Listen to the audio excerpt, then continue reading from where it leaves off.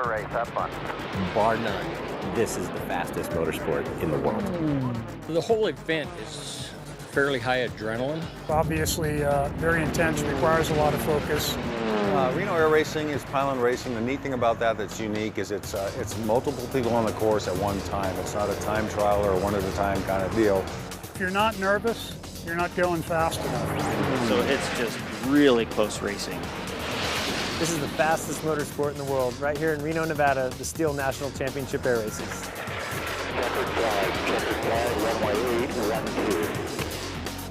You found the STIHL National Championship Air Races, presented by Reno-Tahoe. Let's go. It's Championship Sunday. We are here in the desert for this one-of-a-kind sporting event, the STIHL National Championship Air Races and Air Show. Giant crowds, just a bucket list destination for people who love airplanes and love air racing. We have had air racing every day here. The first 3 days, Rob Lowe, it was a little tough. We had to deal with a lot of smoke, but we got it done, and we are going to have a full slate today. We're going to award medals in 6 of our 7 classes. Tommy, it was spectacular. We've had a fantastic week. Like you said, yesterday was even better. As you said, we got the clear weather. We saw some racing that was unmatched. Even for here at Reno, the excitement and the competitiveness was off the chart. We had a jet race yesterday, Tommy, that finished it. Even with video replay, we couldn't tell who won. So we're anxious to see how that shook out. But it's been spectacular. We've seen all of our classes, and today is going to be even better. Well, absolutely. The conditions look absolutely perfect today. And, of course, kind of saving us through the days because they have different visibility requirements was the STOL class. They were able to entertain when the other classes could not race, and we are looking forward to starting today with the STOL class on display in full. Let's get with Kevin Quinn and learn more about STOL. Hey, so here we are Sunday morning. Man, we've had a great week here at Reno National Championship Air Races. It's our national championship for STOL drag, and we've had just a great week. The smoke and the winds have abated, and we've been able to fly as much as we possibly can. There were some smoky days where we filled in for other classes when they couldn't because we have special RVR so that we can go out and fly with 1 mile visibility, so that worked for us on those smoky days. But we were able to knock out all of our brackets and do what we do, where we crowned our champions yesterday. This morning, Sunday morning, we're going out as a demo. We've got a bunch of grudge matches and to do our thing, but we're so grateful to be here at Reno because STOL has really taken aviation by storm. It's the largest growing aspect of general aviation, these cartoon-tired airplanes where they can land in the backcountry, land and stop within 100, 150 feet.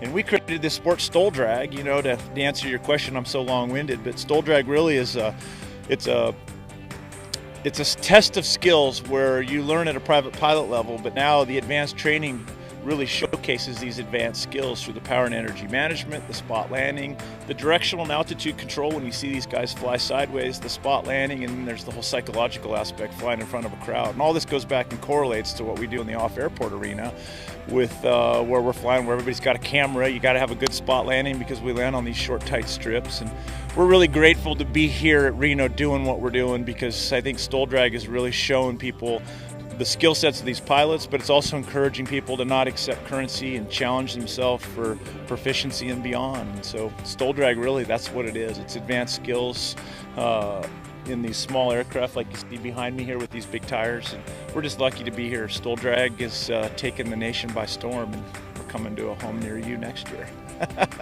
Kevin Quinn doing a good job of selling it right there. Still very popular with the crowd here. It's our newest racing class. Last year they debuted as a distinct class of racing out here. And as I mentioned before, through all the visibility problems, they were able to go because of their different requirements and really kept the crowds entertained here, Rod. Tommy, one of the reasons it is so popular is it's right up front. It's up close and personal. It's right on the edge of the ramp for the folks that are here in person. They have a view that's almost as close as what you're seeing on camera on the live stream and on the TV show because it's right here in front, and it is head-to-head bracket-style racing, just like you go to a drag race. And it is, there's a lot of competition. You heard Kevin talk about that, but just pilot skill and technique, and it is so exciting. And you really never know how it's going to shake out because even the person that might be in front, they might not get stopped as quick as the person behind. So you really never know who's going to win until it's over. And here you see a good example on the screen of that, Tommy. And there you see Kevin standing as the judge and the starter. It is so exciting to see STOL drag here at Reno. One of the fantastic 7 classes that we have here. As Kevin mentioned, they were able to, because they raced so much during the early days of the meet here in the desert, they were able to award their gold and silver medals, but they're going to do some great demos for us today, and we look forward to that all day long. Now, otherwise, in Formula One, Biplane, Sport, T6, Jet, and Unlimited, we'll be awarding all gold and silver medals and bronze as well during the course of today. It is truly Championship Sunday. Yeah, it is, and this is what the whole week, this is what the whole year has been about, Tommy, for these folks. They've prepared, they've gotten the aircraft ready, they're gotten here, and they've raced all week through the heat races and worked their way up, and the folks have jockeyed between the bronze and the silver and the gold classes, and now we've got them set, and we'll have finals in those levels here today, and it will be so exciting. We'll be flying all of our courses. We saw the STOL drag course we talked about a second ago, but we'll have folks on the up close and personal 3.5-mile course in Formula One and Biplane. We'll have our T6s and Sport medallions on the 5-mile course, and then of course our Unlimited, our Jets, and our Sport Gold will all be on our large 8-mile course. It's going to be spectacular, Tommy. And we appreciate everyone who's followed our live streaming coverage through the week here. If you have not had a chance because of the difference of the shakeups in the schedules to see all the classes in action, I think today's going to be your best bet. It's going to be a great day to hang out all day long if you can stand such a thing, but like most people do, kind of dip in and out and really get a feel for this one-of-a-kind event. Yeah, right, Tommy. It is one of a kind. There is nowhere else on the planet where you can see closed course pylon racing, multiple planes on the course together, shoulder to shoulder, and in some cases with the Jets 50 feet above the desert sagebrush at 500 miles an hour. It is absolutely spectacular. You know, we get to see 7 different classes on all those courses. It's so diverse, and beyond what we've already talked about, Tommy, there's also an air show mixed into this with the F-18 demo, the F-22 demo. There's the Game Bird is flying here. We've seen the U-2 this week.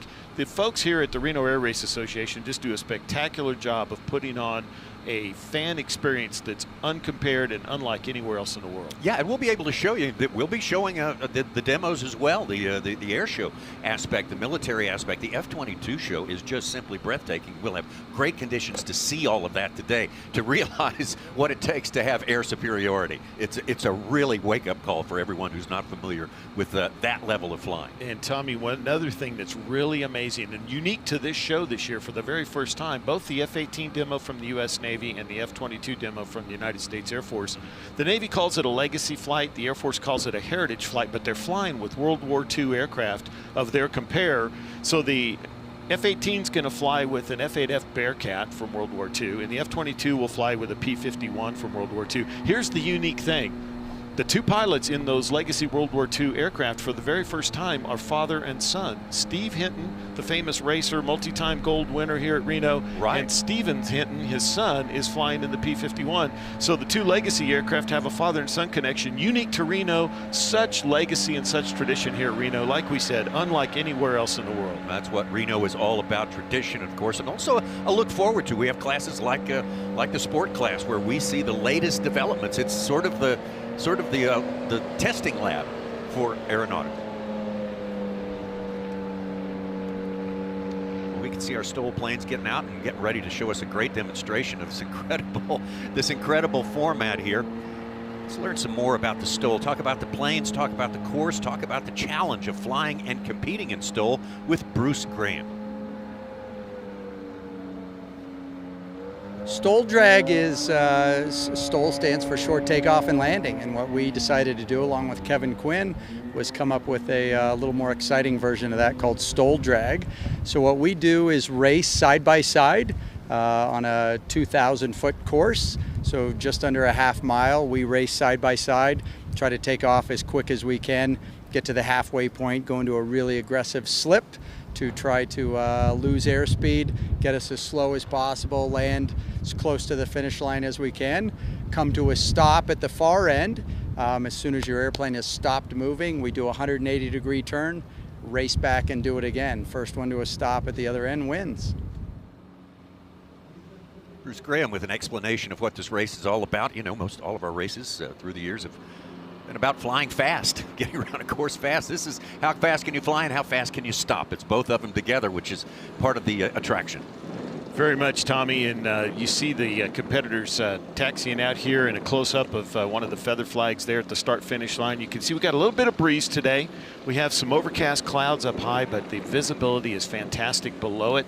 The winds have worked in our favor to keep the smoke from the mosquito fire, which isn't terribly far away, out of the valley here. So we expect to have unlimited visibility and unlimited racing in every other class here today. And like we said, Tommy, the STOL folks are taxiing out, and they're going to do some fantastic demonstrations. Now, I did hear a hint mixed in there a minute ago from Kevin Quinn that we may see some grudge matches. So how that works in the STOL community is one pilot will call out another one and say, hey, I think I can beat you, Tommy. And then we both taxi out there and get after it. So we'll see some mixes of demos and grudge matches. And we're going to get to hear from Mr. Juan Brown, who does the house audio here. He's a STOL expert. He has the Blanco Lorio channel. I know a lot of folks in the airplane world follow him. He's an expert like anybody else. Well, with that said, let's go ahead and hand it off to Juan Brown and get the STOL racing underway. This is STOL Drag taking the field now.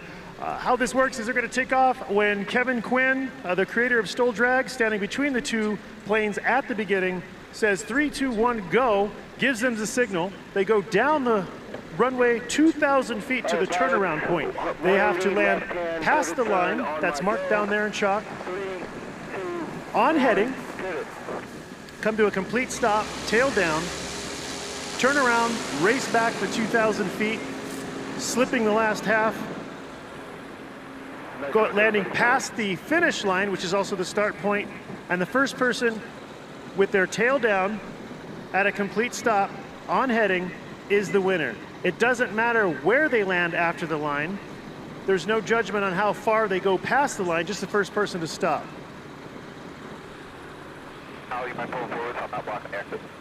Now presently we are not in radio communication with the line, so we're just going to be winging it this morning.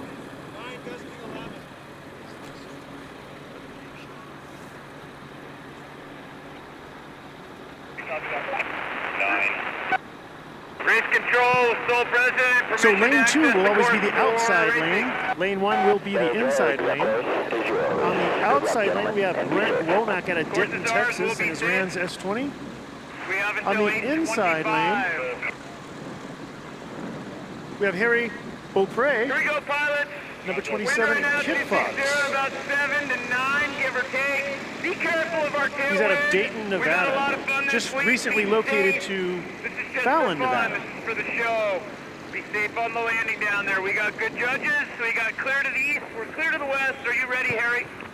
Are you ready? For those of Brent? you who have On the arm drop. 3, 2, the Air Race 58th anniversary menu book, turn to page 69. And that'll show you all the pilots that'll be flying today. So there they go, neck and neck. The Kit Fox is pulling ahead of Brent Womack and his Rans. Harry has pulled into the slip a lot sooner, but that doesn't mean he's actually going to stop first, so we'll see how that works out. There is a bounce on the outside lane. We definitely don't want to see that. That's going to cost him some time. Who's coming now? And Harry gets stopped first, which means he gets the turnaround first, and oftentimes they said that this race is won or lost at the turnaround.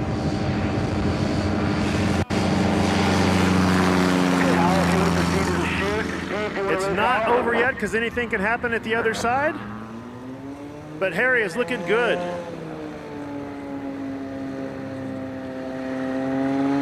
Now both of these aircraft are running Rans engines. Correction, Rotax engines. Both on the Rans and in the Kit Fox.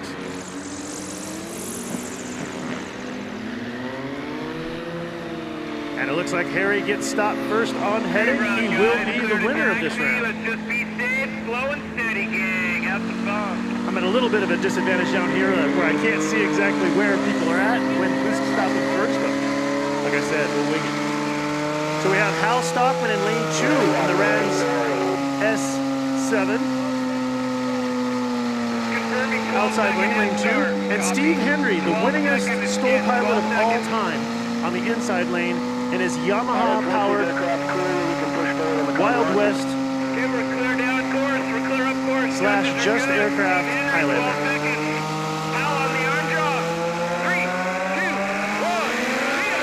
should get a head start. This is not fair.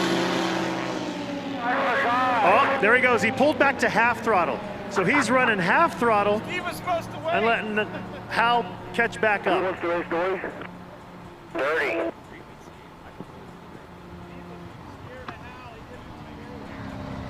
All right, let's get Dirty and Dory to the chute.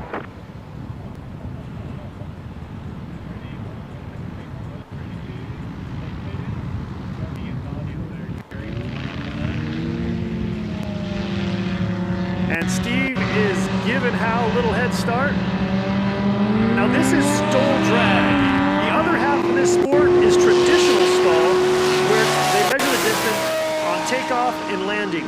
And these two planes are much closer in comparison when they're doing traditional STOL. But in STOL drag, that 300 horsepower turbocharged Yamaha really outpaces the Rotax engines. Clear to taxi, great run. Taxi safe, great run. That was beautiful. Josh Richling is with you. Josh runs a little time. Every morning I go down to these steels. Kevin Palmer, you start. I'm over to move until I'm told to go into the chute. I'll start up as soon as I'm told to go into the chute, but they didn't put people in front. That's correct. And not only is it under the fuselage, but we also have additional ones under the wings on the wing struts, and then also on top of the wings, and that's for air braking when they get into the slip. Very innovative. The other thing I'll tell the crowd is that these very difficult landings, they have dual overhead shots. Joe Dory, are you ready? Landing phase. Are you ready, Joe? That is correct. And for stock aircraft, the best suspension out there for stock aircraft coming right out of the factory is in lane 2, and that's the Just Aircraft Super Stall. That thing is made to be dropped in from 10 feet and still survive.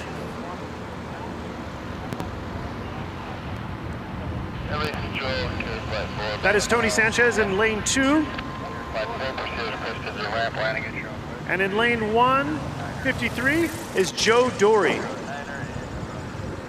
They're both professional pilots by trade. Lane 2 is a commercial airline pilot. And Joe Dory flies everything that flies, both rotor and fixed wing.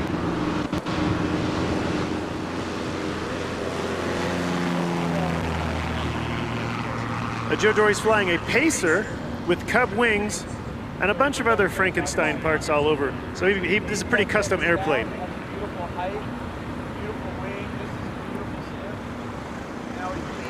Joe Dory out of Star, Idaho, coming in for the landing, looking really good. And as long as the wind stays good, they're going to continue to go both directions. As soon as they exceed the 10 knot gust, then they will either do only a one-way, or if it ends up being a crosswind, they will cancel. But so far, so good. Here comes Bruce Graham. Looks like he is coming into lane 2 in his Carbon Cub with Kevin Palmer in lane 1.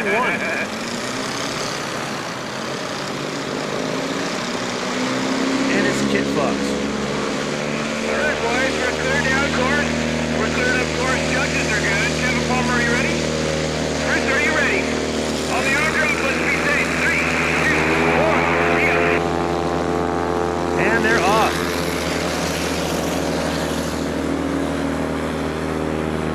Now there's way more power in that Carbon Cub on the outside, but you see they stay even. The plane is also a little heavier than the Kit Fox. And the Kit Fox is pulling away right now. But then they will rely on braking after the slip. So they do the slip to help slow them down, use air braking. We'll also wait to hear if there's a scratch down there. A scratch is if they land on or before the line.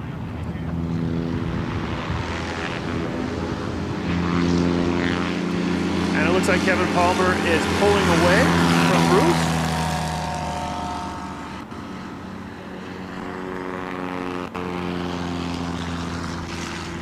In his Rotax powered Kit Fox. into the slip. Notice the flaperon, correction, yeah, the flaperons at the back of the wings, different from the flaps and ailerons of most of the other aircraft. Kevin is on the ground. Can he get stopped? And it looks like he does. Kathy and Bo racing for bragging rights. Great race, boys. Nothing like a good old Kid Fox whooping up on a Carbon Cub. Have a good one, boys. Great race. Under Harry, Kevin, we got 2 Kid Foxes. So these pilots have raced for a $30,000 purse this year. This sport is growing at leaps and bounds, and we do appreciate all of our sponsors. Kathy's giving you a head start even, Bo. Outstanding. I need it. It's about 7 right now. It's real nice. Judges are good. We're cleared on both directions. Bo, are you ready?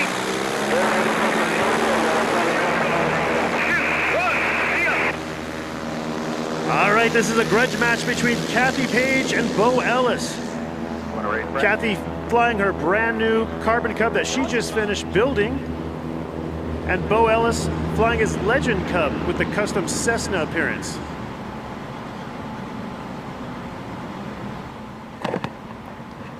And that's Kathy in lane 2 on the outside lane.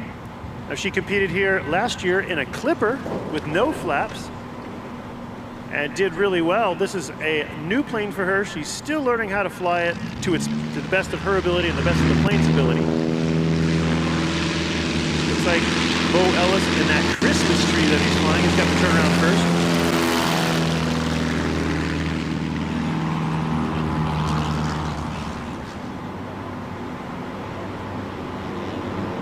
And Bo pulls before the halfway point, and so does Kathy.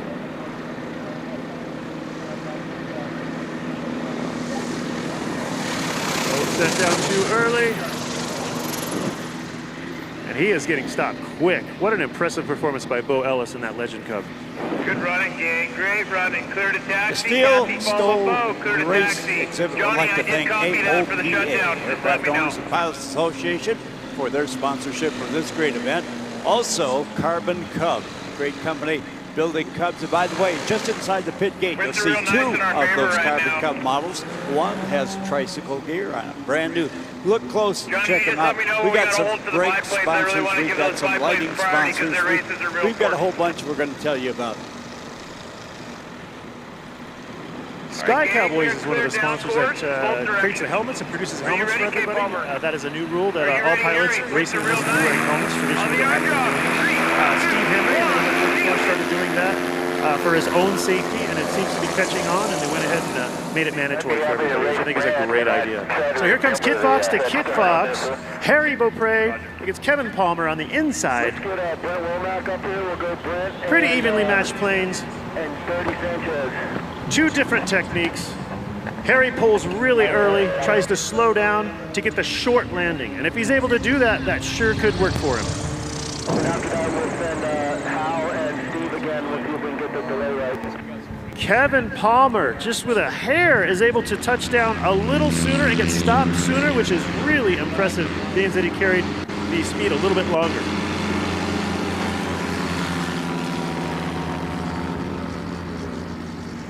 They are neck and neck. This will be a tight one.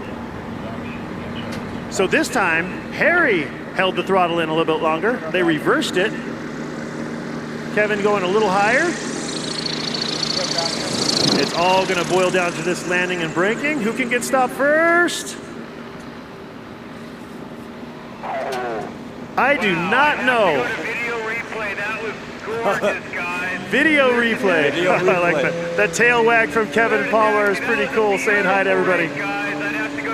Folks, you can split your vision too between the 2 jumbotrons and also out on the race course. The jumbotrons will more or less try to give you the best angle on who stops first at both ends. And remember, it doesn't matter who's in front or behind, only who stops first with their tail down. It doesn't matter where they stop. You can carry a lot of extra speed and land way down the track, but if you stop first, you're still the winner. I cannot tell by that video replay, can you? Clear up course. Judges, are you ready? All right, outside lane, Brent Womack in his Rams facing Tony Sanchez on the inside lane in his Just Aircraft Super STOL.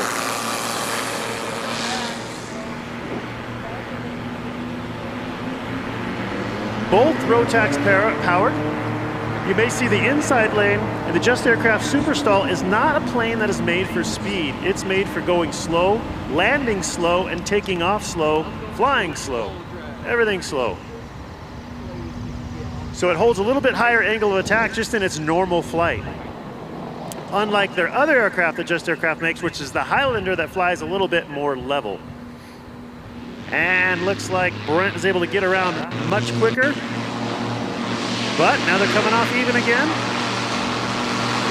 Remember, it's never over until it's over past the finish line.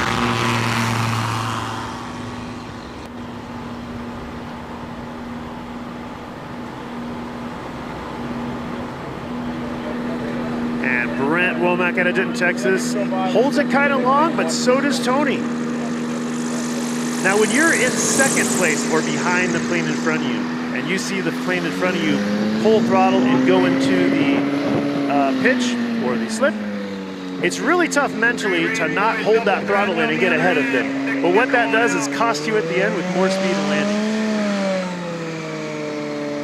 That's why inside of those cockpits, it is so much more complicated with your hands in your head than it looks like right here. There's a tremendous amount of technique, how you're going to land. You have to fully stop, then spin around 180 degrees, head out the other way. There's got to be a heading limit on your landing. You can't deviate 10 degrees left or right. There's a lot to this. When do I pull the throttle? When do I side slip? Am I too high? Am I too low? Flaps up, flaps down, nitrous on, nitrous off. It's exhausting. That is exactly right. And if you want to see an example of that, you can see Steve Henry here in Lane 1 has a YouTube channel where he's posted up some videos of actually what goes on the inside of that cockpit. As we look at it out here, it just looks kind of whatever. They're just kind of flying down and turn around, but there is so much going in on the inside. So please check that out, Steve Henry on YouTube. You'll be able to get an example of that. So here comes a rematch of these two. Looks like Hal is going to get a pretty good head start. How many seconds is this? My money is that Steve will catch him. Steve Henry in the 300 horsepower turbocharged Yamaha. If As this I said is your before, first time here and you say the yellow plane's never going to catch the white plane, watch this. That's right. Steve Henry, perhaps the winningest pilot in STOL of all time. Watch the yellow number 44 literally leap off the line and make a different noise than other racing. Now Steve is the creator of using this Yamaha engine and aircraft for racing. It came out of a snowmobile, and that explains the sound for those of you who know R1 motorcycles. It's very similar to that engine as well. This is close. Now Hal is able to stop really quick because he is light. And Steve still takes it. That is impressive. Beautiful third taxi. You got it for about a second there. That was beautiful. Hal followed Steve. And Joe Dory pulling out first in the Tri-Pacer, number 53. Taking lane 2. Bruce Graham taking lane 1 in his Cut Crafters Arbit Cup. Move up here. Come up here. Come up here. Right up here. Come on, right about here. I gotta get you going. I gotta get you. Want something?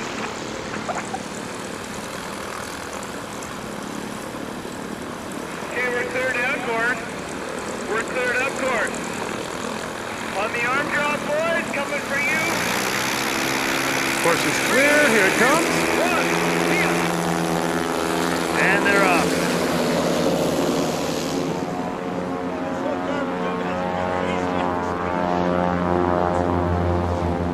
So there's a color called Cub Yellow, and I can't say which one is Cub Yellow. I'm going to say the outside lane. I'm going to say the Cub is not Cub Yellow, and Joe Dory is Cub Yellow.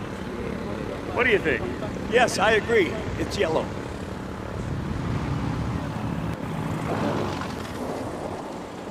We're going to have to talk to Cub Crafters about that. What color is your yellow? Is it Cub yellow? Or is it Cub Crafters yellow? Whatever Cub Crafters say. That's right.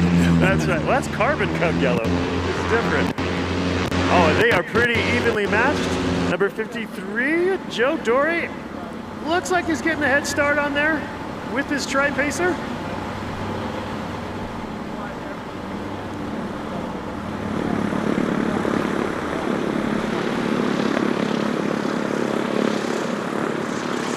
Slide it in. They do have a headwind on this landing, which means the landings are a little shorter than they will be on the other side. Bruce is trying to get it stopped down. Now, Bruce has new brakes on his plane. He's really still trying to adjust to them. They're Behringer brakes. It's Behringer Brakes and Wheels, which is also one of our sponsors. Thank you very much. They have beautiful wheels, probably one of the most beautiful in the game, and definitely one of the best working. Just let me know. Bo Ellis in lane 2 in the Legend Cub against Catherine in the Carbon Cub on lane 1. Let me clear that. Are you passengers and ready? Now, these are grudge matches. These pilots have chosen to race against each other for fun. For you guys.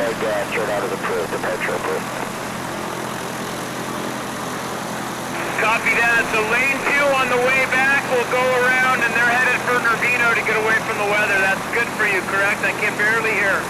That's just fine, Kev. Thanks. Thank you much. That's great. So, Bo, on the go around, you're out. See ya. Thank you. I'll see you this afternoon. Mr. Nice here. We're clear down course. We're cleared up. Are you ready, Kathy? Are you ready, Bo? On the on-draw. 3, 2, 1,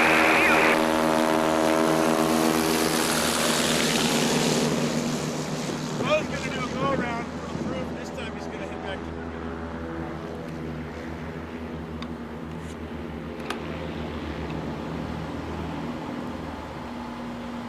She pulled sooner than Bo. Bo's carrying motor speed. She is going slower. She should be able to stop before Bo, but he is really good on the brakes. This is tight. That is really close. So you guys know Bo's doing a go-around. And on the turnaround, let's see if she can pull him again.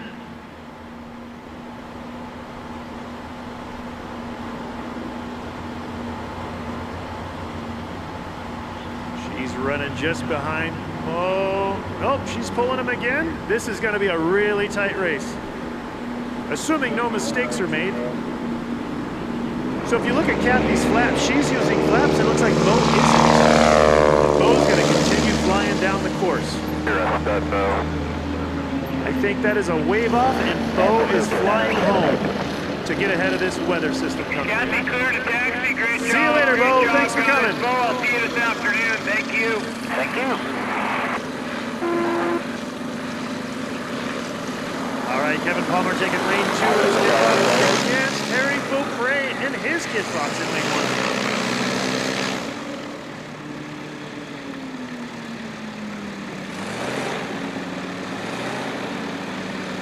We're clear down. Judges are good. Are you ready, Harry? Are you ready, Kevin? Wait, so nice.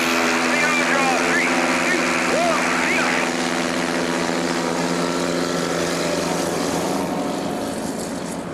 Such evenly matched aircraft. It's really neat to see that.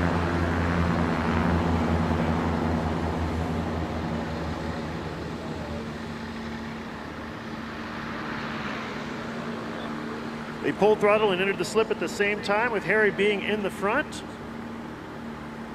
I would expect the outside lane, Kevin, to be able to stop sooner. It really looks like they're tied neck and neck. Look how close that is.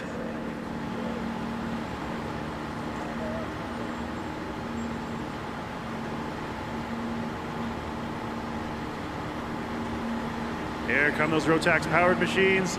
Let's see who decides they're gonna pull power first. Looks like Bo might have got it a little sooner, or Harry. Beaupre.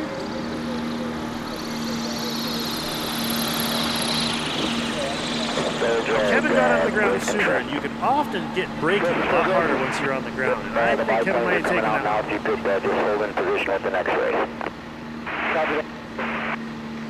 Holding in position. Clear to taxi, gentlemen. Clear to taxi. We'll just have you guys hold right there. Let's get the biplanes where they need to go. You guys hold for a second. Pilots, if you want to shut for a few minutes, we want that race. We'd like to thank Clemens Insurance, one of our sponsors at STOL Drag here. I use Clemens Insurance. A lot of these aircraft do too. He's also helping out these guys by providing insurance for these airplanes while they race, which is all pretty important. A lot of planes aren't able to do that because of insurance reasons, or a lot of pilots aren't able to do that because of insurance reasons. So thank you, Jerry Clemens from Clemens Insurance.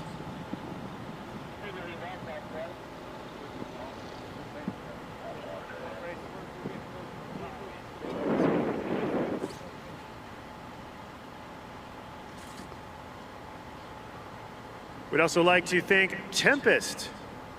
Tempest is one of our sponsors there, providing electronics for our aircraft. You see all their flags down in the T6 pits. Go visit them, ask people about their product. And Whalen Lighting. Whalen Aviation products, you'll see a lot of these planes lit up like Christmas trees. That is often Whalen Lighting. LEDs. Very bright, using much less power on the plane, less taxing on the avionics. Check out Whalen.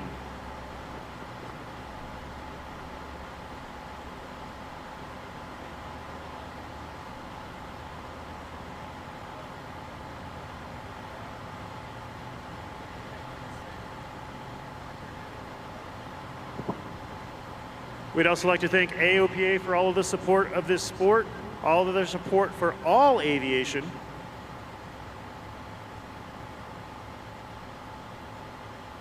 We're waiting on the biplanes to taxi out. We're holding them for just a few moments. A lot of the engines will be shut down so that they don't overheat.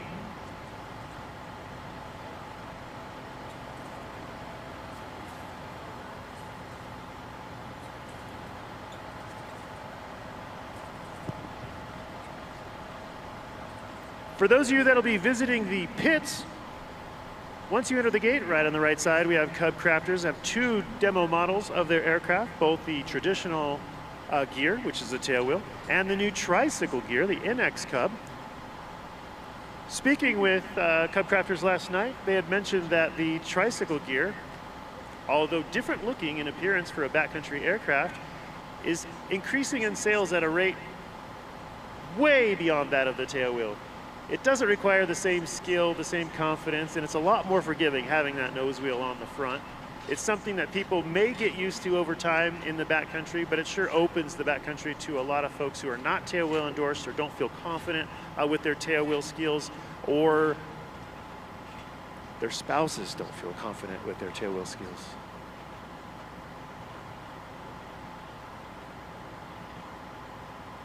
What we're doing now is, as you can see, moving either by towing or by taxiing the biplanes down to your right. If you look at the American flag on the top of the steel checker pylon, you'll see the wind is coming from our left. That means the biplane races will take off from our right to our left. Now, this is quite unusual, but it does happen here at Reno. They usually take off from our left to our right, but based on the headwind again, they have a provision for that. They will take off, go past the steel checker pylon, and then off on our left there is a scatter pylon that will require a little bit of a right turn initially, and then a left turn 180 degrees to come back around and to start the race from left to right in front of the steel checker pylon. So that's the reason the biplanes are down to the right.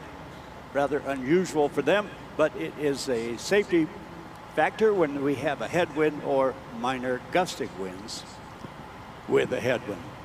Now, I'm from Boise, Idaho area, and we often will have surface winds very different from, because of all the mountains, different than our winds aloft. And as I look over at the clouds, I see the winds aloft looking very much the same as the ground winds. Is that common in at this airport? What's common at this airport during race week is scorching sand, blistering sand. snow, sleet, rain, darkness, smoke, but we forge on through it. Yes, dress for everything when you come to the Reno Air Races. Oh, that's and I'm not being nasty. That's just the way it's been over the course of the years. Bring a lot of gear. If you don't need it, shuck it. Isn't that how it works? Sit on it, but be ready for anything.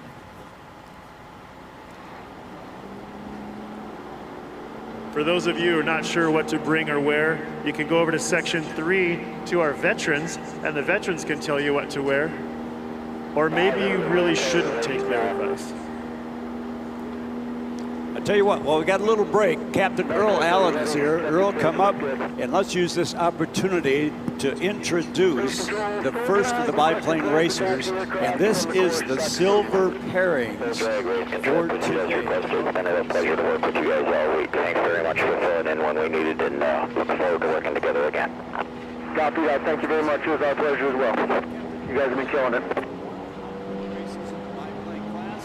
He's wearing this gold jacket because you only get a gold jacket if you win a gold race. He has won 2 of them over the course of the years, setting a top speed of 205 miles an hour in a pit special, which is hanging at the museum at McClellan Air Facility outside California. Just make sure you're well clear of those vehicles and then proceed as requested. Copy that. Thank you.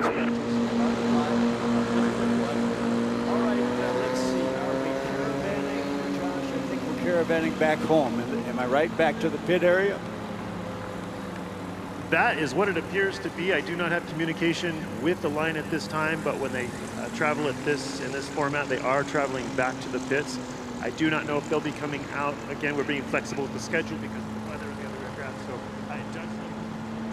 All right, everyone, this is your grandstand pass. Smile and wave. Smile and wave. Tails down. Hey, Will, what was that?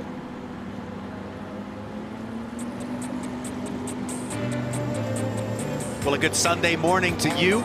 This is Championship Sunday at the STIHL National Championship Air Races and Air Show. And if you've been with us in our live coverage for a little while here, you've seen some fantastic STOL racing. That's how we started the day, each and every day of racing here, Rob Lowe. And the STOL folks have been able to fly when the other classes could not. And we are so thankful to them, all the entertainment they provide, all the thrills, and an opportunity for all of us to learn about a class that's new to us all. Tommy, you're absolutely right. This is the 7th class. It was an official class last year for the first time, so this is their 2nd year as an official class. And we got to see this morning, what you're seeing on the screen is some demo STOL drag racing. They actually selected their finalists yesterday because they did get to fly a fair amount this week during the smoke days and that sort of thing. But we saw some great head-to-head racing today. We saw grudge matches, Tommy, where pilots were calling each other out, saying, hey, I want to race you. They matched up some other aircraft, and here you see some fantastic examples of what they do. They fly down the 2,000-foot course. They got to come to a stop on the other end, then do a 180-degree turn, get back in the air, come back to the start-finish line. Here you see a start right there. Kevin Quinn is our class president and starter out in the middle. You see him dropping his arm. This is a very close race here, Tommy, between these 2 aircraft. And the great stop and turn, that's what the turnaround looks like. And in this class, Tommy, the turnaround often wins the race. Absolutely. And of course, the one thing you cannot cut the line on your landing either. That's a disqualification as well. These guys try to cut it as fine as they possibly can. 1 inch past the line is perfect for them. That's absolutely right. So we're so grateful these fantastic pilots and these amazing aircraft came out, put on this demonstration for us here this morning. But Tommy, we're getting ready to see all of the other 6 classes.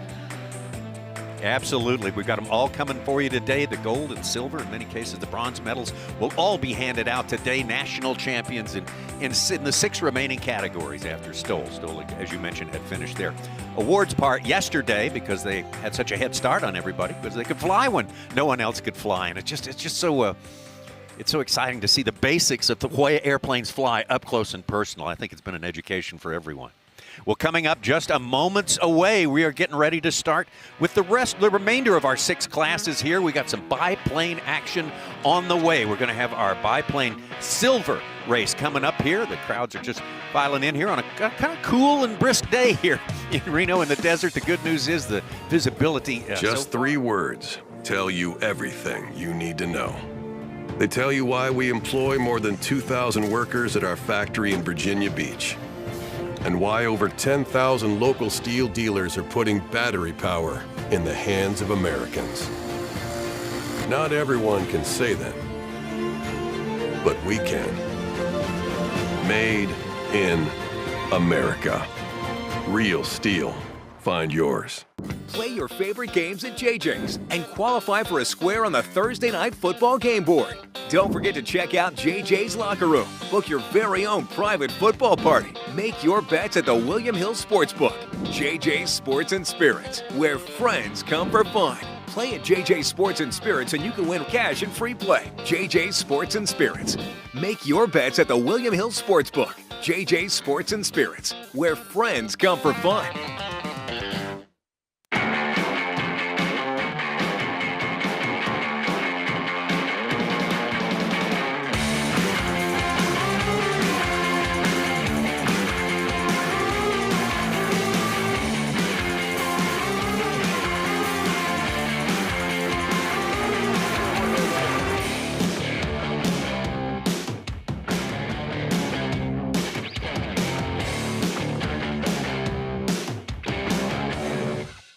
As a new era dawns, how do you see your future? Where will you feel fully alive? How will you find the best version of yourself and lose yourself in service to others? With a pack 100,000 strong supporting you, we'll help you find your way. The Wolfpack way. So come explore, dream, discover, create, innovate, and make the world healthy, prosperous, and just for everyone in it. That's the Wolfpack way. Seize it today.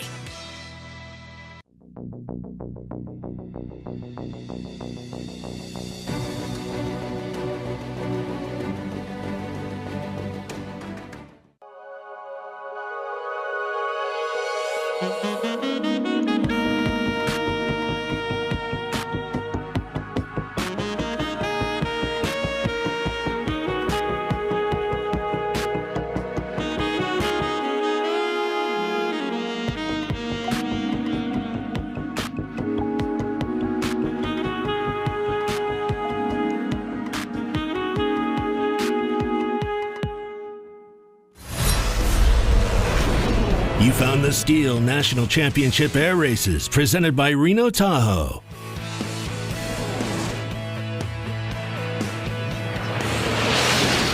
All right, we're back with you. Thanks for paying attention to those Jumbotrons. Very important messages throughout the course of the day. Captain Earl Allen, 747 pilot, retired for Southern Air Transport, and longtime racer with over 100 biplane races, is about to introduce the field for you today. Welcome back, Earl Allen. And before we do that, let's thank Josh Richling for providing the narration on the STOL racers today before we get going. Give him a big round of applause and his entire team. They have really entertained us this week. Thank you so much, and we're happy here to perform for you. We're happy to speak for you, and we're just happy to take the gold this year for Steve Henry in the 2022 Reno STIHL National Championship for STOL Drag. Thank you very much. All right, and they will be back by popular demand. Now let's go back to the much introduced Earl Allen. Hey, thanks a lot, Danny. This will be the silver race for the biplanes. This is it for them. We're going to be using the scatter pylon, that's what we refer to it as, where the aircraft will take off to the west. They'll go down and they'll do a turnaround, a 180-degree turnaround on two pylons on the far west end of the field, make a turn and then turn into the oncoming traffic on the opposite part of the runway, and then head back towards the STIHL home pylon, and after that first lap, that will start our race. So in number 6 today, Miss Diane, we have Dave Holgram. He's I'm pretty sure he's a airline pilot. Robert Schmidl, 3-star General, United States Marine Corps, in Red Lady. And 84, the winner of the heat race, Alan Hoover, airline pilot in Panther. Dave Raffles, in one of my old airplanes, the other woman, my wife named that, by the way. Anyway, Dave is also an airline pilot. Mike Brewer, number 44 in Big Cat, Mike is actually Thunderbird 3. So that says something for the class when a Thunderbird will come here and race with us. In 247 is Mike Donald, slow roll, professional pilot, and bringing up is number 23, Mike Brewer, again, another airline pilot.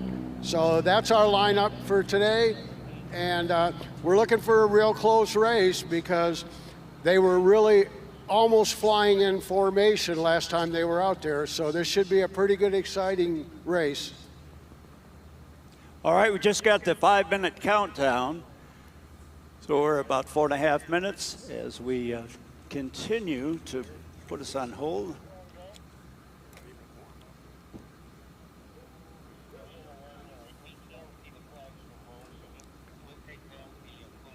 If you have your program, you can open up, that is, to page number 15, and it shows you the Formula One and biplane course and also the pylons. It shows where they're making the turn, and then they're straightaway to try to gain some speed as they come into pylon 4, 5, and 6 and head for the steel checker pylon. This will be a 6-lap race that equates to a little over 18.5 miles around. And again, the majority of the aircraft are pit specials. We do have a couple of exceptions with the Christen Eagle aircraft, a little bit bigger and distinctive paint schemes. And also, is Dennis in here? Did you say that Dennis Brown is going to race his 2-place pit? 4 minutes. No, I don't see Dennis's name on the lineup for this race. This is a 7-airplane race. All right, now let's go through the first, second, and third row of the racers as they will take off. In row 1, 3 positions. Row 2 has 2 positions, pole and outer, and then row number 3, again, the pole and outer position. The middle position is vacant. So let's do that now, if we could, Earl. Yeah, we have plenty of time. Oh, okay. Yep. Well, since we got the time, I'll give you a little bit on the scatter pylon. When we come here to race, we hope and pray we don't have to use the scatter pylon. Okay? We like to be lined up so we get the maximum performance out of our airplanes. This scatter pylon can make or break a race for a guy because we're all headed in the same direction and we're required to do a 180-degree turn on these 2 pylons and come back in the opposite direction, passing the airplanes that are going the other direction. So there is some spacing wide, but this scatter pylon is really important because even with this staggered start, you can lose 2 or 3 places on that turn. So we kind of dread it, but it's kind of fun. So it makes for a really exciting start to the race, so keep your eye out for that. If a start wasn't already exciting, this adds to the drama. Earl and I have been watching the American flag on the top of the steel checker pylon, and it goes absolutely limp for a while, and we say, well, we could have used the runway and taken off from left to right, and then we see it go out full bore again. This is Reno, so we're going to stick with the plan we have right now for the biplanes. It's all in the interest of safety. Gusting winds and tailwinds, takeoff for the pit special is something you want to deal with, especially surrounded by other aircraft. Let's go into the pit special. Why are they prominent in all of these biplane races? Not exclusive, but prominent. I would say that over the life of biplane racing, the pits is accounted for about 80% of all the airplanes. They were designed and built by Curtis Pitts back in 1947. The first one he built for Eddie Skelton went on to the World Championships that year. Through the years, it was the most built airplane of all home-built airplanes in the country. And this is before all the kit planes and everything. So there are literally thousands of these airplanes out there. There's about 6 different versions of it, going from the original S1C, which only had 85 horsepower, And now we bring it up to almost 300 horsepower. In the air show business, this was the premier airplane until the monoplane came along. So you can get into biplane racing. You can go and buy a Pitts for, $20,000 and get some time in it, come out here, join the group and race with us and get your name in the history book. We're about 30 seconds from our last indication of how the race is going to start. I'll say one more thing about the great Curtis H. Pitts, who's up in biplane heaven right now, Earl. Sitting around the table in Oshkosh one night with a bunch of pilots, and I asked Curtis, I said,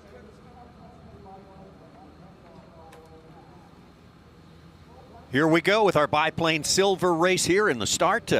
Rob is from the other end of the runway that we usually do, so we're going to do a little bit of a different maneuver to get these planes in shape, lined up, and racing. That's correct, Tommy. We do the 4-second interval departure. You see the first 3 off there. There's 2 in the middle and then 3 more in the back. We have a field of 8 here, and this is what's known as the scatter pylon. So you see them departing kind of to the northwest there. They're going to make a turn to the west end of what is our normal up close and personal 3.5-mile biplane Formula One course, and then they're going to turn back around and come back down what is the home straightaway towards the STIHL start-finish line, and we'll be on course racing at that point. So they are racing now. It normally has a 1-lap oil warm-up lap as they go around. We will still have that here in a second, but for folks that have been out here to Reno, the wind caused us to depart the different direction today, and so here we are started. That's our pole position. Miss Diane with Dave Holmgren there in first place. He's in the lead. And right behind him in 84, Alan Hoover in the white Red Lady Pitts, and then the red aircraft. You see our leader there, Tommy. Great shot of our leader. Again, we're in just in our oil warm-up lap as they make the first lap on the course. Again, that first little bit you saw, ladies and gentlemen, was because of the wind. We had to depart a different direction than normal. The wind isn't terribly strong, but it was enough. These aircraft are very sensitive on the ground, Tommy, being tail wheel aircraft, and they are up and racing, though. Tommy, this is Championship Sunday. This is the silver pairing for the silver medal, and we're excited about what's going on here. And just as soon as race 6, Dave Holmgren passes our start-finish pylon, we will be underway with the first of 6 official laps here.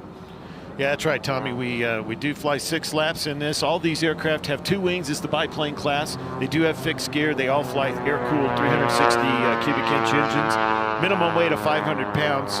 And then again, these have the fixed pitch prop, which is a little bit less into the factor because of the way we had to depart, as normally they get that kind of racehorse start, but here we are up and racing, Tommy, and we are well into lap 1, and our leader pulling away was the top qualifier at just under 180 miles an hour, and that is race 6 and Miss Diane with Dave Holmgren. This is silver class racing. This is for the silver medal for the week here in Reno.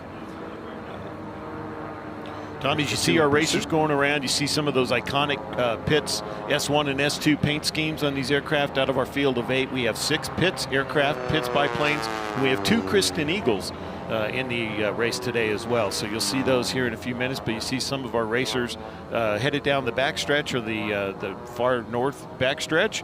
We're going to jump back to our leader here. He's continuing to stay out front. Got a great start, executed the scatter pylon turn expertly, and has stayed out front as he passes the steel start-finish line home pylon for race number 6 and Miss Diane. It's Dave Holmgren from Park City, Utah, an airline pilot by profession. His passion, obviously, is the biplane. And he's flying a perfect line here, Tommy. Oh, yeah. The wind is, it's not very much. I'm guessing less than 10 knots, and so it's not really affecting the upwind, downwind legs here other than our initial start. And he is doing just a great job headed down there on the far north end of the course as he heads back to the west. We got a little bit overcast skies today, but the temperatures are clear and cool. These engines are performing at top speed. And here you can hear him come by our pylon cams that are out here in the desert. Just a great view of Dave Holmgren as he comes around headed back home. Dave looking to complete lap 2 of 6 here around our course here. A 3-mile course.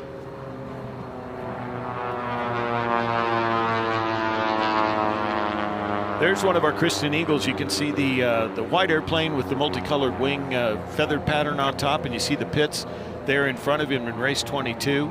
And then the white is Scott McDonald in race 247, slow roll. A good race going back there in the back, but now we'll jump back to our leaders. He heads down the backstretch again. Dave Holmgren in race 6 in the Miss Diane. Staying out front, Tommy. It doesn't look like he's extending his lead on second place, but he's certainly not losing any of it. He looks to have the race well in hand. Absolutely. Top qualifier. He earned the right to have that #1 starting position. He's taken full advantage of it. He is now into his 3rd. Heading for the halfway point in this silver class race. And the aircraft you see in the shot with our leader there, Tommy, is actually a lap aircraft that he has just passed. And he, again, yeah, on the closed course pylon racing, you have to pass on the outside. And so he is making ground on the field as he went around. Great shot of both of these aircraft coming through here. Race 84, that's Alan Hoover in Panther, another Pitts S1. And there you see the two of them. Alan wasn't really happy about getting past there. You see him kind of working back on Holmgren saying, hey, wait a minute, I want to get unlapped here. Alan started in the 3rd position, so yeah, they couldn't be happy about that outcome. But so there goes Dave Holmgren departing that pairing right there. Yeah, and they both are passing there the Kristen Eagle. You can see the speed difference from those two aircraft as they head down the back part of the stretch. So there is a fair amount of speed difference this morning here in the silver pairing on Championship Sunday. But a good race here, or at least competitive flying, even though our leader has lapped the other aircraft there. It is beautiful to see biplanes here at Reno. Fastest motorsport on the planet, Tommy, and the biplanes are so iconic. There's a great shot of that Kristen Eagle coming around those final pylons 5 and 6. And then back to our leader as he comes to the STIHL start-finish line, and you see race 84. He is Alan Hoover saying, wait a minute, I am going to get back in front here. And again, that's not for position, ladies and gentlemen. He's just trying to unlap himself. But some great close racing. And to pass here at Reno, you do have to go on the outside. You can see a little bit of turbulence there affecting race 84. That's just the wind's not super high in terms of wind speed, but there is a little wind and there is a little turbulence, and you can see race 84 now maneuvering behind our leader, trying to find a way to get around him and unlap himself. This is probably more about self-respect and self-esteem than anything. Racing for pride, I think, is what they might call that in some circles. But nonetheless, those two aircraft are shoulder to shoulder, Tommy. You won't see that anywhere else on the planet. Shoulder to shoulder closed course for pylon racing, only here in Reno at the National Championship Air Races. Biplane class, certainly one of the originals here. Better part of 6 decades racing in the Reno National Air Races. There you can see Alan Hoover again trying to build some speed there on the outside. He's going to trade that, and then that was our last lap there, Tommy. I think we got miscounted there, so that was the checkered flag, and it looks like unofficially Dave Holmgren is finishing here. Race 247, Scott McDonald in slow roll. Beautiful Kristen Eagle.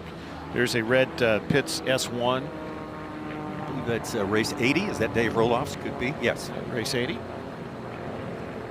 And here's another beautiful this example. May be Robert. That's 80. That's right 80 there. right there. That's that race 80. The other one was Robert Schmidl in 11X. And then this airplane here, Tommy, interesting story. This aircraft is a Kristen Eagle. It's blue, but it's piloted by Michael Brewer, who last was at the Reno Air Races last year. He was an Air Force Thunderbird. He flew both the #3 position and the #4 position, and then he's debuting this year as a race pilot here in race 44, the Big Cat. Michael Brewer, formerly of the United States Air Force Thunderbirds, and he fell in love with the Reno Air Races being here as a Thunderbird and then back. So let's go back and look at this unique start, Tommy, as we go back and look at the scatter pylon start. Here's our leader, Dave Holmgren. He had the pole position from the top qualifying speed, and he never relinquished it.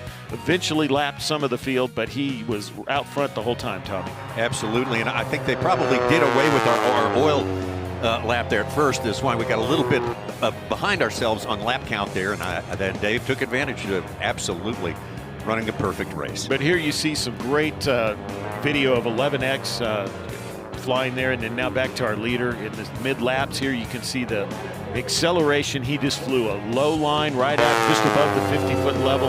You see him making the turns around the pylons here from our pylon cam, and he just stayed out front. He did get by Alan Hoover in race 84, and those two flew close together for the last two and a half laps. Although it wasn't for position, it was some very close racing. And you'll see that only here at Reno-Tahoe. Spectacular race. There you see as they come towards the finish. That was the white flag lap right there as they went by the steel home pylon. They go into those turns for the last times. They were wingtip to wingtip all the way around, even though it wasn't for position. Very competitive racing. And there is the checkered flag, and we see race 6, Dave Holmgren in the Miss Diane taking the unofficial first place. There are our full unofficial standings. We'll have an official before too long, but Dave Holmgren and Miss Diane, race 6 in first place. Alan Hoover, race 84, the Panther in second. Robert Schmidl, Red Lady, 11X. Dave Roloff's The Other Woman, race 80 in fourth. In fifth place, Michael Ruhr, race 44, Big Cat. Red Squirrel, race 23, Andrew McVicker. In sixth place, Scott McDonald, race 247 in slow roll. In seventh, and in eighth place, Toto, race 29 with Dennis Brown. We'll have more biplane racing on tap a little bit later today. Our gold race is coming up. As a gold race is coming up. We've got a couple other races in between now before we get to that, but there is a shot of our winner bringing the aircraft back safely, rolling out here on the runway at Reno. They are landing on to the northwest just to have the wind on the nose. So they'll taxi back here in a bit, but you can see these are the quarter horses of the racing world in these high-performance biplanes, and they're a little bit of a handful. But look there on the screen, Tommy, that's what we got coming up. We've got the T6 drag race. Going to be exciting here in just a few minutes. Absolutely. This is going to be the final drag race through the qualifying here, and it's a one-lapper, and it is fun. Fun and quick. And compared to what we saw in the STOL drag, where it's right up in front and they go down and back, the T6 drag is they start side by side, and then they're going to take off and do one lap around our course and then back. The first one to cross the finish line wins the drag race. So it's spectacular to see these historic T6 trainer aircraft. The T6 1v1 T6 drag race coming up.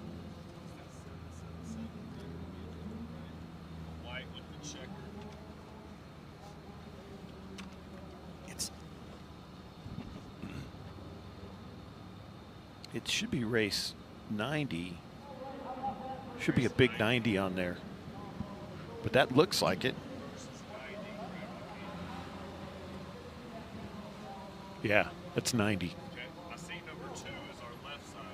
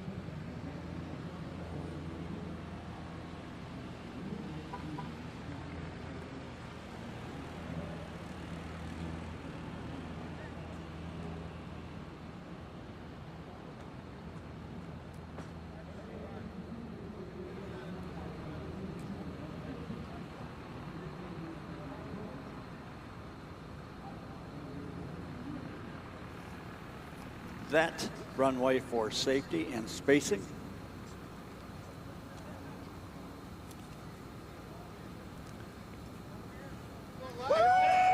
Section 3!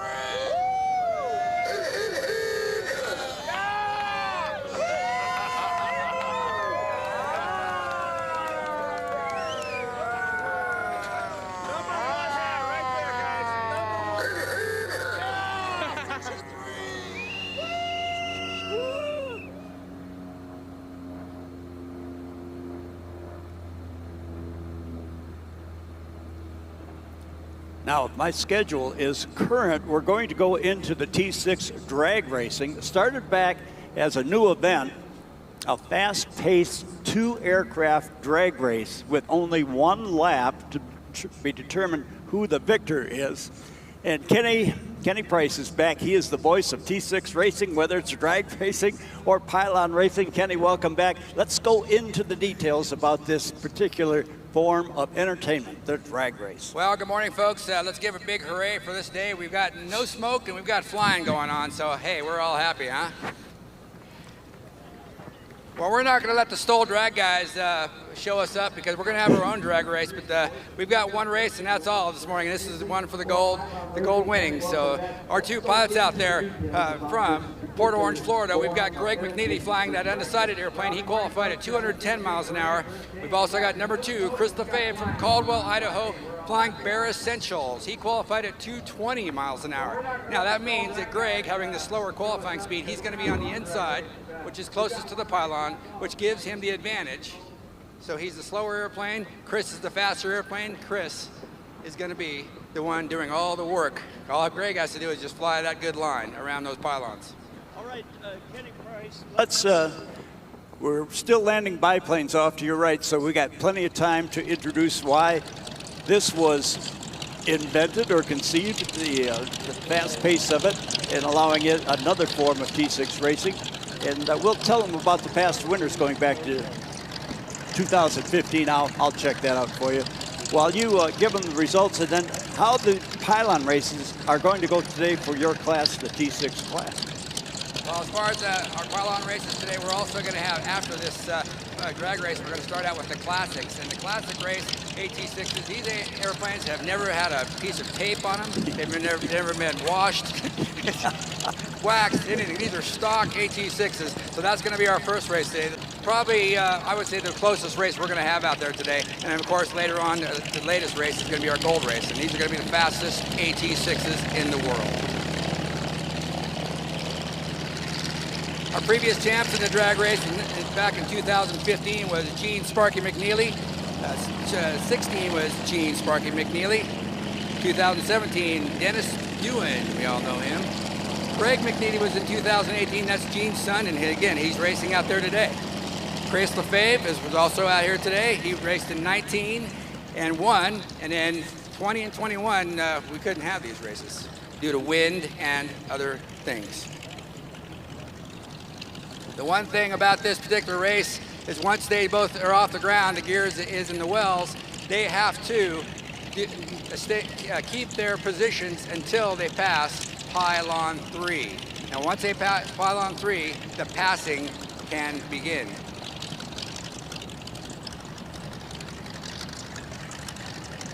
The pilots took a little bit more time warming up their engines this morning, a little bit cooler, so making sure that those engines are right up to temp. Those R1340s take quite a while to get all that oil warmed up.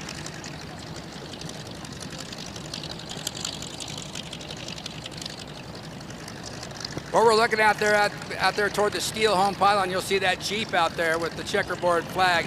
That is our starter, and he's going to be shooting a red flare up in the air. That's going to tell the pilots. Well, next up on our card today, our racing card, this is T6 drag racing, 1-on-1. This is 1 lap around, Rob, officially, and it's fast, and it's fun, and it's going to be loud. It sure is, Tommy. And you see them taking the runway here, and you just heard the house announcers here in the stadium talking about the race, and we will have a start here in just a minute. But again, like we just heard, they're going to stop side by side on the runway. They're going to depart together. Greg McNeely in race 90, undecided. And he's racing race number 2, Chris Lefebvre and Bear Essentials. And you heard about the qualifying time. So Greg McNeely is on the right side of your screen. That will be the inside or the pole position as they go around. Our starter is down the ways, kind of just off to straight across from the start-finish line. So off screen and to the right, out ahead of the pilots where they can see it. He's going to launch a flare, Tommy, actually shoot a red flare up into the air. That way these pilots will know they'll take off. It's going to be 1 lap around the pylons, 1 lap around the course, and the first one to cross the STIHL home pylon start-finish line wins. It's going to be exciting with these classic airplanes, Tommy. Very, very simple. Very simple. It's going to happen quickly. So we've had a few of these all week long, and we've kind of worked down to these final two. These are both multi-time T6 regular pylon racing champions, Chris Lefebvre and Greg McNeely. Both of these airplanes are championship airplanes as well. So it's no surprise that these are the two airplanes that end up here in the finals of the T6 drag race. Chris Lefebvre, the policeman from Idaho, and number 2 Bear Essentials, and Greg McNeely, the airline pilot, 777 pilot from Florida. It's about to get ready. I see the starter is out of the Jeep over here off camera to the right a little bit. So the pilots are there. We heard about them getting the engines warmed up and oil's ready to go. So we're just going to wait and watch and see when we hear the start go, and we'll see these airplanes go. But you can see the throttles are coming up on these airplanes, and they are getting ready to go. The pilots have finished their final checks, and these aircraft with the Pratt & Whitney 1,340 cubic inch 9-cylinder engines, you know, that they came with, Tommy. They're also turning the propeller the aircraft was built with, that 9-foot long Hamilton standard metal prop. And as we won't get a lot of laps, we only have one lap, but we'll get to hear that amazing radial engine, and then the crackling sound of that fantastic prop with the tips going supersonic once they get up to speed. So when they come by the camera here in just a few minutes passing the start-finish line, we're going to get to hear that as they go. Right now they're just waiting for, I think, the last few biplanes from our last race to clear the end of the runway down on the other end. They're taxiing back. So we're just in about a 10-15 second hold here, I believe.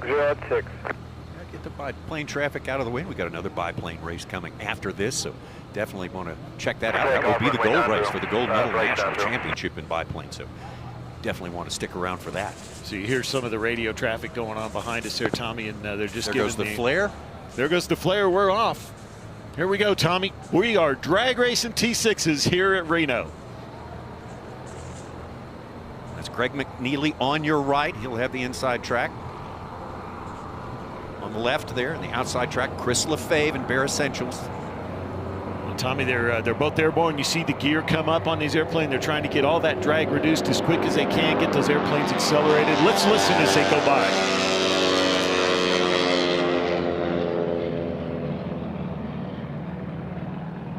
Folks in Section 3 awful happy about that. Yeah, Section 3, man, what a historic group of folks down there, and a lot of tradition there. And you see a great shot of our pole position, just like anything else. Even though it's only one lap, you got to pass on the outside. So we've got our Chris Lefebvre has got some work cut out in front of him to try and get around. But you see him tucking in real tight in behind Greg McNeely in race 90. And he's going to turn around those first couple pylons, and as they head down the back stretch, the straightaway, you'll see both of these aircraft roll out level, drop the nose a little bit, begin to accelerate, try to get up to speed. Now, Greg McNeely got the inside position because he had a slightly slower qualifying speed. We should see Chris Lefebvre gain on him here, Tommy, as they go down the back stretch. Greg McNeely, definitely a veteran of this drag racing dimension of T6 competition here, and he knows how to get around fast. He's won many of these. And Tommy, this is only one lap around. You see both of them coming around the pylons down here at the far west end of the track. So they are in the final few pylons, finishing this 180-degree turn back towards the steel home pylon, the start-finish line. But look at Chris Lefebvre. He's trying to make a move. He's trying to get down low, trying to accelerate, and we'll see what they do. It looks like McNeely's giving him a little bit of gap there off the left wing, but not enough at the moment unless he can gain some speed. It's going to be close. McNeely's out front, Tommy.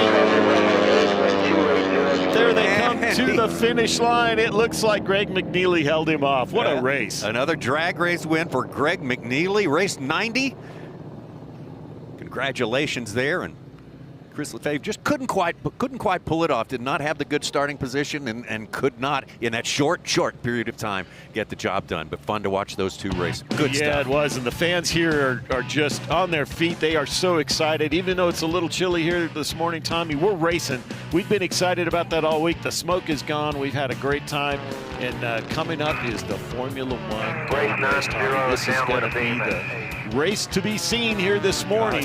We've got a field of 8, and 2 of them have been out front all week, and this is going to be close head-to-head, very tight racing.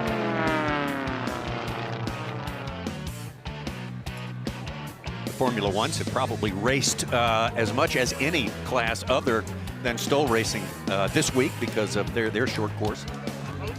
We have had fun watching F1 progress through the things. And as you say, we'll introduce them all when they get lined up and ready to go. But our two top contenders, you talk about a grudge match. That's what this week has been about. Yeah, that's for sure. You can see some of our fans here this morning. They're beginning to file in here on Sunday. It's going to be a long day full of all kinds of silver and gold races, and dedicated fans are here. And here you see some of our Formula One racers that are out there on the end. That is Justin Metters in Limitless, and he's the defending national champion in race 34. You can see they're still under tow, and they're getting ready to go. That footage is from just a little bit earlier. They're waiting for everything to get ready to go. Tommy, this is going to be exciting. Formula One Gold coming up here in just a few minutes.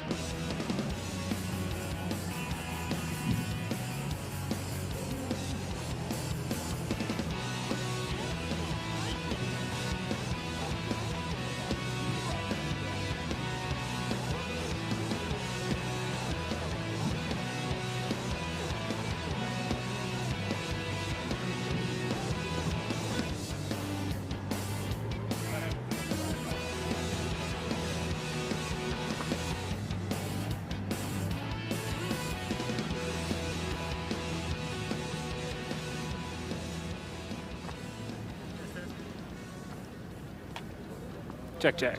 There we go. Thanks for having me, Danny. So up front, we've got number 31, Steve Temple in Freydnot. Next is number 34, Justin Metters in Limitless. Next up is 99, Tim Cohn in What Airplane Honey. Followed by 45, Jake Spidell in Quad Nickel. That's the red and white airplane. Number 79 is Justin Phillipson in No Strings Attached. It's green with yellow stripes, white wings. Number 27, Kent Jackson in Once More. It's a yellow airplane, white wings. 81, Carl Robinson in Sleeper. That's actually owned by Justin Phillipson as well. And then bringing up the rear is number 21, Josh Watson in Blackjack. All right. Drag race was a clean race. All right, that's great. That means that it is, again, yet another McNeely, Greg McNeely, a 777 pilot for a major freight airline, hanging out in Spruce Creek, Florida, near Daytona Beach, that fly-in community. Well, while we have some time and we're covering the T6 drag races, let's go into your international exhibit and racing that the International Formula Ones have accomplished, getting your form of racing in your class around the world for people to see in countries where they don't see this kind of adventure before. And that's something that you have developed on your own to enhance racing and to take it around the world. And we applaud you for the work you've done and for the entertainment, giving people some adventure in an environment that they don't ever see. And by the way, you can go to page number 56 of your program and look at all of those aircraft. And tell us the countries you've been in and the places where you've entertained. So we've been a little slow on international racing since COVID became a thing. Prior to COVID, we'd been racing quite a bit, 1 or 2 times a year outside of Reno. We've been to Africa, Europe, Asia several times, hopefully Canada in the near future here. It's quite a fun thing. Formula One air racing airplanes are really easy to come apart. We unbolt the wings with 6 bolts, and the wings lift off the top of the fuselages. We roll 2 airplanes into each sea container, and then they go on a boat for 6 weeks. We then airline out and have a great time abroad. All right, a big wave to our drag racers, if you will. The victor in race number 90, the family airplane of the McNeely family. From Spruce Creek, Florida, son Greg McNeely, adding to the roster of wins in the drag race going back to 2015 when Gene, the father, Gene Sparky McNeely, that is the race number 90 Honda generator Lincoln Welder Special, will be on display in the pits. Okay, back to you two. Tell them more about the history of international Formula One racing, the type of engines you use, the rules in terms of wing square footage, weight, fuel, tanks, things of that nature. Yeah, absolutely. So we run the same course as Biplane. It's just over 3 miles, I believe, around 6 pylons. 3 on the right side, 3 on the left side. And then, of course, home pylon in the middle. The game is all about airframe innovation and making very low drag airframes. The formula is O200 engines made by Continental. It's the same engine that's in a Cessna 150.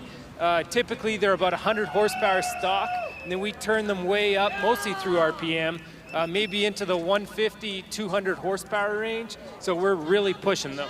Unfortunately, due to the rules, actually, I guess it's probably a good thing, for cost reasons, but we're very restricted on what we can do to the motors. No turbochargers, no nitrous, very few modifications are allowed. So it really forces us to bring the drag way down on our racing airplanes. It's the only thoroughbred racing airplane class here. That's right, it goes way back to pre-World War II times when individuals, citizens, engineers, fabricators, started with a drawing on a greasy hangar floor with chalk. And said, I think the wings should be something like this, and the fuselage should be here. Those geniuses created that class, and it continues on today. One of the most famous guys, I guess, of many famous Formula One pilots was the great Steve Whitman, who raced his entire life, won a lot of races, toured the entire country, was an innovator. A grassroots innovator. He had no wind tunnel testing. He just had an eye for engineering. And we'll go back to conversations we had with Steve. One time we said, how did you come up with the design of your aircraft that you flew before World War II? And then after World War II, he said, I imagine the front of the airplane and what the wind sees. Meaning keep the drag down low. His planes were always skinny at the nose. He used what he had. He didn't have exotic engines, but he liked inline engines because that meant the cowling was very narrow. He was about 6'2", probably weighed 145 pounds soaking wet, so he kept his weight down. When he went across the country towing his airplane to take it to meets because of the limited amount of fuel you people have, the airplane was its own trailer. He put the tail wheel on the back of a Model A Ford. The wheels were the trailer, and then he had a cradle underneath his fuselage when he took the wings off to put them underneath there. Nothing fancy, no enclosed trailer. The guy was imaginative. He was also the manager of the Oshkosh Airport for many years. He lived on the airport, and out of the great respect we have for Steve Whitman, that airport now, home of the Experimental Aircraft Association, the world's largest aviation celebration, is called Whitman Field. And Whit flew till he was 82, and he was winning races, created his own race class, you might imagine, for economy. It was called the B class of racing. And they used modified Volkswagen engines, hopped up Volkswagen engines to keep the cost down. And they're very popular for a long period of time. You know, you're right. What you said was exactly correct about the cowlings in the front of the airplane. Flying qualities are an afterthought. I talked to Steve Temple about Freynaut. He said landing Freynaut is kind of like Charles Lindbergh in The Spirit of St. Louis. Once he flares the airplane, he loses all visibility of the ground.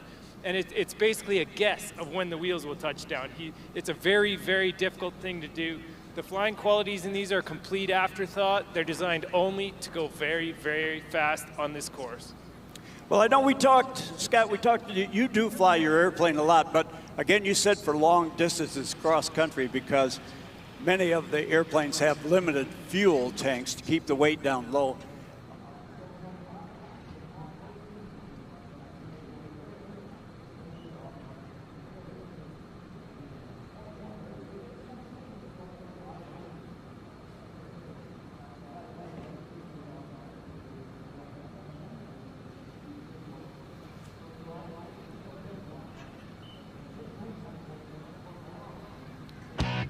Streaming coverage here from STIHL National Championship Air Races, Reno, Nevada continues here today.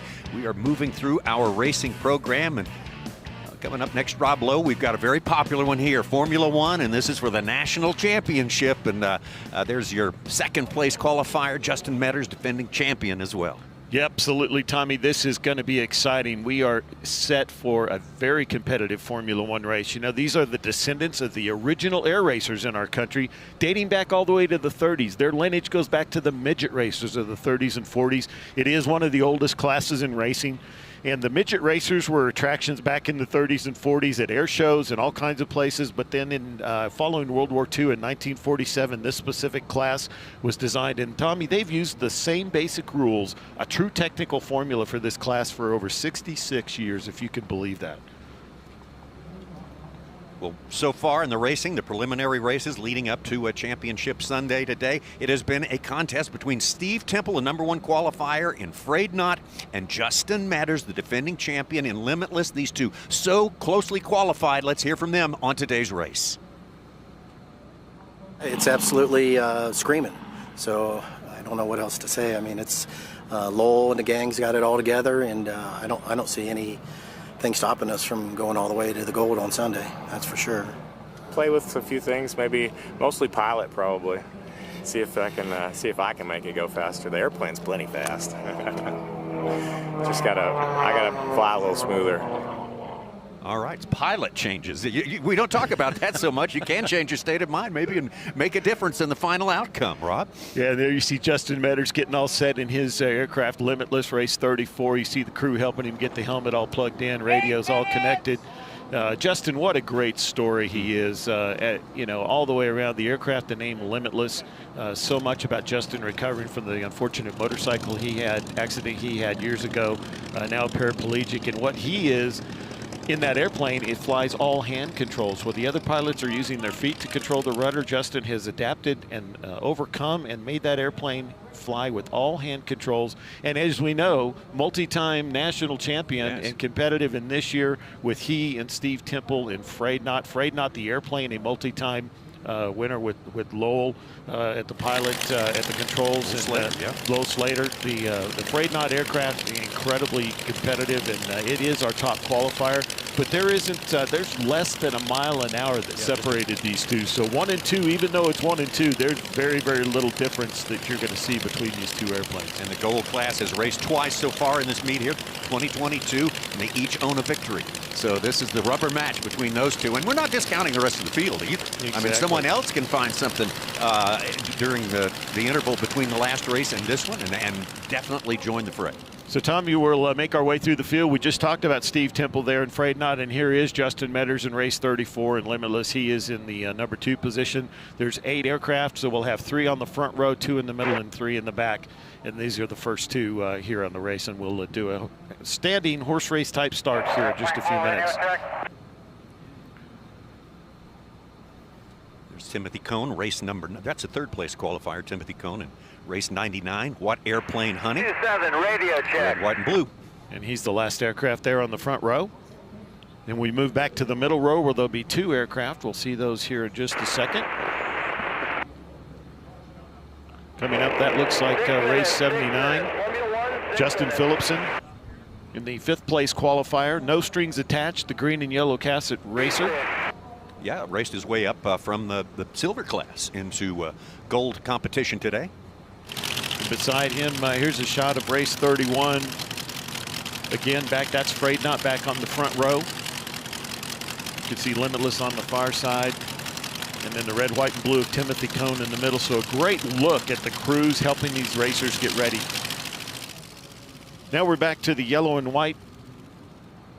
Race 21, that's Josh Watson. He's our 8th place qualifier. The aircraft is actually Josh Watson. Race 31, radio check. 27, I'm sorry, Kent Jackson. 27, my mistake. Kent Jackson, and once more the yellow and white Cassett 3.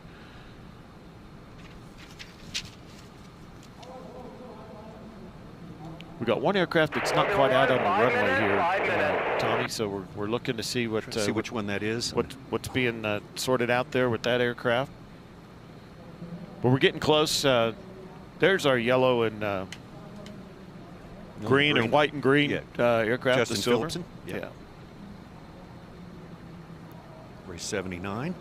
So they're still getting everybody all set. We're looking, they are on the east end of the airfield. They're going to be departing to the west. So for the folks in the stands, that's going to be from right to left, where typically we see that go from left to right. And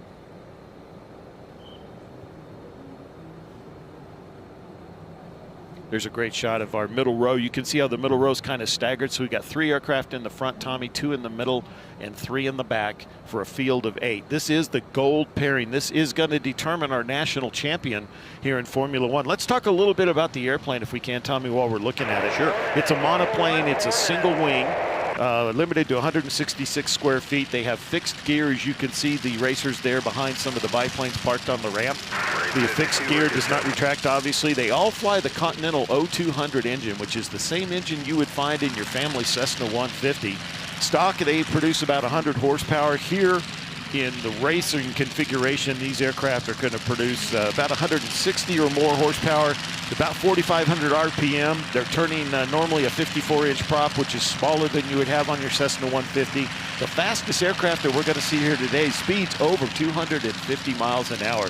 So these aircraft are fixed pitch props, so it's very dependent on which prop they pick to get off the ground fast. If you think about riding your bike in a gear and not being able to change the gears, the gear you pick before you start is going to determine how fast you get going. But once you get up to speed, it can make a big difference there as well.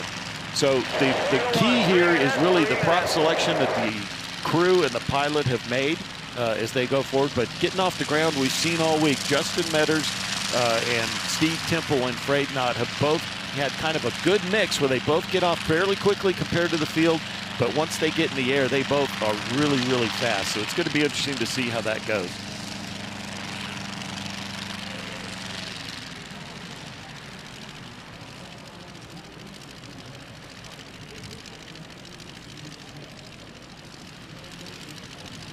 As you mentioned, the power, the engine size is standard throughout.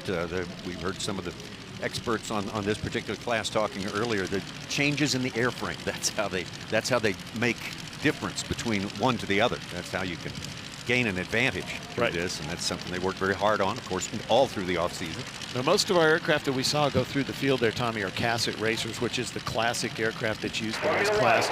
But we see Limitless is the Snowshoe SR1. You see that on the screen there. A little bit of different airframe. It's very sleek, very aerodynamic. And then Freydnot is a Gilbert DG2.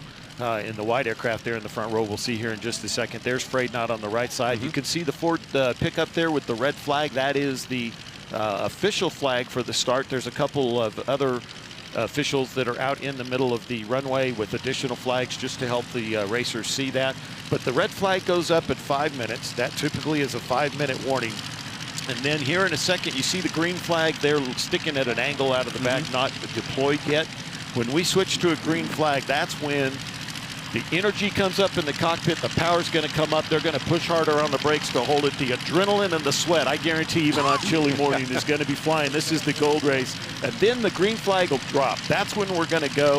And just as a reminder here on the course, Tommy, we're going to take off and we're going to do the scatter pylon start as we get around, because they're facing west and they've got to get turned around to make left-hand turns around our up-close and personal 3.5-mile course. We're hearing the 1-minute warning there from the officials. You see him holding the finger up for 1 minute. The racers can see that. There's other officials back there. So we're about a minute from racing, Tommy. This is going to be exciting, I'm telling you. Oh, we have had a great rivalry at the top of the leaderboard in this gold class all week long, and it's going to be decided today. Today is the rubber match. Each of our first 2 top qualifiers, race 31 and race 34, own 1 victory this week so far. There you see a little bit of the wind coming from west to east. That's forcing this westbound takeoff for us. And we talked about the competitors and what fierce competitors they are. But it also is a very small family in air racing overall, but especially here in the Formula One class. I was down in the hangar yesterday with Justin Metters, and Steve Temple was standing there right at his airplane, and they are both talking about what they're doing on their airplanes, what they fixed, and there is just really, it's all about support and all about friendly rivalry. All right, the green flag's up, Tommy. When it stops, we're going to go. We're about to race gold, select the national champion in the Formula One gold race here at the Reno National Championship Air Races. We're underway, Tommy. Again, taking off from a different direction than is normally seen here if you're a fan of the races through the years, but they will make a move around the scatter pylon and get lined up. And once we get past the start finish line, nope, there we go. And here we go, Tommy. We actually, our cameras were turned around and we were a little confused, and we apologize about that, fans, but this is the normal direction. You see Freydnot gets out a little bit in front, but Metters has the pole because he actually finished first in the heat race yesterday, and he won that race where Freydnot had a bit of a mechanical issue and had to slow down. So Justin has the inside track, but going around that first corner, Freydnot beat him down the stretch, but you can see as we go through pylons 2 and 3, Metters is inside, so now Freydnot is going to have to pass him on the outside. This should be a spectacular, very competitive race right here as they settle in. The first time down the backstretch, Tommy, this will be our oil warm-up lap or our starter lap. They can maneuver for position, but they cannot, the laps don't start counting until they pass the STIHL home pylon. So we're maneuvering for position, but we'll start counting our laps here in just a second as we get around for the first time. You see Justin Metters is doing a good job. You see a couple other folks from our pylon cam out in the field. Third and fourth place as they're coming by here. Phillipson and Cone. Look at that side by side as they come by the start finish. We'll be watching that one as well. Now we're counting laps. We're into the first of 8 laps. Are we going to jump back? We're still watching third and fourth. Look at that close wingtip to wingtip pylon racing here at Reno. Tommy, there's nothing like it anywhere on the planet. Phillipson on top, Cone on the bottom there in the red, white, and blue. Staying with these guys, race 99, Timothy Cone. And what airplane, honey? What a great name for that airplane. That's the red, white, and blue one that has the inside track right now. But you see Phillipson on the outside and above him, trying to get around in the green and yellow green and yellow shoestring. Yeah. And he is now gone a little bit high, and my guess is he's going to try to change that for speed. But let's jump back to the lead here, Tommy. There we see Justin Metters in Limitless in race 34. He got off the ground quick. He had the pole position, and he is holding it. Right behind him, you'll see coming into the shot here in just a second is Freydnot, Steve Temple in race 31. But they have spread out just a little bit. Now, that may be some strategy. I'm not quite sure that Steve Temple is just trying to see how the race settles down. We're only in lap 2. As we get going here, but the leader and our number 2 aircraft are very close together. With Justin Metters is holding about what do you think, Tommy, about a 10-12 aircraft length lead right now as they come by. And he's generally been higher. Temple has taken a lower tack so far. Yeah, he is going around the pylons a little lower. Metters is holding a very tight line to the pylons, but he is a little bit farther off the ground. But as we've seen all week, that's about where Justin Metters typically flies, and that looks like he is right in rhythm. There's first and second as they go down the backstretch, Tommy, on the farthest north part of our course. This is our up and close 3.5-mile course. And as they head into pylon 4 right there, you see Justin Metters roll it over, and Steve Temple and Freydnot is down below. Now, everything's on the line, Tommy. They're not going to hold anything back. This is Sunday. This is Championship Sunday. You'd use everything you've got trying to get that national championship on this day. And as they come towards the start-finish line, Metters is continuing to hold that lead. I don't see Temple gaining on him, but he's also not losing ground. So this is going to be a very competitive race. We'll see how that shakes out. There again, you see just another great shot of race 34. Justin Metters in Limitless, the black, red, and white, spectacular airplane.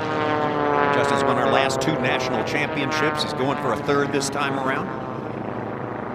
Let's get back to that race for 3rd and 4th. There's race 99, Timothy Cone. What airplane, honey? 3rd place qualifier at 233 miles an hour.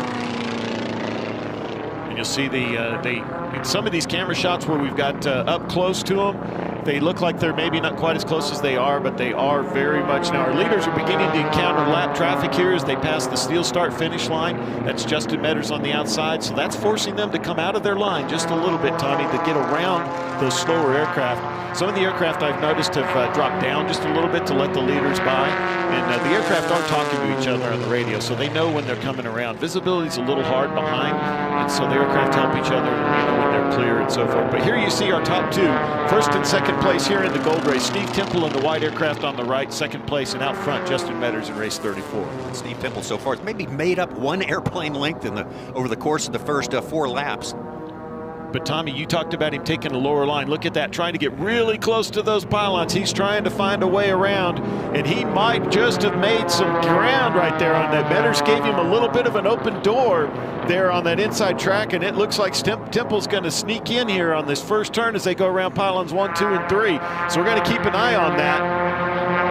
Metters is high. Temple's having to go out around some lap traffic there. They are wingtip to wingtip coming around pylon 3, headed down the back stretch.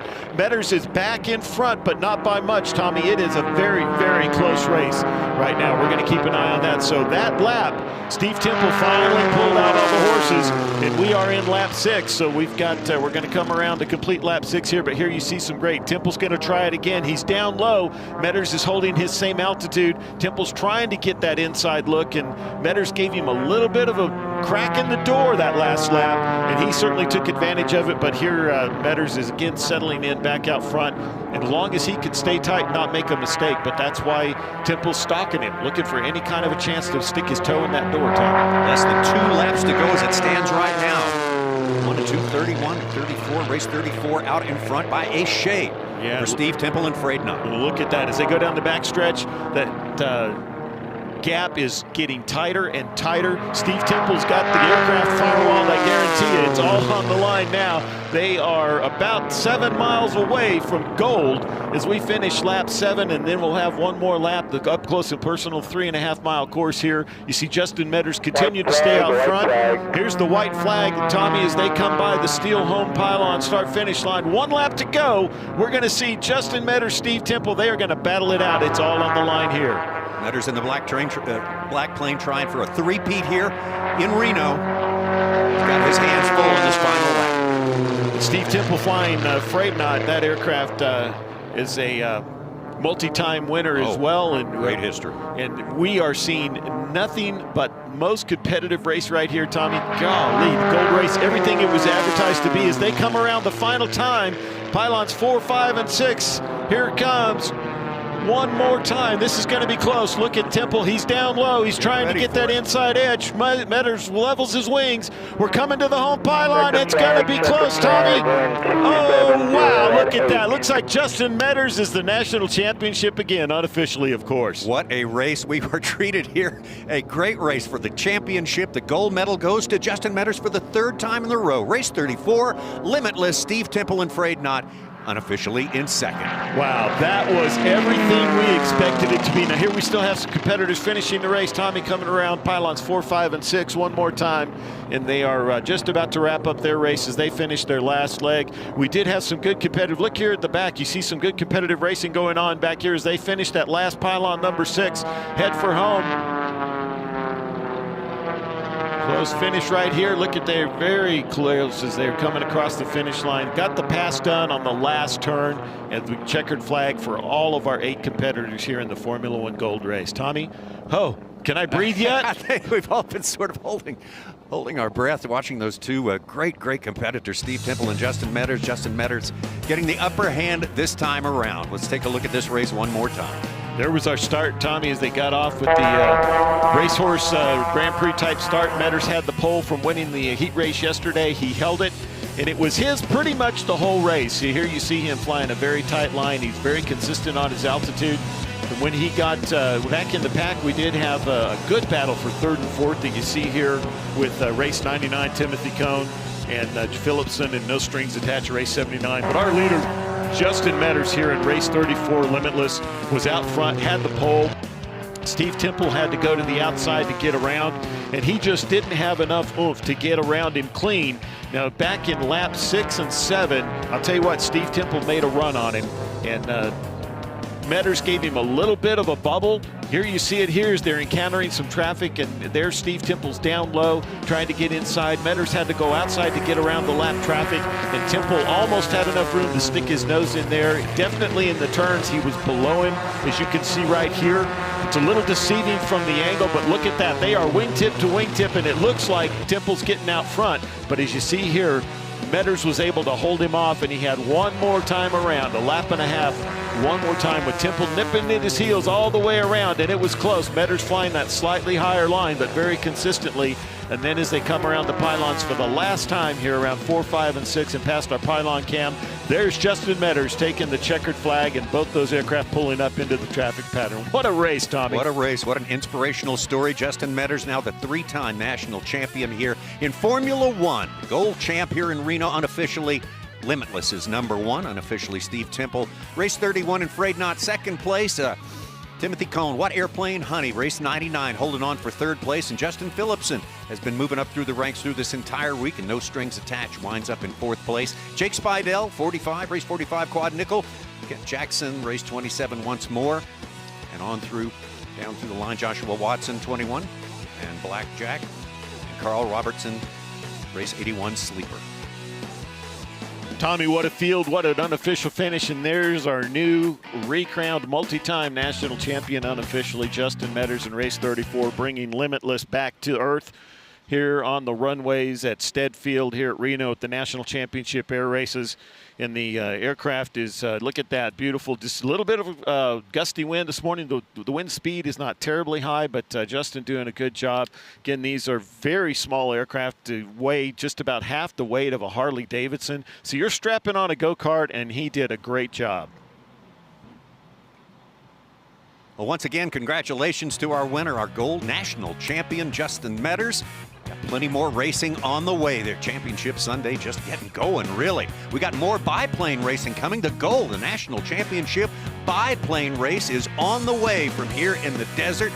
Anxiously looking forward to that. So glad to have you with us here for this live streaming coverage. We're going to step away for just a few minutes, and we will be right back with biplane. Just 3 words tell you everything you need to know. They tell you why we employ more than 2,000 workers at our factory in Virginia Beach, and why over 10,000 local steel dealers are putting battery power in the hands of Americans. Not everyone can say that, but we can. Made in America. Real steel. Find yours.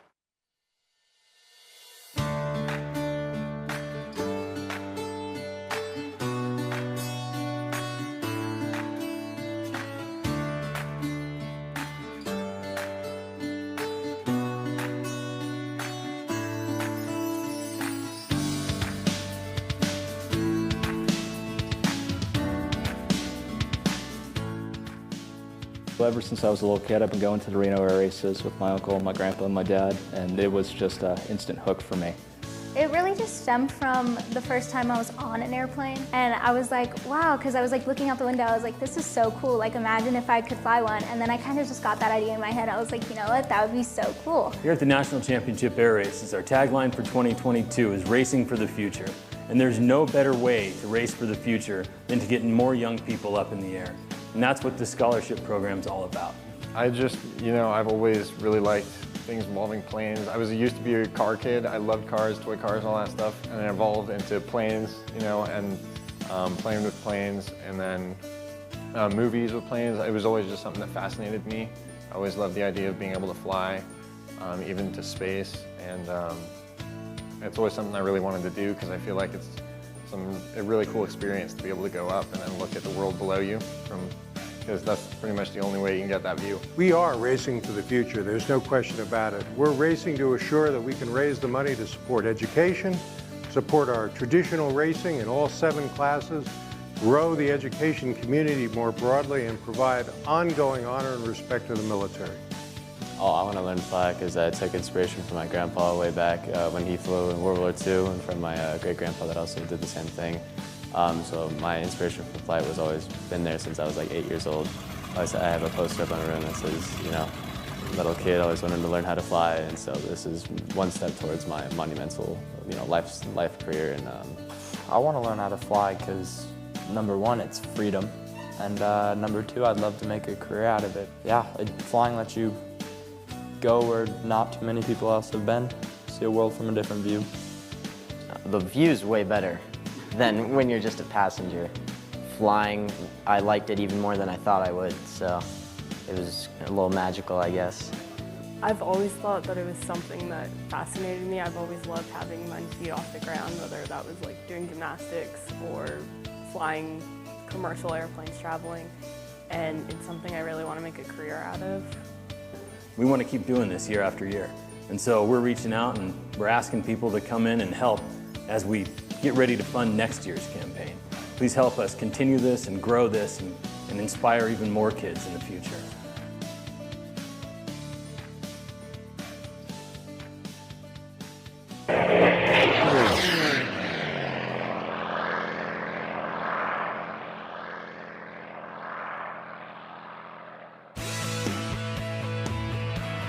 The 2022 STIHL National Championship Air Races are being brought to you live by STIHL,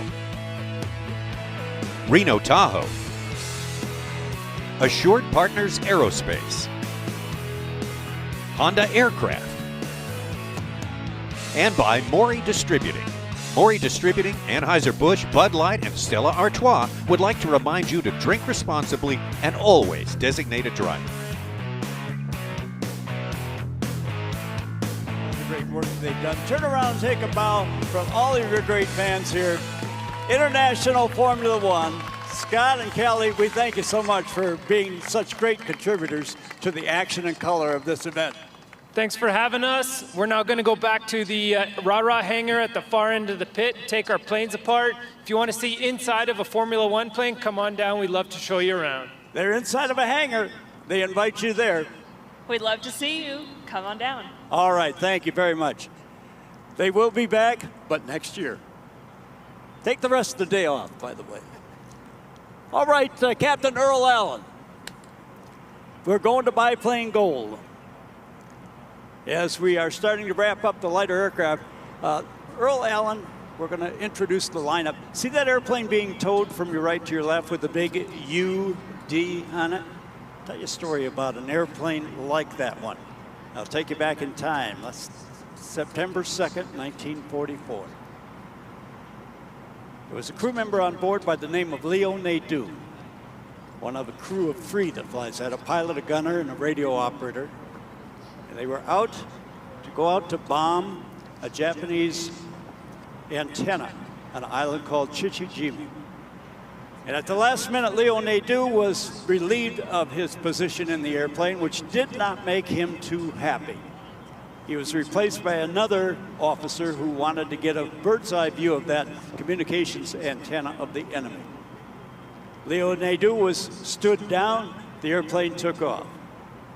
It was shot out of the sky, the pilot bailed out, went to his raft and was rescued. He never saw the other 2 crew members ever again. They were unaccounted for. For years, the pilot who survived and Leo Nadeau, who was stood down, called each other at Christmas.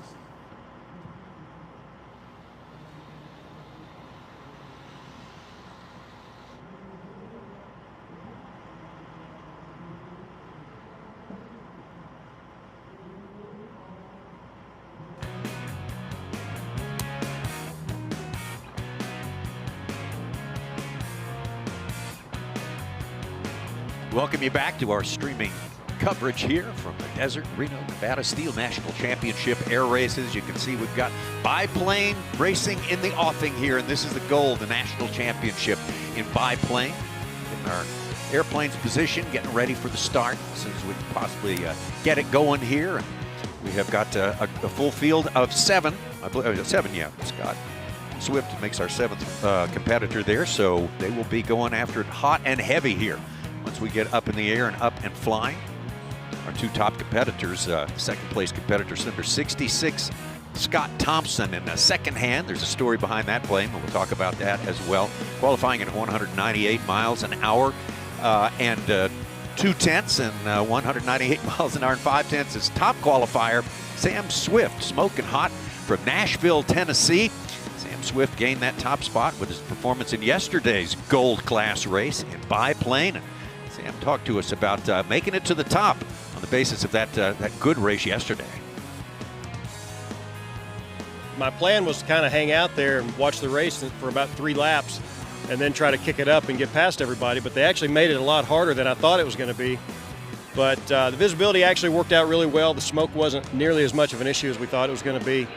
But it was a lot of fun, but you're flying with talented pilots, so you know that you're not worried about hitting wings or anything like that. Good bunch of guys you know you can fly on. It probably made my line a little uglier flying on the far outside, but that's okay. And we made it work in the end. Top qualifier, Sam Swift, talking about how he got into that top spot. And Rob, these guys are serious biplane pilots out here today, and this is their time to shine for this year of 2022. Tommy, you got it exactly right. This is the gold pairing for biplanes. So these folks have worked hard all year, and then you saw that they've worked through all the heat races, and now we're here for the gold. We're going to crown a national championship in biplane. This is Championship Sunday. We heard from Sam Swift. He'll have the pole position. We'll introduce the field here in just a few minutes, but you can see them warming up on the field and on the runway.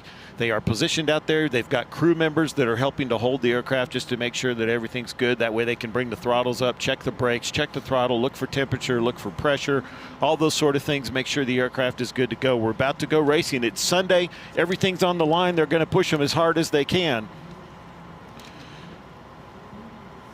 Well, right behind Sam Swift in the qualifying, as we mentioned before, just a portion of a mile an hour, is Scott Thompson of North Bend, Washington, in the pits S1C second hand. Scott Thompson, all about his preparation on this Championship Sunday.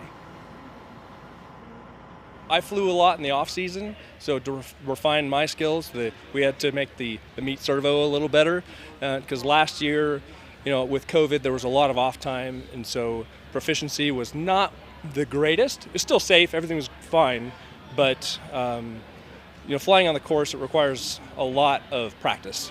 So we don't have a practice course, but just taking the airplane out and putting it through its paces, getting used to it, being comfortable with it, is something that's really important to do in the off season. And I've had the opportunity to do that this year. So as far as the aircraft goes, we've changed a few things like spark plugs and tightened up a few things in the flight controls, but overall, nothing too different. We can look for some new changes for next year. We're building some new ailerons. You can expect to be carbon fiber and a couple other things that we might be doing, depending on time and money, obviously. But it was really just pilot proficiency, trying to clean that up a little bit. Second place qualifier Scott Thompson making an important part, though. Another reason for us to tip our hats to these pilots and teams here, Rob Lowe, is the fact that during the offseason, it's very hard for them to find a situation which perfectly simulates race conditions here at the National Championships. It takes a lot of imagination to prepare for this special week. It does, and what we see here this special week, Tommy, is unlike any place else in the world. They call it the fastest motorsport on the planet. These aircraft here are the original aerobatic aircraft. They're more agile than fast, but they are still fast, and you're right, Tommy, it does take a lot of preparation, and the environment that they're flying on our up close and personal 3.5-mile course is wingtip to wingtip, shoulder to shoulder racing around pylons that doesn't happen anywhere else in the world. And you're right, Tommy, it's hard to simulate and practice that anywhere else. And we heard from Sam Swift talking about the professional level of his competitors and the ability to have confidence that I can fly right up next to you and know what you're going to do, and we're going to be safe, but I can still race you hard, and we're going to go around these pylons and win. So we've got our 7 top qualifiers here set to go on the runway. You can see the engines are starting to warm up. It is pretty chilly here today in Reno, so it takes a little bit longer to get that oil warmed up. You want to make sure that the engine oil temps and everything are up to temp and ready to go, and they are working through those final checks right now as they set that. Now they're sitting on runway 32. For those of you that are familiar with Reno, they're going to depart to the northwest, and that's not our normal procedure for these aircraft, Tommy. We do a horse race standing start. But they're going to do it off runway 32, and that takes them to what they call the scatter pylon. So they're going to cut across the normal track, and they're going to run around the corner to the west and then circle around to the right. So we're going to take a quick look here. The Microsoft Flight Simulator biplane class. You get the third-person view here, and this is once they've done that scatter pylon and headed back past the start-finish pylon. We're headed for pylon number 1 as you head eastbound. You see the pylon right there as you go around. And the great thing about the Microsoft Flight Simulator, not only see the whole track in the top right corner, but you see the white projection of the pylon sticking up. Here in reality, that pylon is just a big 55-gallon sized drum that sits on top of a 50-foot pole. And you can see those coming by here in just a second with this over-the-camera shot out of the cockpit from a previous year's race. And there goes the pylon there down on the ground. So it's a little bit harder to see, but you see how close they fly. Look at the competitor down below. You got to pass on the outside, and both of them rolled up on a wing as they're going around to the left here. You can see the pylon right there below them. Great view from our cameras in the previous race of what a spectacular thing it is to fly here. That is coming around pylon number 6 right there. They are headed now down the home stretch, and there you can see the STIHL start-finish line coming into view out the left side of the cockpit. What a view, Tommy. That is what it's going to be, and the only thing that's going to be different here in a few seconds, Tommy, when we start racing is the adrenaline and the sweat and the smiles in those cockpit are going to be off the chart. Absolutely. Talking about those pylons, the way that they're judged, is with a judge right below looking up through that 55-gallon barrel. It's a fairly low-tech thing, but if he sees your airplane through that, then you have cut the pylon and you are due for some penalty points here. And that we've got a camera shot of here, one of the great traditions here at Reno. That's Greg McNeely, who won our T6 drag race earlier, Tommy. And he's got his crew with him. That's one of the other great traditions. It's not just the pilot that wins here at Reno. It's the whole crew that makes the effort to get the plane ready to make it happen. They have that fantastic old 40s era Japanese fire truck Jeep thing that they haul everybody up and down the line. They wave to the crowd, and everybody gets a great look at the winners. And it is really a tradition. I know from talking to some of the crews in the pits, they look forward to that fire truck ride more than almost more than the trophy. Now the pilots, I think, are kind of ambivalent on which is more important, but they really look forward to that ride. Now here's a shot back to our competitors here in the biplane gold race, and you can see the red flag is up. That goes up just like in Formula One when we ran a few minutes ago. That's a 5-minute warning, Tommy, and we'll keep an eye on that. And when that switches to green, we're going to have about 30 seconds, and when the green flag drops. Now the difference in these starts, Tommy, we talked about Formula One, they all depart together. In biplane, for safety, the rows depart with 4-second intervals. Now you might think, well, that's not fair. They don't get to all start at the same time. How they account for that is the intervals are tracked and then times are adjusted once they finish. So when we watch aircraft come across the final start finish line, they may or may not be in that position because the officials will go back and adjust those times. So the official results are dependent on the officials from the Reno Air Race Association once they account for that standing start. And again, that delayed time between the rows is all about safety because these aircraft are hard to see. When they're on the ground, you can see the tail is low. The pilot has very little, if any, forward visibility when the aircraft is on the ground. Normally, when you taxi these kind of airplanes, you kind of turn to right, turn to left so you can see. Well, in a takeoff, they don't have that opportunity. Right. So that's why we do the delayed start, just so that if somebody were to have a problem, the next row wouldn't run over the row in front of them. So it's all about safety here at the Reno National Championship Air Races, Tommy. You can see the crews are beginning to walk off, which means we are getting very close to starting our race. The plane's in order from right to left. As you see the number 1 qualifier, Sam Swift, in race number 3, smoking hot. In the middle there, that's Scott Thompson, the second place qualifier. In second hand, in the red plane with the white stripes, is Patrick McGarry, Racer X. Pitts S1S. That's a third place qualifier. That's your front row. Absolutely, Tommy. We've got 7 competitors in this race, so we're going to have a row of 3. Then we should have 2 rows of 2 to total 7 aircraft. And again, they're going to depart in 7-second intervals, and we'll get a look here at the other 2 rows here in just a second. We're keeping our eye on the officials with the red flag. You can see the wind is blowing a little bit here today. It's out of the west-northwest as it gets ready to go. And we just heard on the radio right there, 1 minute to go, Tommy, so we're getting close now. This will determine the national championship for biplane racing. A very, very important race, the biggest moment of the year in biplane racing here in these United States.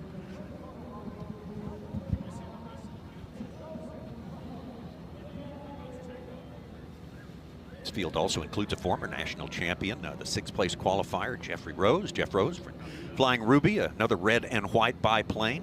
He's starting in the 6th position. Race number 4. And then in race 314, the 7th position, Scott Pruitt out of King City, California, plane he calls flip-flop. Now tell me, all of these aircraft in this race, there's race 17, that's Eric Zine in Yellow Fever.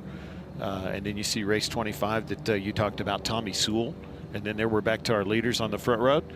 Green flag coming up, Tommy. We're about 30 seconds away. Now when that flag drops, there we go, the first row. Now 4-second intervals, our next row will depart. And as you can see the fixed pitch prop on these aircraft, you can see the different speeds based on what they've chosen. And you see race 66 kind of jumping out up front there. Now don't forget, Tommy, we're gonna do the scatter pylon, which is like a half of a lap. They're gonna cut across our normally oval track, and they're gonna make their way to the far west end where pylons 5 and 6 are, and they're going to circle around those and then come back by. So this takes the place for what our fans are normally used to seeing of the oil warm-up lap or the starter lap. That is this scatter pylon lap. And we've got all 7 aircraft airborne now, headed across that scatter lap. And here you see a great shot from our pylon cam as they're headed around pylon number 4 today is where that camera is. So that's the start of the northwest part of the course. And you can see the aircraft beginning to maneuver because it is the scatter pylon lap. They can maneuver for position, but we don't start counting laps until they pass the STIHL start-finish line, which they're about to do right here, Tommy. Here we go, and we are underway. Gold Biplane Racing here in Reno.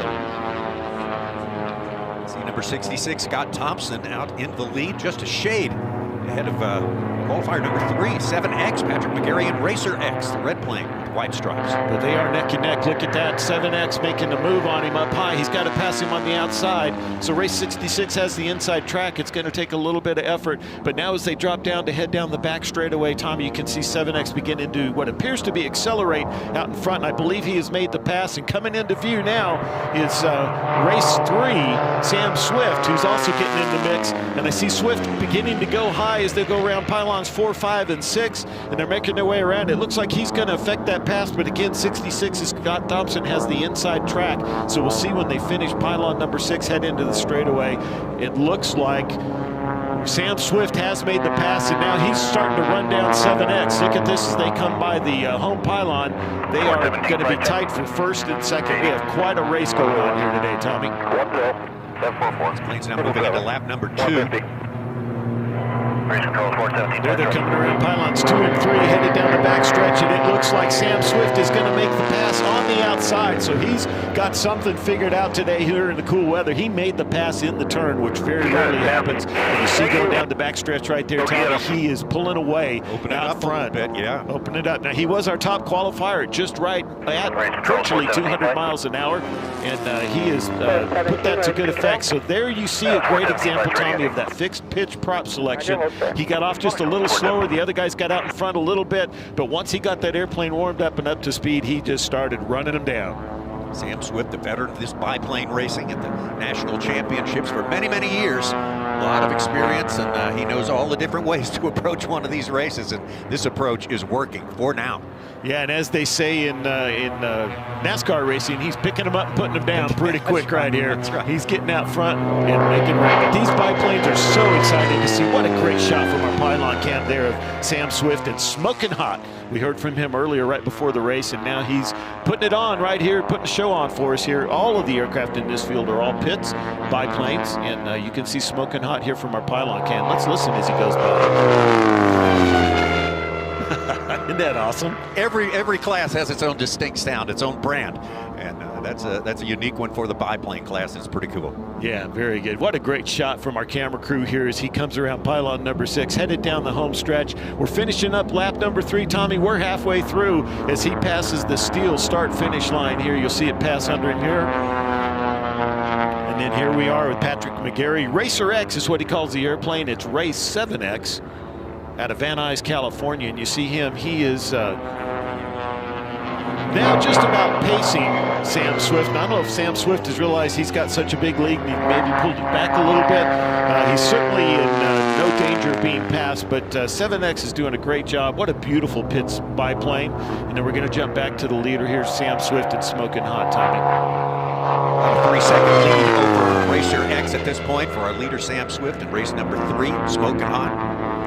Our aircraft, our field has spread out around the oval course, our 3.5-mile up close and personal course.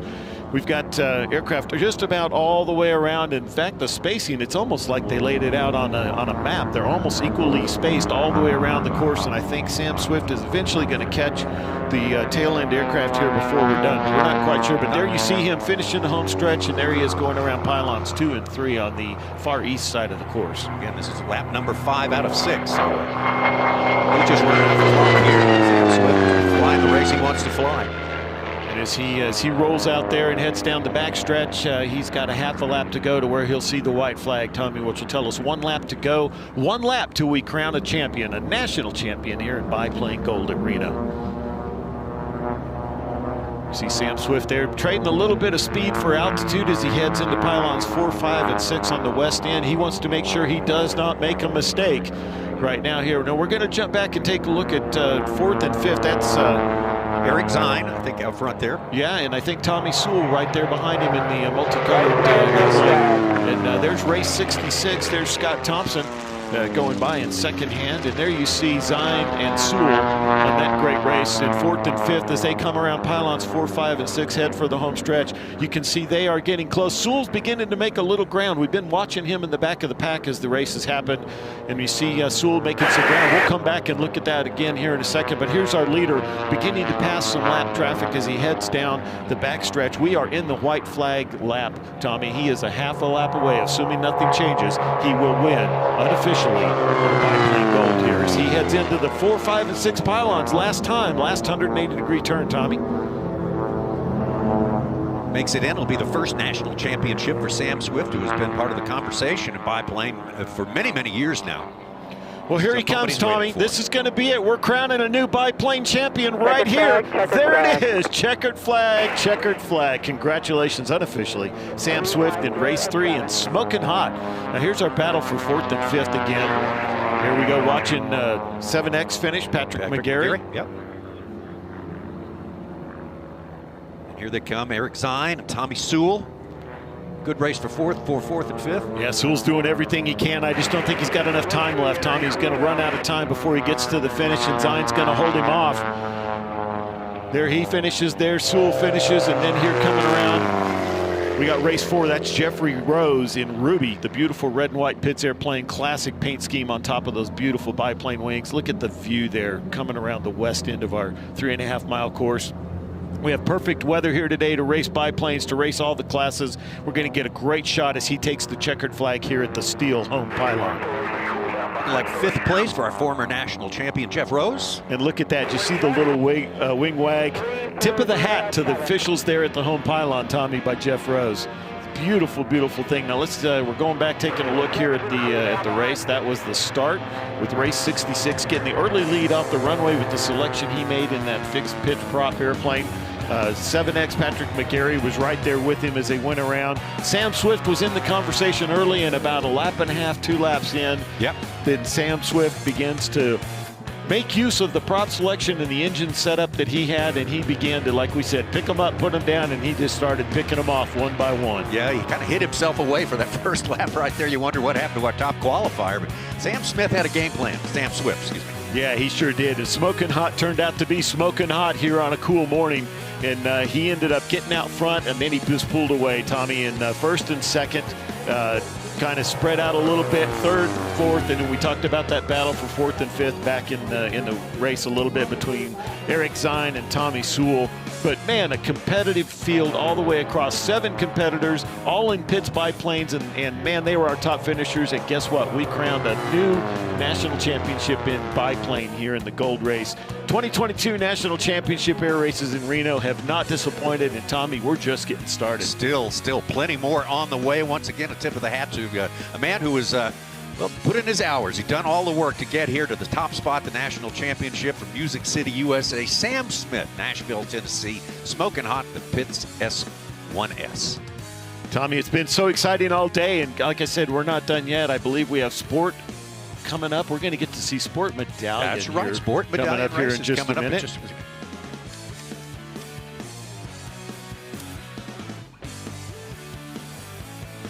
So, Tommy, the Sport Medallion race is going to be really exciting. We got Sport Gold later. We'll see the bad boys of speed in Unlimited. We got the Sport Gold super fast 400-mile-an-hour innovation department, but the Sport Medallion are guys that we haven't get to see fly a whole lot this week because of the smoke. So I'm excited to see them fly here in just a few minutes. Absolutely. We're looking forward to seeing them. Lee Ulrich, a veteran performer here, as it will be in that class, and many others. Scott Pruitt, Tommy Ishii, Matt Ramsey, Johnny Painter, and Skylar Piper. Yeah, our top qualifier, best name in aviation, Skylar Piper. Her parents obviously knew she was going to be destined to fly airplanes, but we're going to be back in just a few minutes, Tommy, and see the Sport Class Medallion pairing here in just a second. Flying Shake and Bake. Behind him was number 4, Jeff Rose in Ruby, and bringing up the back was Scott Pruitt in Flip Flop. And congratulations to all of them. And I've just been notified that it was a clean race, so that's official now, guys.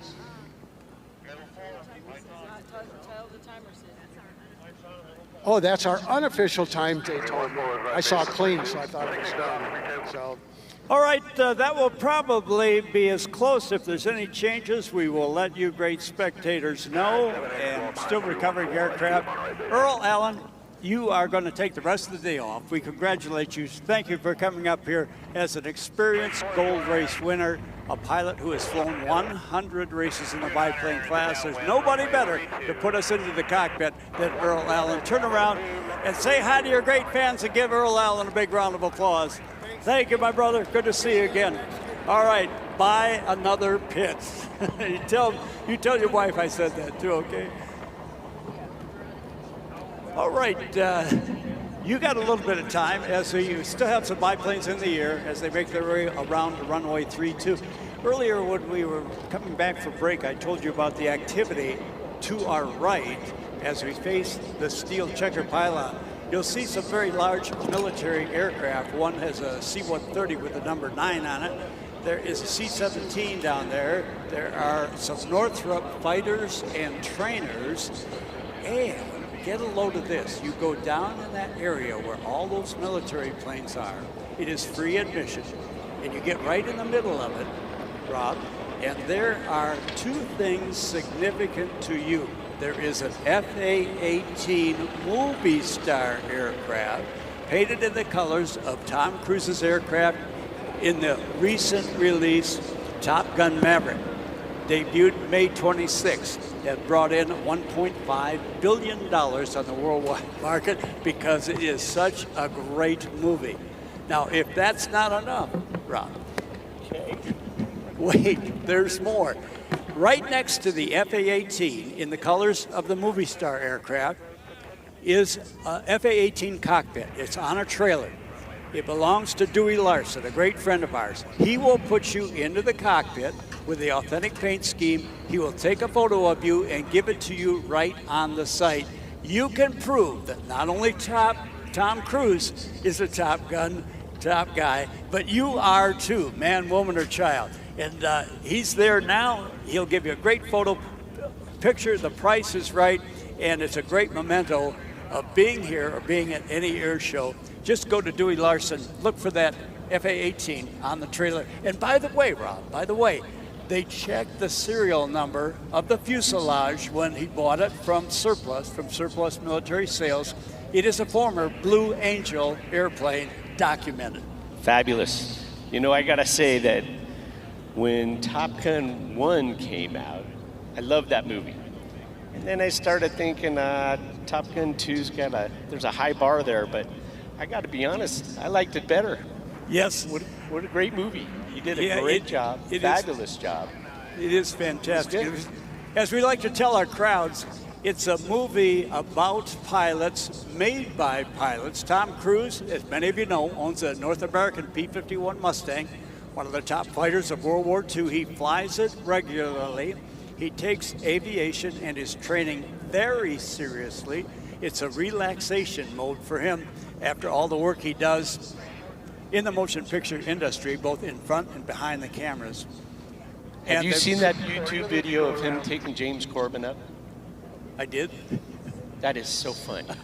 I mean, he takes the guy up in his P-51, but first they take his Honda Jet over to this remote airport out in the Mojave Desert. And he goes, "You want me to get in that?" And you got to watch it. It's fabulous. And, you know, just everything out of, you know, if something happens, I'll just turn it over and pop you out. He's good. You'll just pop me out. But anyway, I don't want to ruin it for anybody, but go see it. He flies them in a Patriots L-39 as well. Tom Cruise is an aviator. He flies. He's got nice airplanes. And there's a part of it where a P-51 pulls up next to him, like for a dogfight, and it's actually Steve-O. Steve-O from the Reno Air Races. Our air show, air race buddies were hired by the motion picture company Skydance Productions, owned by David Ellison, a former air show pilot and former competition pilot who's now in the movie producing business. And they hired a lot of air show pilots in their either jets or piston-powered aircraft to get the stars acclimated to being in the air so they understood the forces. They weren't foreign to the forces or make them sick or nervous, get them into relax so they could do their acting from what we call in the business a POV. That's a point of view from the camera. I'm not in the business. It's Hollywood jargon. Okay. There you go. At any rate, yeah, so a lot of our friends got great opportunities to be hired by the motion picture companies. And when they roll the credits, you'll see some of the names of air show pilots and race pilots that you know very well. So, you know, last year we touched on this a little bit, but Delmar Benjamin had a GBR2. And for you that don't know about it, back in the 30s, the GB was this very fast air racer, but it had a notorious reputation for being a pilot killer. Well, Delmar Benjamin, with the help of Steve Wolf, built a replica and put over 4,000 hours on this airplane. He flew it all over the country, did air shows. He brought it here one year. But some of the interesting things I learned about it, I went to a seminar. The Granvilles were the builders, and their granddaughter was doing the seminar. And that bulky looking design, there was a reason for it. Yep. They actually took a picture of a raindrop falling from the sky, and the water took that shape. So they built the airplane around it, and it was a success. They used Mother Nature's wind tunnel testing. Correct. If I get my science classes ready, which in high school I slept through most of them, two of the most aerodynamic things are an egg and a raindrop. So what Rob's telling you, the nose was big with a big engine, and then it was almost like a bullet. It went back to a very slim tail. It was a short airplane in terms of length, and it had some tough characteristics. Oh, it did. But Delmar proved that it really wasn't the airplane that was that much at fault. They were just flying it a little funny, actually landing it a little too slow. And he would wheel land it at 120, and it was great. Well, he brought up something else as well. He said, remember, back in those days, they didn't know what we know about wind tunnel testing. We've learned so much. They just didn't have the knowledge. And one of the most successful guys in the airplane was Jimmy Doolittle, who was, whoever did history you read, was either number one or number two graduate of MIT. Wow. So he knew what the wind was doing. He knew the speed you had to have. The rest of the guys were great racers, but they just didn't have that knowledge. Right. So Jimmy Doolittle broke his airplane before the 1932 Cleveland Air Races. And the Granville brothers pilot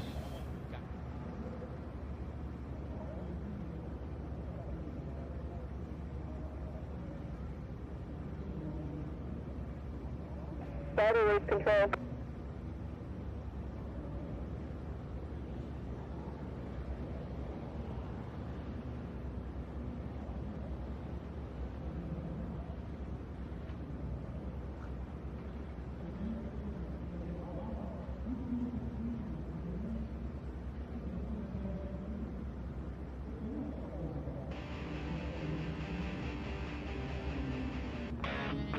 Ready to get going with some sport racing here. Sport medallion class. We're going to do that medallion out today. We got our field ready to go, 7 airplanes.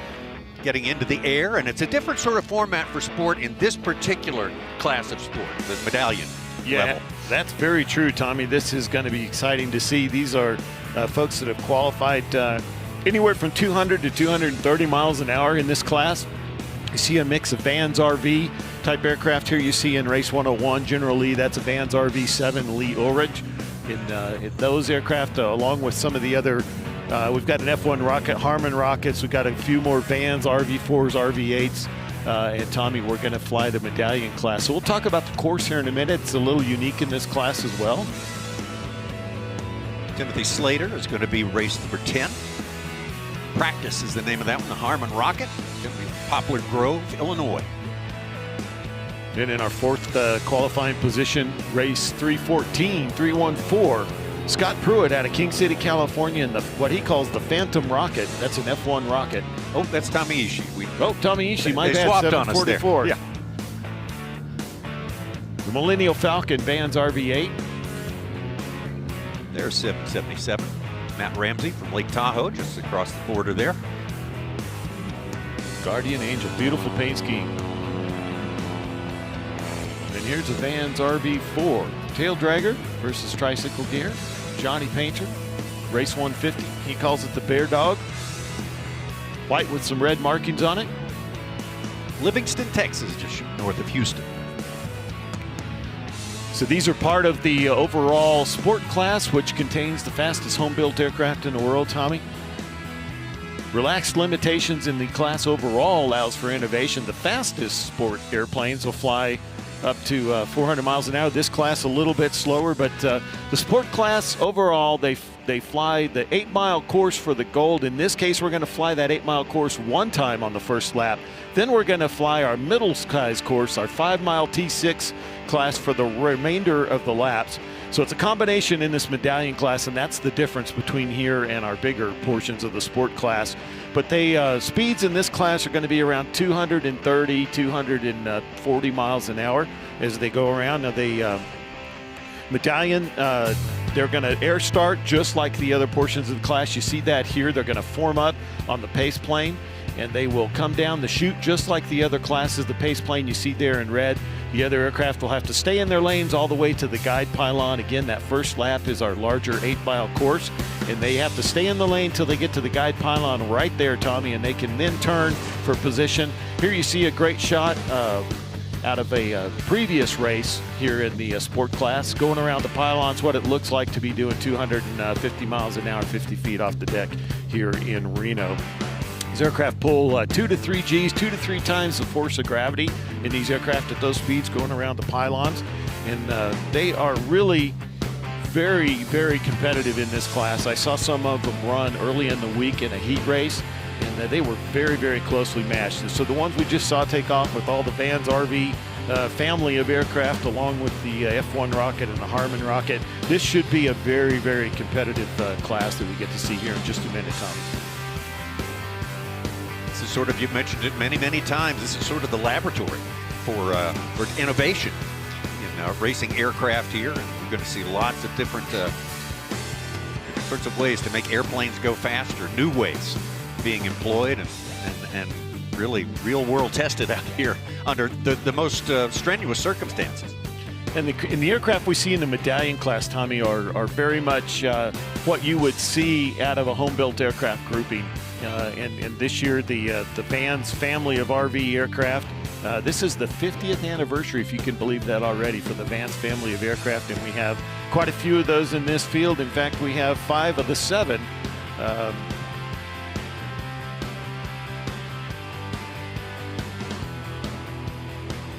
Tommy, we continue to look there at the class. And now that one's not in the race there. That's actually some traffic into the Reno airport there. That's American Airlines. Just happened to be. Well, and maybe, Tommy, maybe the pilot is a racer wannabe, and he's just trying to find a way to get on the course there in the Airbus. And I'm sure the race official said, well, negative Ghost Rider, the pattern is full. So I think he had to, put his throttles back up and head around. But we're seeing such a diverse mix of aircraft here at Reno at the National Championship Air Races. It wouldn't surprise me if we saw something unique like that happen. But here you see some of our sport class airplanes as they are gathering up here, is coming around from the side. And we will get racing here in just a minute with our sport class medallion pairing. Tommy, Championship Sunday, we're continuing to be just the adrenaline is off the chart today as we get ready to roll. Absolutely. We're going to have the Sport Gold later on today. We'll see the very top speed airplanes in the sport class. The medallion class, very important too. So Tommy, that was a live shot of our classes. They're back there forming up. Remember, they're going to circle behind us a little bit, get lined up, line abreast, and then they'll come down the chute and head into that first lap on our large outer course, which is just under 8 miles. And we will see that here in just a minute. So it'll be just a few more seconds as the group gets paired up. We saw them all depart there when we went through the field. So it takes just a few seconds for them to circle around and come back to us here on the course. See a great shot of all the tents and displays, and what a setup there is here at Reno. And you see over there on the ramp a mix of quite a diverse mix of aircraft, and the unlimited P-51s are starting to come out for some of those future races. You see T6s down there. I can see you getting excited already when you see those P-51s come out. Yeah, say to the left of those first few P-51s, you see some T6s down there. That's our T6 Gold group that's getting ready to go. So, man, the hits just keep coming today. Absolutely. One right after the other. That's the pits area they refer to here. And, of course, it's open. If you can get a ticket and go into the pits area if you're here to watch the races and walk up and just see those airplanes just as close as you want to see them. It's a one-of-a-kind experience. It certainly is. And then here's the grandstands where our the flag's blowing with the perfect conditions for racing today. Absolutely. Come on out, get yourself a hot chocolate, get up in the stands, and get ready to go. And there, Tommy, there's the pitch you were just describing here. This is actually some of those aircraft right there are part of our National Aviation Heritage Invitational. These aircraft are restored to completely stock, and they're basically competing like you would see at a car show in your town, where these immaculately restored aircraft are competing, and fans, as they walk through the invitational, can vote on which aircraft they think is best. So yet another diverse thing that happens here at Reno. There's another shot of the pits, and the area is back toward the west. You can see folks walking around, going in and out. We've got manufacturing display, and Tommy, like you said, this is where a lot of the technology that's going to end up in your family general aviation aircraft is developed and tested. You can see the nose of a T-28 there, the owner describing some of the engine functions to some of the fans here. It's one of those places, Tommy, where you're around 100,000 people that have the same interest you do, and everybody wants to be here, and nobody stops smiling all day long. It's just a fantastic place to be. There's some of our unlimited competitors sitting there in the pits. That is the pits where the unlimited, you see the P-51s and then some of the RVs. There's back to the National Heritage Invitational, NHAI. That's one of the biplanes that's down there. Got a good look at that aircraft yesterday. Spectacular restorations on these aircraft. The fifth and final day of this incredible, spectacular event in Reno, STIHL National Championship Air Places. There's your ride right there. Isn't that how you got here in that new Honda Jet? Boy, don't I wish. I think I came in a Honda that barely had tires on it. It was a car, but I wish it was that one for sure. That's lots of new products on display from the manufacturers here, and what they'll have on offer through the coming years. Lots of stuff to check out. It'll take you multiple days to see everything there is to see right here. At the other end of the property here, we've got all our military aircraft on display, and the ones who will be providing some of the entertainment. Later on today, some spectacular air show stuff coming up later today from here. I absolutely agree. And Tommy, there you see some of our, just like I said, 100,000 fans here with the folks from the Reno Air Race Association putting on just a spectacular event. You see the folks just engaged in total, and our racers, I think, are beginning to gather up right here behind us. They're going to be coming from behind the grandstands here in just a second, so they should be headed down the chute here momentarily. We can hear some of that race traffic as we're looking at the biplane and some of the P-51s. There's our grandstands, and shortly we should see those racers appear kind of right behind You heard the announcement. You have a race. They are lined up, and they have given them the go-ahead to descend on this track for this first long lap. And here they come, Tommy. We are racing Medallion Sport. here in 2022, the Reno National Championship Air Races, and there they're popping into view. We can see them there as they're dropping into the course, crossing the runways here, and they are headed down towards the guide pylon. Now don't forget, they've got to stay in their lane until they get to the guide pylon before they can turn in front of each other, but they certainly can accelerate, and you can see some of that, the competitors that have gotten a jump on some of their other aircraft there. And there you see descending into the foothills as they head northbound towards the guide pylon. You'll see that come into view here in just a second. In the bottom left portion of your screen, there'll be some bright lights there on the foothills that are going to come on. There you see them right there, Tommy. That is the guide pylon. Now they can start that turn as they continue to head north. Pylons 4, 5, and 6 on our largest 8-mile course as they head. And you can see, look at the visibility, how much better it is today than what we've dealt with all week. We got that smoke out of here, and we are racing on Championship Sunday, Tommy. Front was able to get an idea on our first 2 planes. We assume it's probably the top 2 qualifiers, race 80 Skylar Piper and race 101 Lee Ulrich, and Miss Ruby in the General Lee. There's a good shot at the different strategies that are at play here. You see some of the aircraft are staying fairly high, trying to maintain that speed and altitude they had coming through the foothills. Others of them have dropped down into the north end of the Lemon Valley here to get down low, and then now they're headed southbound in the Valley of Speed. This is really the only time that this class gets to zip down the Valley of Speed on the larger course. And when they make these turns here as they come through pylons 7, 8, and 9 on our larger course, you can see them coming by our pylon cam. They finished that first lap of that larger lap, and now they're going to finish the rest of their laps on our medium course, our 5-mile, what is normally our T6 course. Once they come by the steel home pylon here, you see our leading competitors coming by, and we will see them then begin to turn and follow the 5-mile T6 course from here forward, Tommy. That completes lap 1. We're just starting lap 2 with our leaders. Here's our 3rd and 4th place as it stands right now. Out front, we've got race 80 and race 101. And there they are right there with the race 1, the red, white, and gray airplane. That's race 80, Skylar Piper in the lead, and right behind Lee Ulrich in the General Lee. Yeah, the General Lee's beginning to make a move there, Tommy. I noticed as they went around past the home pylon there and now headed down the backstretch of this T6 5-mile course. General Lee really was starting to make a move on it there. They look like they've kind of paced out, so Skylar probably really got settled in, got everything up to speed and up to oil. There you see great shots of our competitors back, but now we're back to the lead. You see Skylar Piper and Lee Ulrich as they come back around pylons 4, and then the 7, 8, and 9 on this T6 course. They're finishing. You can see some beautiful shots there at the valley, the south end of the Valley of Speed. But here's our 2 leaders coming back to the start-finish line, and it looks like the General Lee on the left side of your screen's making a move, Tommy. He's getting out in front. It's going to be side by side going by the start-finish line. Now he has to pass on the outside. It's going to be tough here in these next few pylons. Headed into lap number 3 of 8 total laps for the Sport Medallion race. Good race out front. It looks like the General Lee and Lee Ulrich has been able to hold on, but again, he's taking the longer way around, so he doesn't quite have the same advantage that she does on the inside, so he's got to keep it up, but he's been able to stay at least abreast with her all the way around.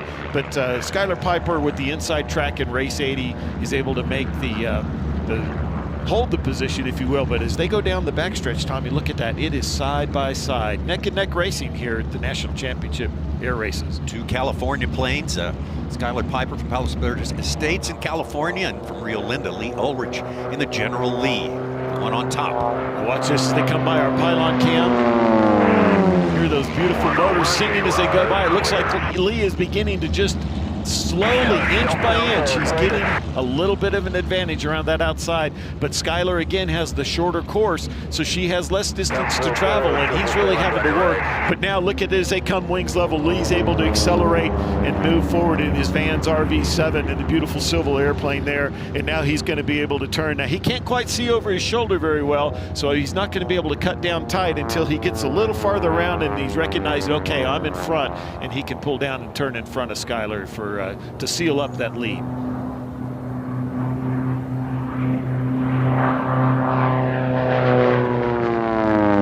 There it is, race 101. Advanced RV7. What a great shot of his airplane. We got a good competitive race back here at 4th and 5th. going, look at this as they come to the steel home pylon. We've got a pass going on the outside, but again, we got the same situation. The red and silver airplane on the inside's got the shorter track. Let's see if we can hold that pass and see how far we get around. It looks like from that camera angle, it looks like it's out in front, and I believe they have made the pass as they go through those brown pylon 2 and 3 here on our 5-mile T6 course. So what a pass that happened there. The green and yellow airplane, that's race 777. Matt Ramsey passing Tommy Ishii. And you think about Matt has come all the way from the 6th qualifying position to move up now, and he is moved into 4th place. Currently in 4th, yeah, Ishii in 5th. Let's jump back to the leader in Lee Ulrich, race 101. He jumped out front, and he's now pulling away slowly. So he's been a little bit faster, and it took him a little bit to get around Piper, or excuse me, Skylar Piper. But now he is headed down to hold that lead and just flying a very solid, consistent race here, Tommy. More than halfway through, well over halfway through for Lee Ulrich. The general lead, Skylar Piper holding in 2nd place as it stands right now. Then Miss Ruby S, race 80. A missing man formation, current wind is 29006. It was gusting up to 10. You need to be taken. There you see a great shot as he heads around the 3 pylons in the west end of our 5-mile T6 course. Here he comes over your pylon cam.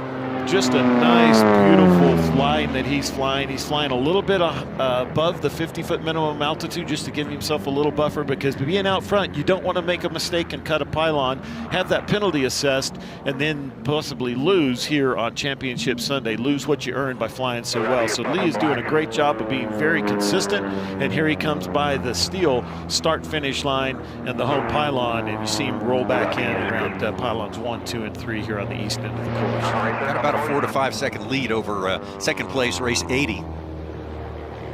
As it stands right now, very comfortable spot, as you mentioned, Ron.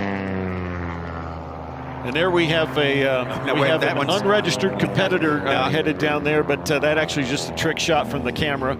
But everybody's a fan here. Even the local BirdLife has come out to watch these amazing national championship air races here.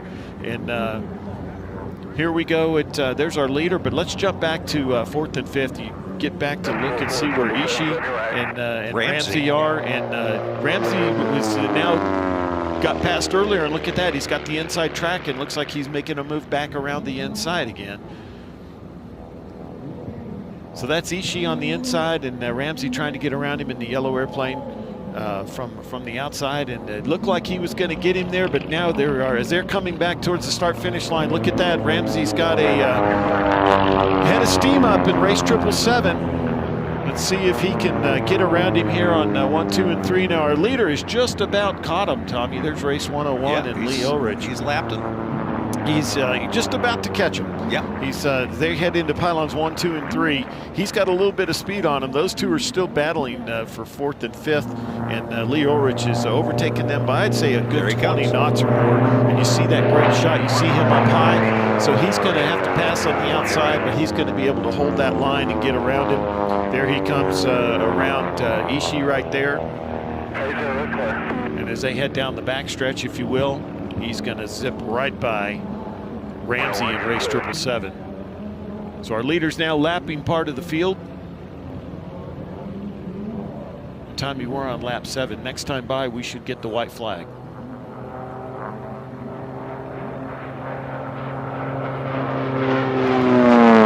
Lee Ulrich, the 2nd place qualifier, actually qualified 9 miles an hour slower than race number 80, but certainly has found something today and has made all the right moves, obviously. And you see here the Vans RV7 silver paint scheme on it. Great view of him as he comes by to capture the white flag now for our leader as he passes the steel start-finish line. One more time around. 5 miles, just a little under 5 miles to go now for Lee Ulrich, Tommy. Again, you're watching the Sport Class Medallion Class race right here. We'll have Sport Gold for you later today. But hats off to these competitors. They've worked hard all week long and all year long to get here in this position today. Yeah, Lee Ulrich continues to finish his final lap as he heads around the final 3 pylons on the far west end of our course.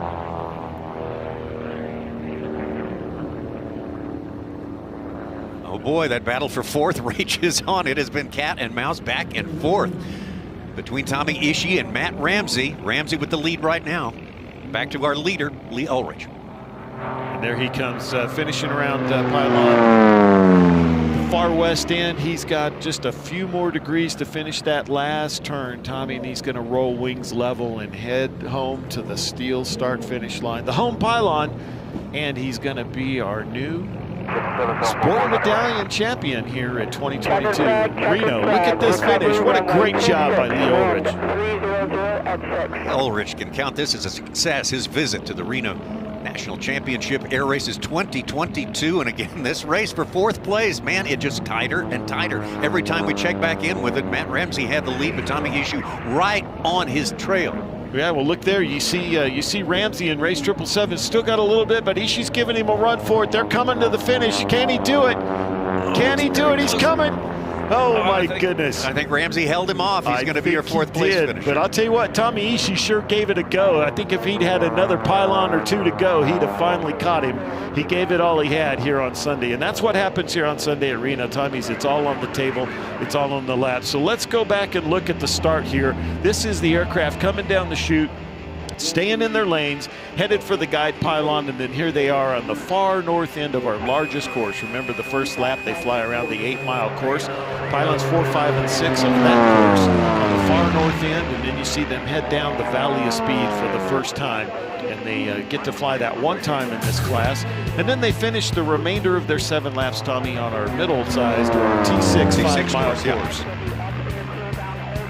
We initially had a really good battle between Skylar Piper and Lee Ulrich. Lee, our second place qualifier, took him a little bit to get by her, but here you see as they come by the guide pylon, the home pylon, excuse me, Lee's up and outside of Skylar. She had the shorter course around the pylon, so it took him a little bit to get by, but he did have some speed on her, and eventually he was able to make the pass, and here you see him headed down the back stretch. Once he got out in the lead, and once he got there, he just picked him up, put him down, stayed out in front, and eventually lapped the back end of the field. But here was our battle back in, the story behind the story. Position 4 and 5 between Tommy Ishii and Matt Ramsey, and those two aircraft fought it out the entire race. I bet you those guys are wiped out once they land. They was neck and neck, shoulder to shoulder racing. Look at that. Look how close they are, Tom. You could throw a blanket over those two airplanes. Absolutely. A lot of our guys get out front and they don't know who's behind them and how far. These guys knew where the other one was through this entire race because they could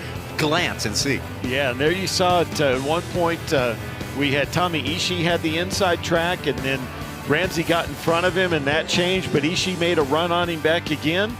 And we had to get back to the final lap. Here you can see these two passing slower traffic, and there's our leader coming back to the checkered flag here, Tommy. Lee Ulrich, congratulations to him as he takes the checkered flag. He's finishing the last couple turns here, and he's going to get to finish and be our Sport Medallion champion. Here's the unofficial results. Yeah, Lee Ulrich, unofficially your winner, race 101, the General Lee. Skylar Piper started as the top qualifier, race 80, finishes second place with Miss Ruby S. Timothy Slater, race 10, practice in third. Matt Ramsey closing out Tommy Ishii for that coveted fourth place spot. They raced very, very hard for that race 77. Matt Ramsey and Guardian Angel and Tommy Ishii, race 744 in the Millennium Falcon, believe it or not. Johnny Painter 150, race 150. Bear Dog and Scott Pruitt, race 314, the Phantom Rocket in 7th place. More T6 action. We've already had a T6 drag race for you today. We'll have the T6 Classic race. And plenty more racing today. We'll have Unlimited, we'll have Jet, we'll have Sport, all the gold races in those classes. So much to look forward to on Championship Sunday here at the STIHL National Championship Air Races in Reno, Nevada. So glad to have you with us. There's plenty more on the way.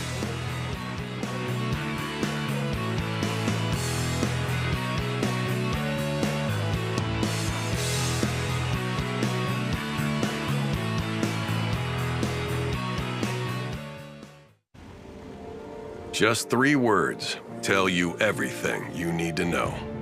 They tell you why we employ more than 2,000 workers at our factory in Virginia Beach, and why over 10,000 local STIHL dealers are putting battery power in the hands of Americans. Not everyone can say them, but we can. Made in America. Real steel. Find yours. As a new era dawns, how do you see your future? Where will you feel fully alive? How will you find the best version of yourself and lose yourself in service to others? With a pack 100,000 strong supporting you, we'll help you find your way. The Wolfpack way. So come explore, dream, discover, create, innovate, and make the world healthy, prosperous, and just for everyone in it. That's the Wolfpack way. Seize it today.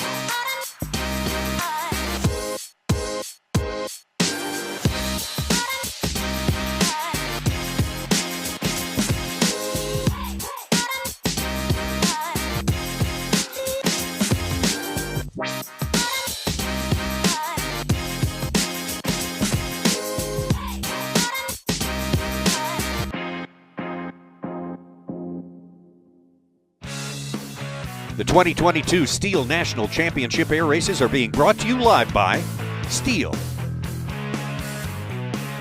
Reno-Tahoe, JJ Sports and Spirits, Oris Watches, and the University of Nevada.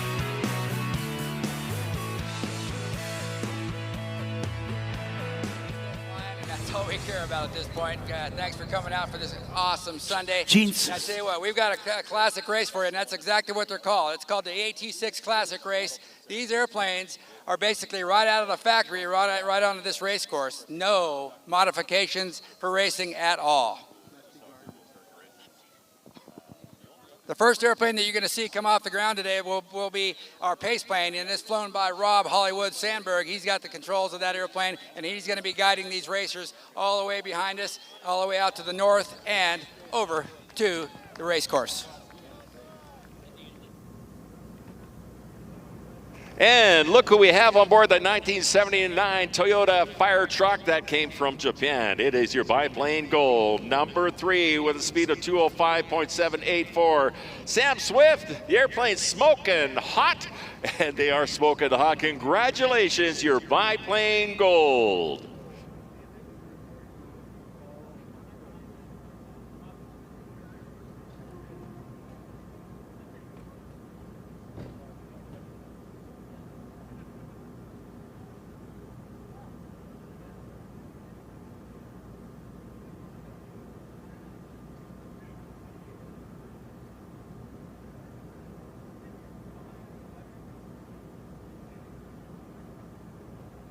Hey, I hope you have your 2022 pit pass because there's so much action down in the pit area. Today, it's only $50 for adults. Juniors are $25. And there's so much to see down there. Lots of great displays of all sorts of aviation products. And of course, the cool part is you can go right up to the pit, watch how the mechanics and everybody are working on the aircraft. You can talk to the pilots if they're available.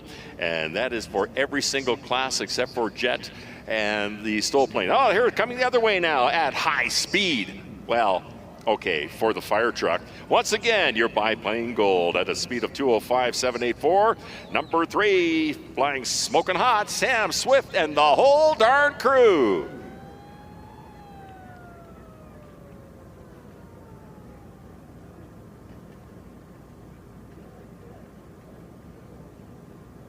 Amador Stage Lines, proud to sponsor the Reno Air Races. You know they were founded over 170 years ago as a stagecoach line carrying passengers from the paddle wheelers in Sacramento to the Gold Country. The family business has been serving Nevada and California ever since. From military to school groups, casino trips, sport outings, and much, much more. Get a hold of them to find out all their services that include 10 shuttles to and from Lake Tahoe every day. Give them a call, 775-324-4444.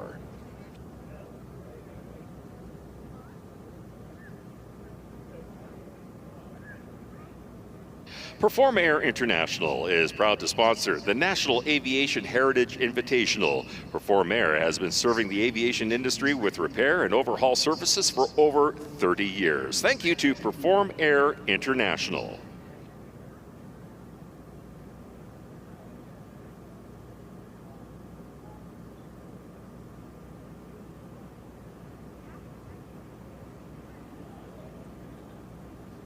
And speaking of, don't miss the National Aviation Heritage Invitational Awards Ceremony taking place at 11:15 today. See which aircraft have earned top honors and are awarded the coveted Neil A. Armstrong Aviation Heritage Trophy. Presenters include National Aviation Hall of Fame enshrinees Dick Rutan, Bud Anderson, and Sean Tucker, Major General Patrick Brady, and Clay Lacey. The National Aviation Heritage Invitational welcomes once again presenting sponsor Perform Air, sponsoring the Grand Champion Neil A. Armstrong Trophy. And once again, the ceremony will be taking place at 11:15. All right, Roy, if we could, if you direct your attention low and to the right, you'll see the T6 racers getting ready to be cleared for takeoff, and Kenny Price is on the microphone. He will introduce the racers as they pass in front of us.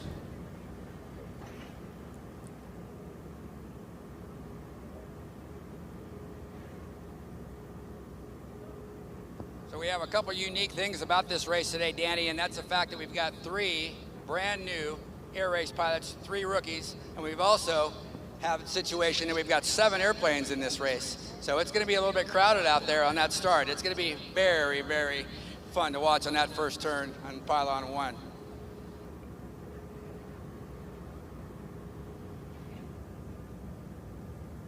Okay, folks, on the roll. That's Mr. Rob Hollywood Sandberg. He's our paceplane pilot today. And Rob's got a couple jobs that he does. He's an airline pilot, and he's also a Condor Squadron pilot, which we all know those AT-6s down in the LA area. They do a great job, just a magnificent job. Beautiful airplane right there. That's Rob Sandberg, our pace pilot. And next off, that's number 49, Bill Muzella from Tucson, Arizona, and his crew chief, Paul Brace, Pre-Flight Air and Aviation Classics. Next off the ground in that beautiful yellow airplane, that's Lauren Marburg, number 73, crew chief, Tommy Hemans, Mercer Frazier. And here's one of our rookies, first time, this will be his second race ever, that's number 4, Craig Meyer. Milo Disgrassi is the crew chief. We've got Buin Motorsports and Kestrel Roberts Supply.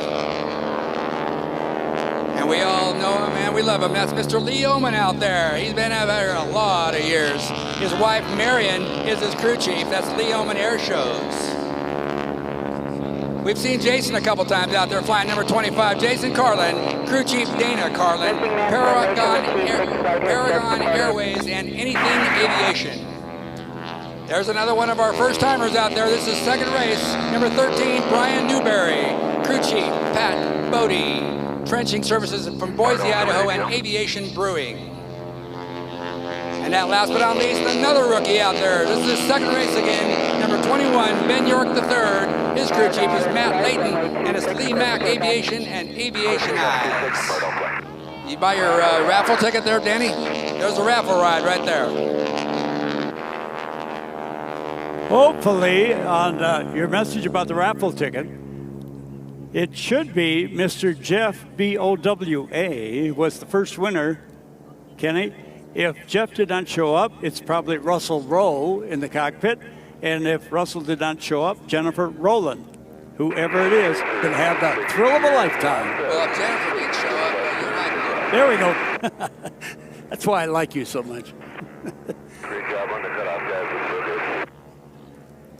All right, let's give it over to Roy as we let them form up. And again, Kenny and I will mention to you, that they're going to come within sight downhill over the left, to our left, over the top of the Jumbotron, down the side of that mountain. But first they have to join up. We'll go to Roy for some messages, then we will come back. And I just want to remind folks they're on right now. The STIHL Timberworks Lumberjack Show is underway. I could hear the hot sauce. That's what reminded me. So head on between the bleachers, look for those great big spar trees, and check out the STIHL Timberworks Lumberjack Show. They put on a great event. As it approaches its 60th anniversary, Wings of Hope is building its future on a rich history of using aviation to change and save lives. Stop by the judges' tent to meet Wings of Hope President and CEO Brett Heinrich. And don't forget to visit the Wings of Hope Cessna 206KY on static display by the judges' tent to meet her pilots and learn her incredible history. Please visit the Wings of Hope website at www.wingsofhope.ngo to learn more about becoming a supporter of our missions. You'll be part of a global effort to save and change lives through the power of aviation.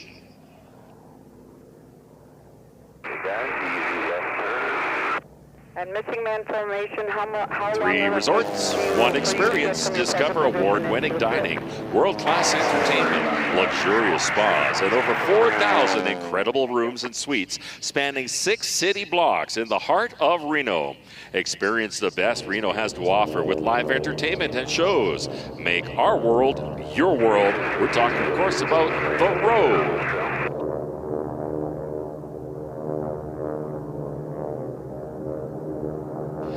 The Sunborn Companies and Centennial Airport are proud supporters of the Reno Air Races. As one of the top general aviation airports in the country, Centennial Airport is located in the heart of the Denver Tech Center. With convenient access and 4 award-winning FBOs, Centennial Airport is the ideal location for your next corporate hangar facility.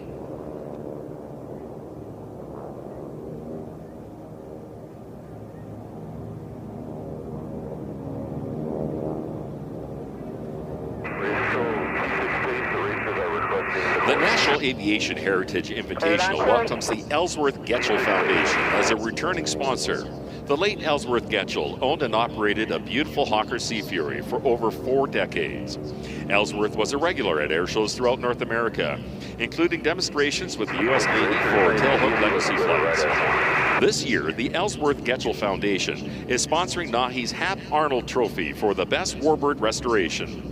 Stop by the NAHI display to see some outstanding vintage, classic, and warbird aircraft. And while you're at the NAHI display, ask for information about the Getchell Foundation scholarship programs for young people who are interested in learning to fly. Or check out the Getchell Foundation website at www.ehgfoundation.org. Thank you, Roy Heffley. Now we're going to go to the cockpit. The racers have been cleared on course. Kenny Price, we got a whole squadron of aircraft out there. Yeah, this is a pretty unique race, folks. It's going to have 7 airplanes out there on the course, so I'm pretty sure that there will be no lapping involved, but there will be some passing, guaranteed. Coming up on the rig.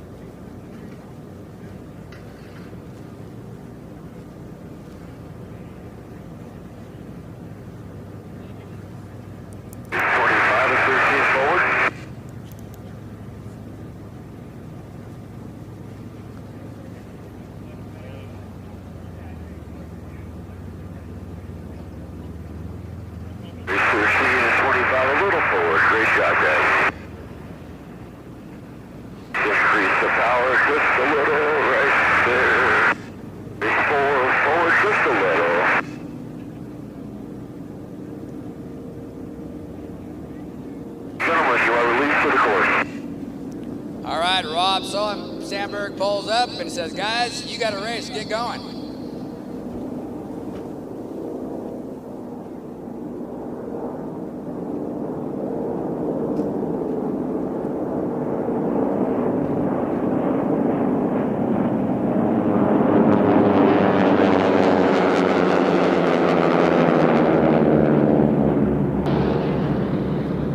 There in the pole position, he's got a good line there. That's Mr. Bill Muzella. We had a little bit of a miscommunication there in the rear, of course. Looks like Lauren Marburg there in second place, and we've got Craig Meyer holding on to third.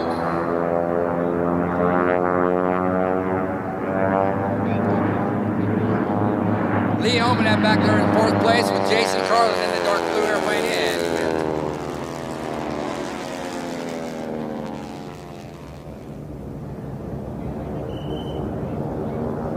On the back stretch now, Bill Muzala's got a pretty good lead there, but I don't think Lauren's going to say, hey, you go ahead and take it. I think he's going to try to make back as much as he can. A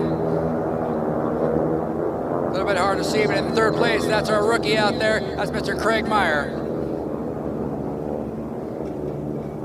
I think I see a race starting between Lee Oman and Jason Carlin out there in fourth and fifth place. I think we're going to keep an eye on those two. But right behind him there's our rookie Brian Reberry. He is making a move, maybe.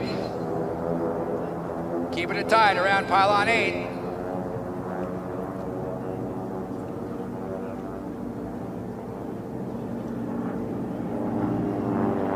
In the lead there, Bill Muzella flying Miscellaneous. Lauren Marburg, Miss Humboldt Honey.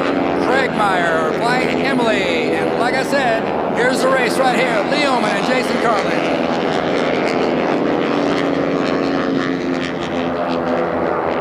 Brian Reberry and Ben York III. Loud and clear. And as close as Jason Carlin is to Lee Oman there, you can bet that Lee Oman, the old master, is going to keep him at bay the entire race. This is going to be a good one for that fourth and fifth slot. Now in the backstretch now, very commanding lead is Mr. William Bill Muzella flying that Miscellaneous. You know, the Muzella family, amazing bunch of aviation people. That starts from the beginning to the end. They all are very talented aviation people. Part of the classic Chino kids riding their bikes to the Chino airport, and now look where they're at. Joined the Maloney brothers and the Hinden family as well.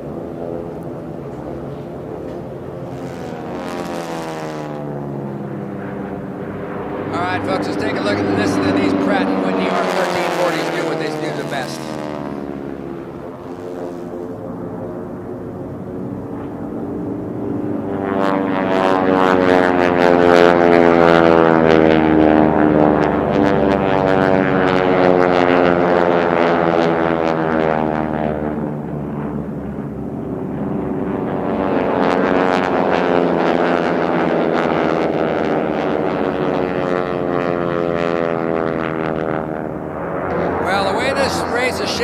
I think we're going to have a race between Lee Oman, Jason Carlin, and Brian Reberry out there. And Brian, again, being our rookie, I think he's going to come just a little bit closer and closer every lap on those two out there.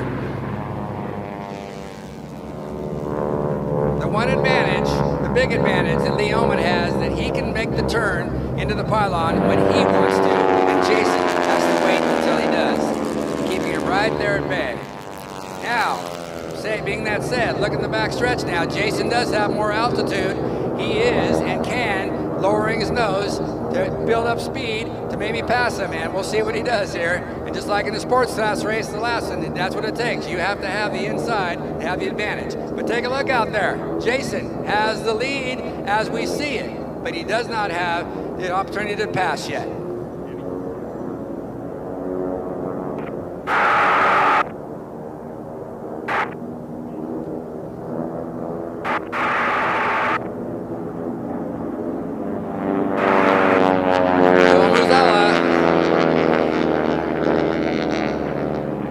I'd say that our rookie Craig Meyer is starting to make a little pull on Lauren Marburg out there. Every lap, Craig Meyer is getting closer and closer. Another race here. Are we going to do it? Are we going to have this to the end? Lee, Jason, Brian, there's Ben.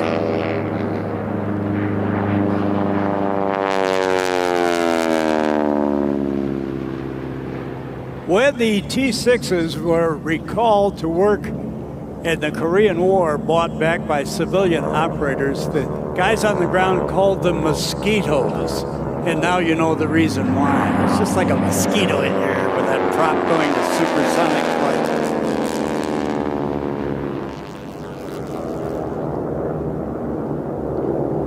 Well, again on that backstretch for 4th, 5th, and 6th, I tell you, they're just going tooth and nail. Jason wants to get past Lee so bad. Lee Oman says, no, you're not.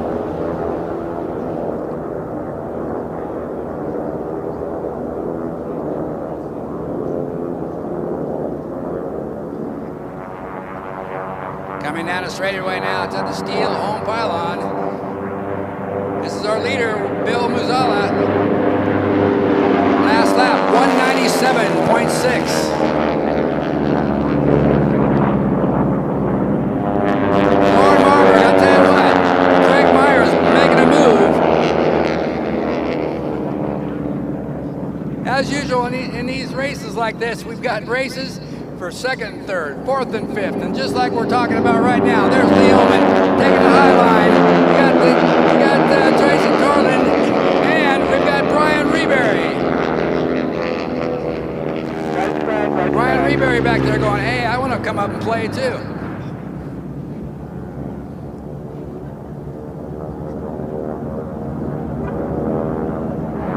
Taking a little bit of a higher line there again so they can use that altitude for airspeed. He might need it at the end of this race. Those airplanes are so closely matched. By the way, the leader speed on these laps have been just either side of 200 miles an hour once they flattened out.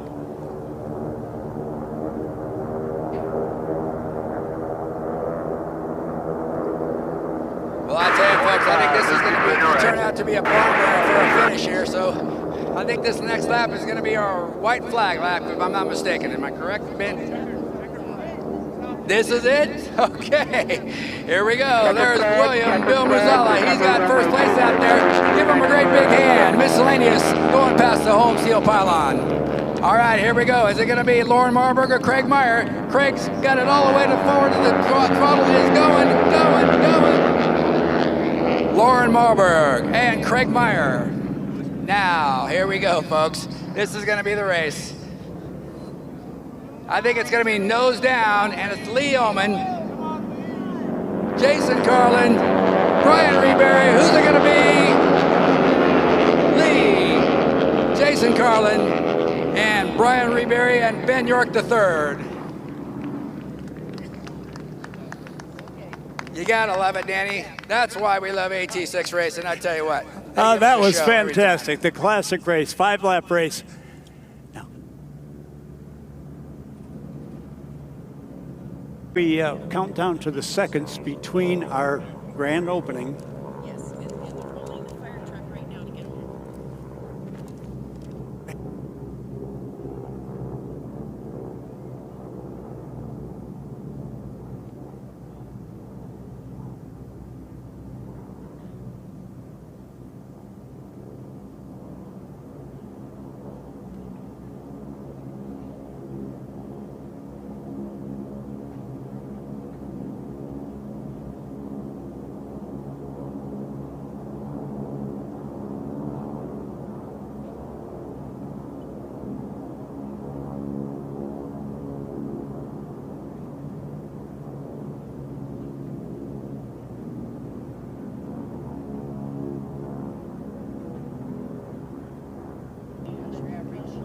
And Kenny, let's see, we got some information here. It is unofficial, so I'll let you tell the audience what how it went.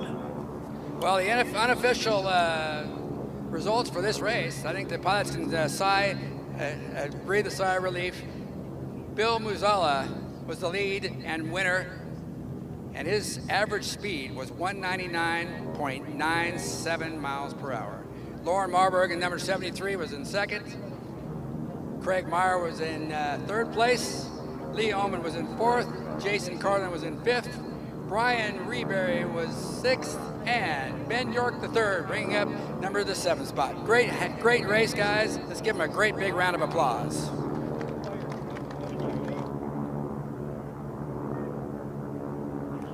All right, as we continue along,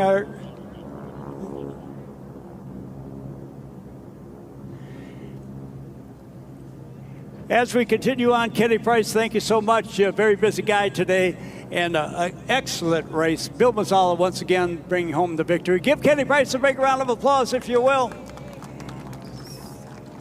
All right, ladies and gentlemen, please direct your attention out to the ramp microphone as I introduce my colleague, the Royal Canadian himself, Roy Happily. Thank you very much, Danny Clisham. It is Gold Sunday. Yes, what a week it has been, but we have made it. Section 3, my friends down there, how are you guys doing? Flags are waving. And my friends over here that have been grading almost every single landing, you guys are absolutely fantastic, as well as all of you supporting the National Championship Air Races. At this time, I would like you, ladies and gentlemen, please stand if able and face the steel home pylon flag for the singing of our national anthem, presented by Alyssa Wellesley.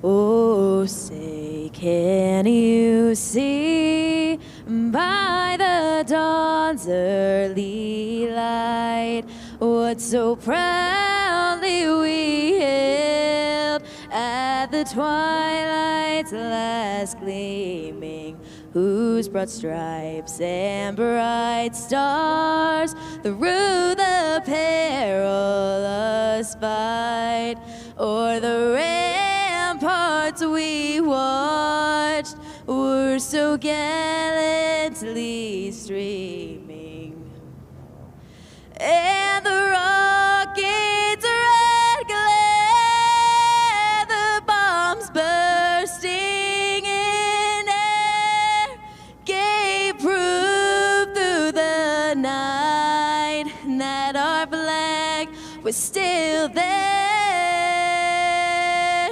Oh, say, does that star-spangled banner yet wave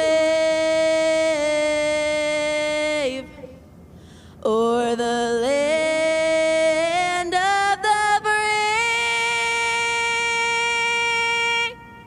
and the home of the brave?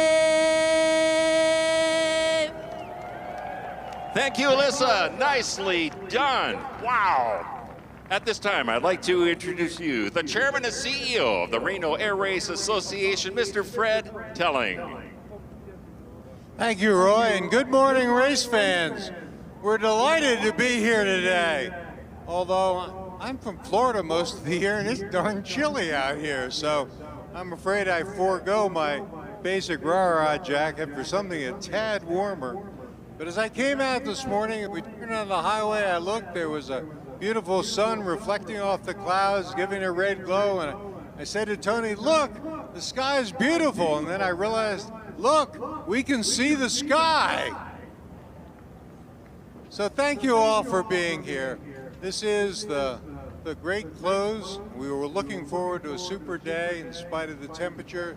The news is the wind has basically covered the smoke and blown it out of town, and as long as the sprinkles hold off, it's going to be a beautiful but chilly day.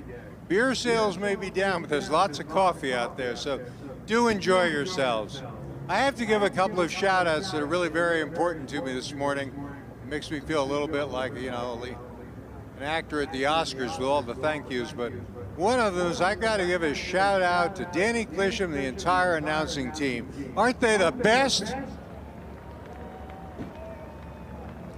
Thank you, all of you, what you do to keep everything going and bringing on the local color to represent and explain all the class planes that are up there.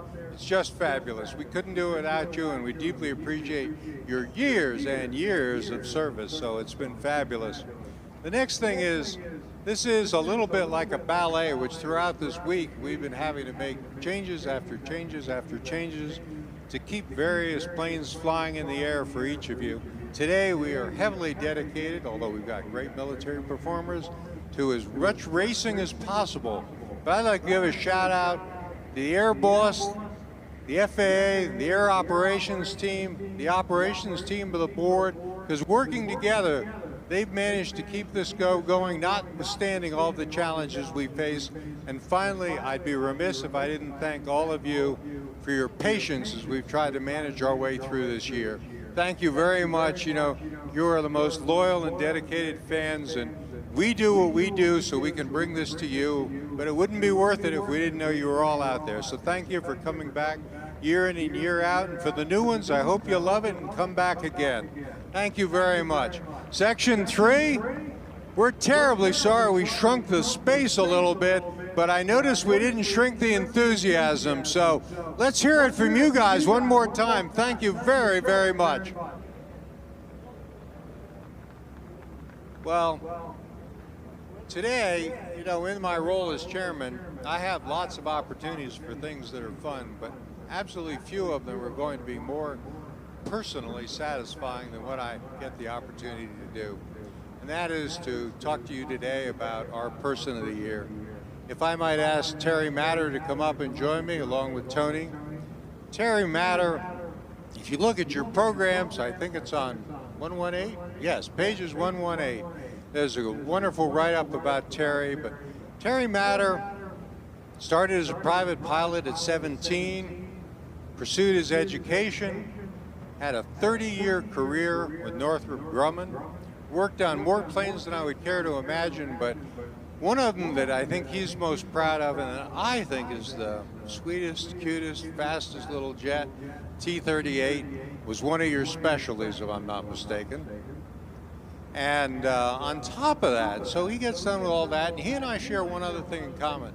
Both of us had 30-year corporate careers and said, 30's enough, let's go do something else. So, you know, we've often reminisced about what our corporate lives taught us about bringing things to the air races, and we share many things in common. But that's the next major point. Terry's been past chairman of the Reno Air Racing Association, so he knows what it is to stand in the role I have, and I'd be remiss if I didn't recognize once again Joey Scolari, who's also been a past chairman. Give him a wave, Joey. Thank you for everything you've done. But beyond that, in working with Terry when I was the T6 class president, that's really when we formed our first, I think, strong bonds, recognizing things that we could do to improve training and safety. And Terry worked tirelessly with me to find ways to just keep making it better. And in the process, you know, he, along the way, took on being director of operations for over a decade. Poor guy tried to retire on me about, was it 4 years ago? And we had a replacement. Well, you know, every once in a while you go buy a replacement part and you assess it and you get the conclusion it didn't quite work well. Well, it didn't take Terry and I long to say, you know, that may not be the best fit. And God bless him, he stepped back into the role, has continued until a couple of years ago, and it was only last year he stepped down and turned it over to our new director of operation, Chris Johnson, AKA Tank, who's a wonderful guy doing a great job. So Terry, on behalf of the Reno Air Racing Association Board, and for me personally, it's a great honor and pleasure to ask Tony Lagatetta to present you with your official Person of the Year jacket, and to thank you for all your service, and to hope you might share a few words. I'll hold that for you. See, he's got this big fancy watch. It's hard to get off.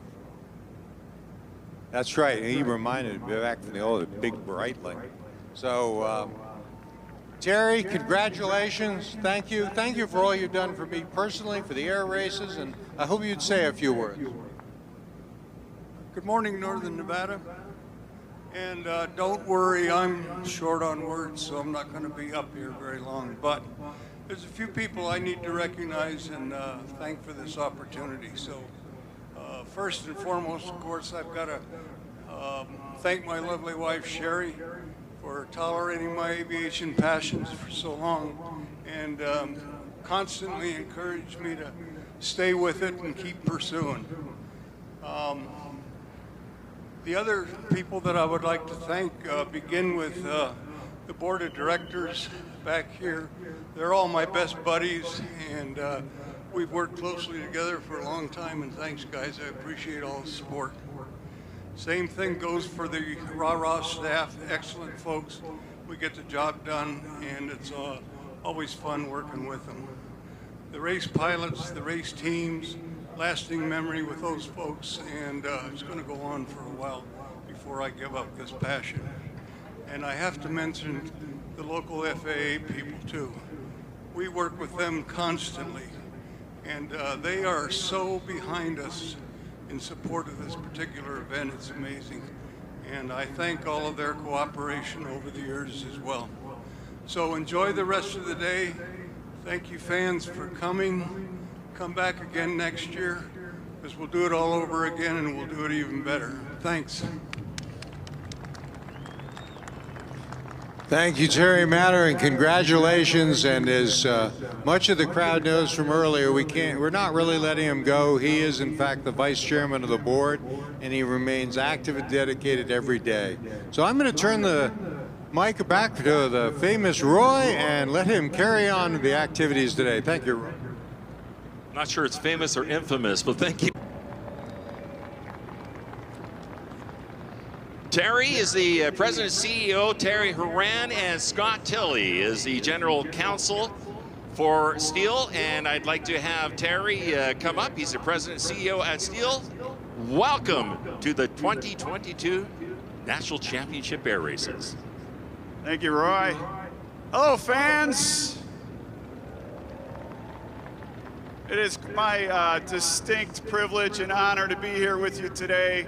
I have to admit, I'm the new president CEO of STIHL, and this is my very first air race. And when I first heard about it, I thought, that sounds pretty cool. I've been to air shows, but I've never been to an air race. I wasn't sure exactly even how air races work. Now I can see, and I love it. It's great. And we're very proud at STIHL to be a sponsor and be part of this great event. You know, our office, our headquarters is in Virginia Beach, Virginia. And every day, about 10 times a day, flying over my office are F-18 Hornets. They feel like they're gonna break my windows. And it's a thrill for us every day to hear those flights go by. Really, just on behalf of our 3,000 employees at STIHL across America and our 10,000 independent dealers across the USA, we want to say how proud we are to be part of this event. I asked the group, I said, what's in the audience's mind out there today? What do they love? What are they passionate about? They said speed, power, and the USA. And I said, well, we got a lot in common at STIHL. So thank you very much for being here. Let's have a great day of races. Thank you very much. At this time, I'd like to ask Fred to come up for a very, very special presentation.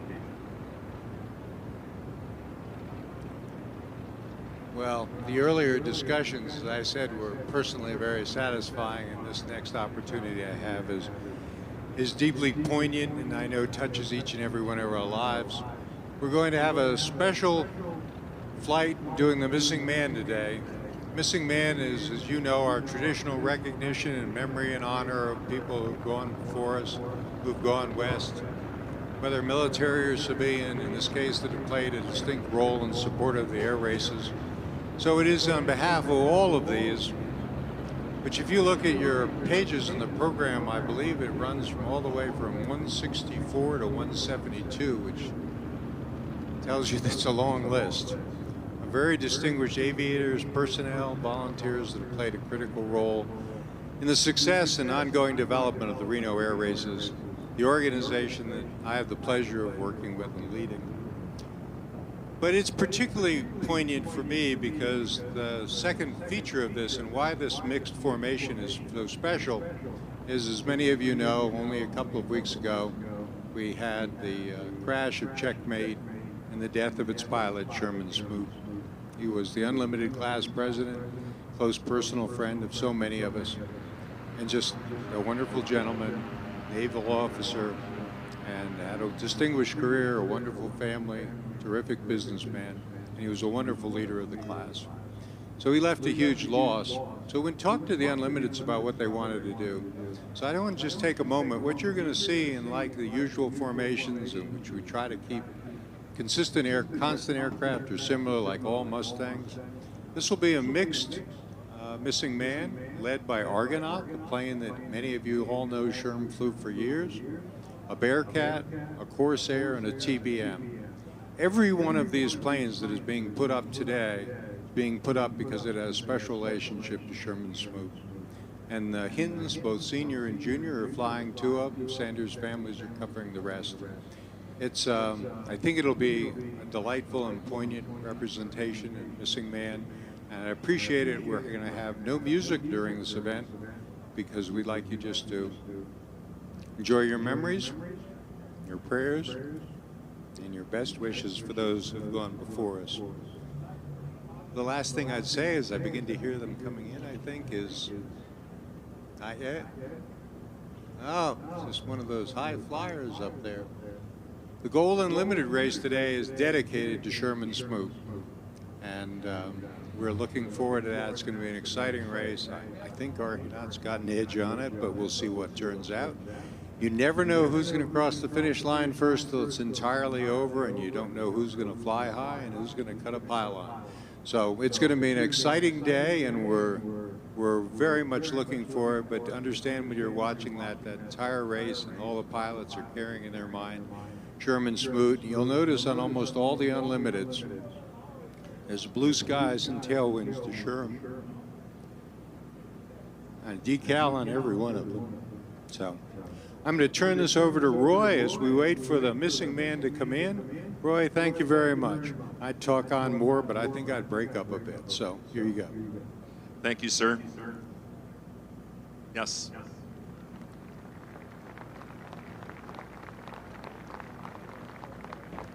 As we keep an eye on the skies for those amazing aircraft to come in, while we have a chance, there's another group of people that I think we need to give a shout out to and a salute.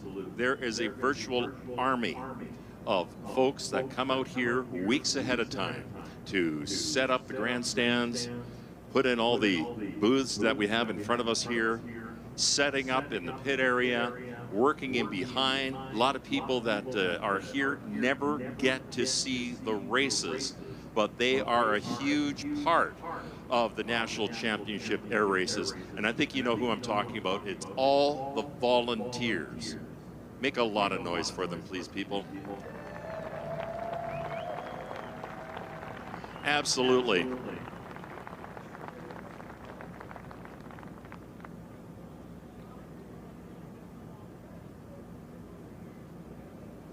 Probably taking place as soon as we are done here, the National Aviation Heritage Invitational.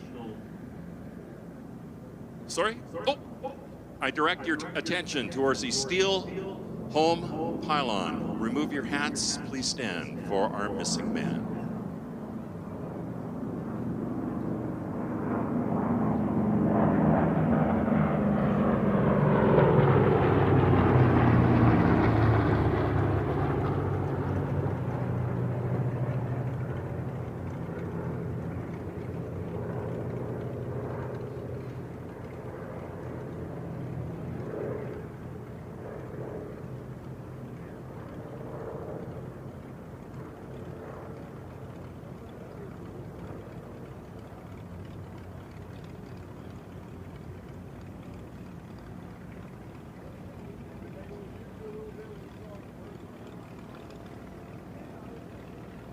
Thank you, ladies and gentlemen.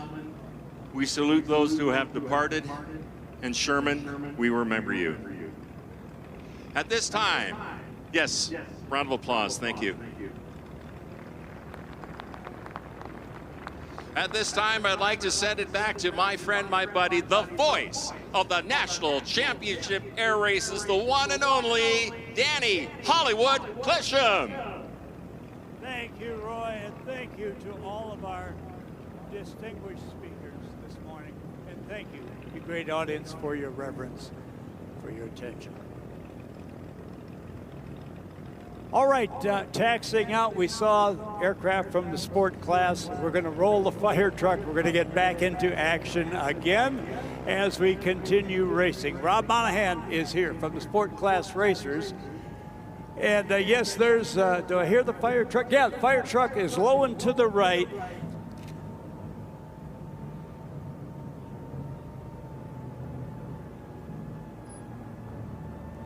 These are the men and women of the STOL Racing Group, known as the Wild Bunch, firing up the morning with their great racing, their great entertainment, their great enthusiasm, their great fun, the Wild Bunch. Wow, what a show they have put on for us. They are our newest class of racing, and boy, have they made a mark. They've made so many friends. Their airplanes are down to our right in the open pit area. Look out on the race course now. There is so much action going on. Coming around the far stretch on your left, 2 aircraft in the air. We take you back in time to the early days of racing here in Reno. We are attempting to put paint schemes into the air reminiscent of the first 2 or 3 decades of racing here. Our CEO and president, Fred Telling, in his unpaid position, has a P-51 called Lady B. It has a history of racing at Los Angeles and here as race number 49, called the Bardol Miss.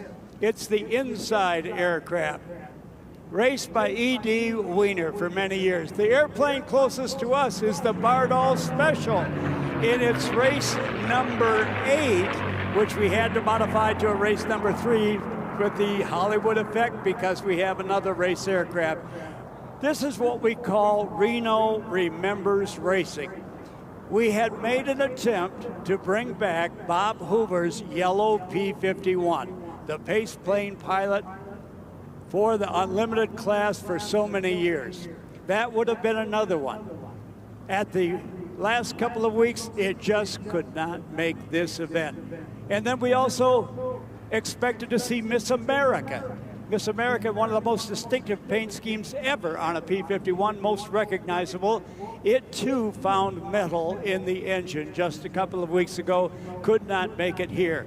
Clay Lacey's aircraft, the purple, race number 64, of which he raced to a victory in the unlimited class in 1970, also expected to be here with its new owner, Vicki Benzing. It too could not be ready.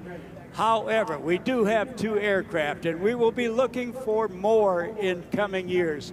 More aircraft that carried civilian paint schemes and were sponsored. Now, the aircraft coming around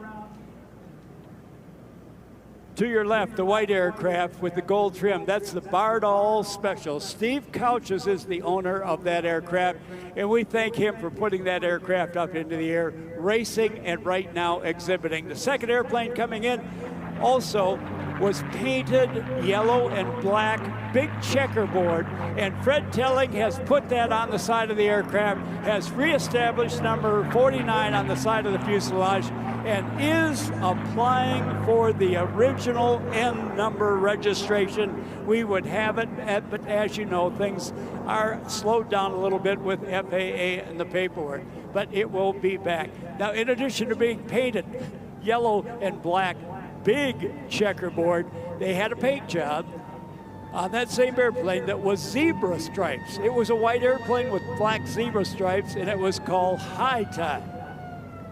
H-I-T-I-M-E. So we'll look for more colorful civilian aircraft, civilian paint schemes in all of the tradition that goes back to the first several decades. And as the Wild Bunch comes back, we'll ask you to give them a big round of applause. Waking up the valley in the morning, the Wild Bunch. Go crazy for them. We love the STOL racers. All right, this is a party. It's all about fun. That's what we do here at the Wild Bunch. If you want to get a great publication, ladies and gentlemen, about the first 20 years of racing here at Reno, on eBay, I checked it out. There are copies of a book called Gentlemen, You Have a Race. Those were the words uttered by Bob Hoover as they came downhill, and he would release the unlimited racers around the course. John Tegler, T-E-G-L-E-R, wrote a book about the first 20 years of racing here at Reno. It's called Gentlemen, You Have a Race. It is available on eBay at different prices. It is hardcover. It is a coffee book table. You need to pick it up, and then you too can research the early paint schemes, the civilian paint schemes, the wild racing paint schemes that we have here as we continue to open up that nostalgic group of aircraft coming in here in their original paint schemes. So thank you for your attention. Thank you for Steve Couches and Fred Telling putting their aircraft not only in the racing environment, but also back in the colors of the traditional racers, both in Los Angeles and here. With that in mind, thank you for your attention. We're going to enhance that program in coming years. It is colorful, it is fantastic, and it takes us back to the early years. Taking us back to the current year, Rob Monahan is with us. Rob Monahan has got a lineup of sport class racers, and he's going to go into that now. Yeah, folks, over on the right, they're waiting for these landing warbirds to get down, and then they'll pull onto the runway, and they'll take off from the right to the left on runway 26, and they'll form up. And when they form up, they'll go around the backside of Peavine and then come down onto the course. This is a sport bronze. Now, unfortunately, on Wednesday they got scratched. On Thursday they got scratched. On Friday they got scratched. So, thank God they got to go out yesterday. But they raced yesterday and they're racing today. So that's a real cool thing because at least they get half of the, 2 out of the 4 races to do. We've already lost 8 races to the smoke this week. So our pilots are so excited to get out there today, and they had a real good day yesterday as well. So let's put on our seatbelts and we're gonna watch some good racing. Now this afternoon we're gonna have the our high-speed guys. We have 3 airplanes this afternoon that are in excess of 395 miles an hour. In fact, 2 of them have popped 400 before. So you can expect this race this afternoon to be the fast mover special. Let me tell you, we're gonna have Jeff Lavelle, who he qualified at 404. We're gonna have Andrew Finley, who in the past has broken 400 miles an hour. And we're gonna have Jim Rust, who did 397 last year and said that he found an issue with fuel flow, which he has fixed. So hopefully we see a whole bunch of 400 mile an hour action this afternoon. Anyway, we're bringing in the last couple of our warbirds. So hopefully once that's complete, we can taxi out and launch our racers. Boy, we got a beautiful Corsair touching down right now. What a beautiful airplane.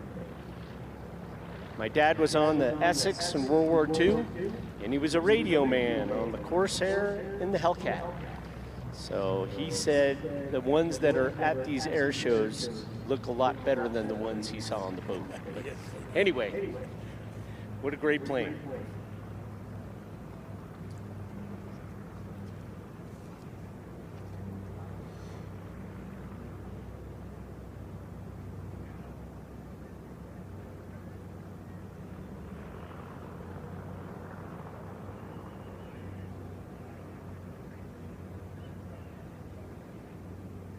Well, sorry folks, we're in that hurry up and wait mode. So I'm gonna pass it over to Roy. Okay. Now that I'm fully recovered from opening ceremonies, and thank you again for your attention, especially during the missing man. That was great. I'd like to thank you for joining us with the folks here from Honda. Honda Jet Elite S is the most delivered aircraft in its class for 5 consecutive years. With an established reputation for performance, efficiency, and comfort, the Honda Jet has been embraced by the aviation community since its very first introduction in 2005. Latest Honda Jet Elite S, introduced last year, has continued to push the boundaries by taking steps forward in expanding the aircraft's capability. It's the fastest jet in its class with a maximum cruise speed of 422 knots, and it flies the farthest with 1,437 nautical mile range. Make sure you go into the pit area and take a look at the beautiful Honda Jet Elite S.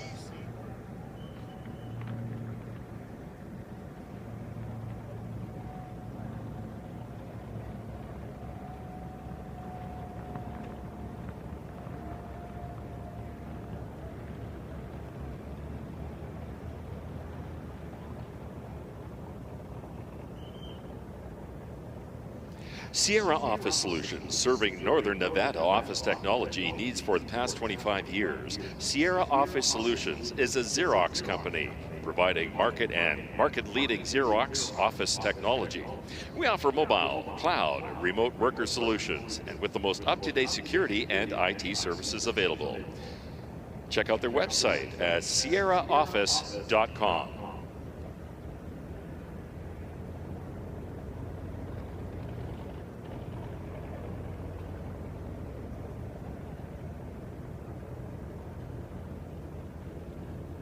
You shouldn't have to worry about rising prices when you're grocery shopping for your family. Visit Grocery Outlet in Lemon Valley or Spanish Springs, and you'll find all the great ingredients to cook a complete healthy meal. They have fresh meat, produce, and sides at savings of 40 to 70% versus traditional grocery stores. So stop by your local Grocery Outlet today and enjoy a one-stop shopping experience, all within your budget. Full plate, full wallet, you can't lose.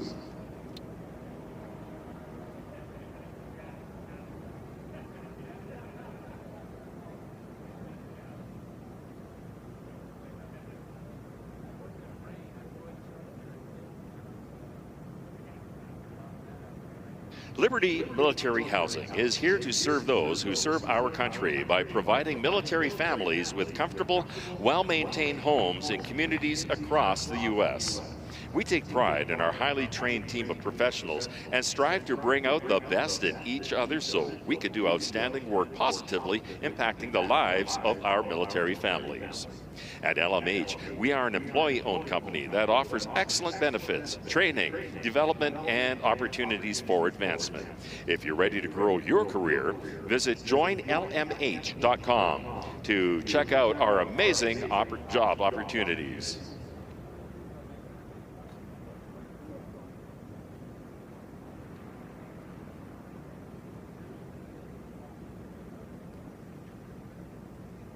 All right, folks, look to your right. We've got our Sport Bronze racers. They've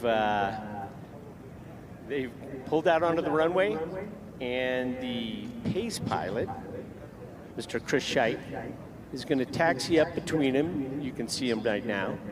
And if he gets a thumbs up from all the racers, he's going to hit the power takeoff, and then one at a time, starting with the pole position, they'll start to take off. So here from your right comes Chris Scheit in his Harmon rocket. Chris Scheit has got our buddy from the UK in the back seat. He's going to be our commentator on the shoot. He's got that wonderful accent, so we'll have to give him the gears a little bit when he's doing it. Okay, next we got our pole position, 76 Jason Rovey in his beautiful RV8. Jason runs a little trickle of nitrous in there, and it makes him go a lot faster.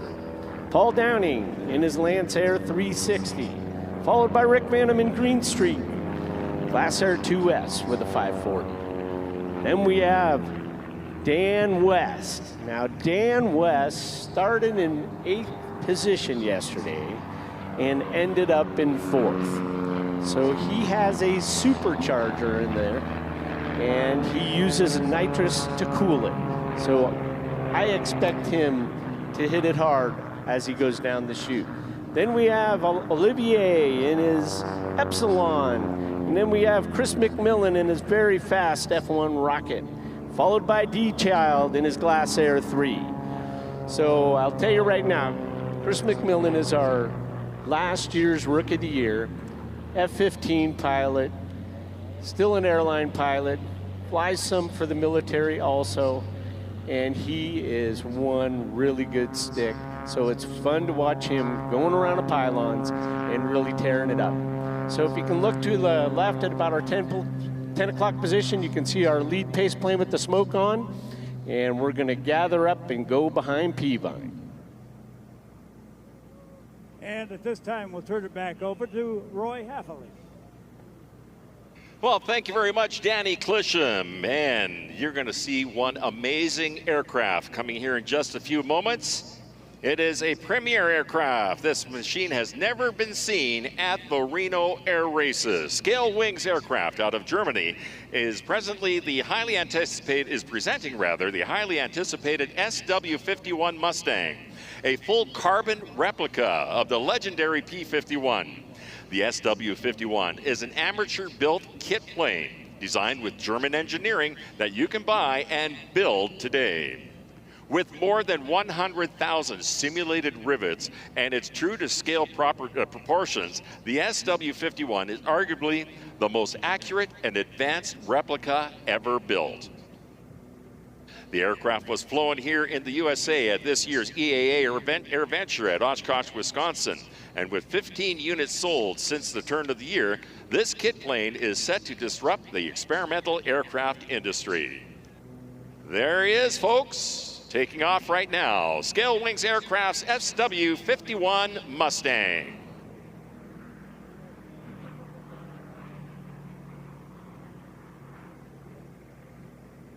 Today, the aircraft is being flown by former Thunderbird II and Scale Wings demo pilot Major Trevor Aldridge, call sign Dozen. Dozen served as the left wing pilot for the legendary United States Air Force Air Demonstration Squadron, the Thunderbirds. Aldridge is a 2009 graduate of the Air Force ROTC program at Texas A&M University, completed the Euro-NATO Joint Jet Pilot Training Program at Shepherd Air Force Base in Texas in 2011, and after pilot training, he was assigned to the F-15C at Kadena Air Base in Japan. Currently, he instructs fighter fundamentals at the Euro-NATO Joint Jet Pilot Training at Shepherd Air Force Base.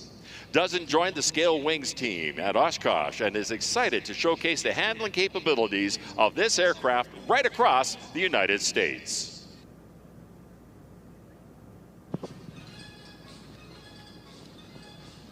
And with me here representing the company is Scale Wings CEO Christian von Kessel to tell us more about this amazing aircraft. Welcome to Reno.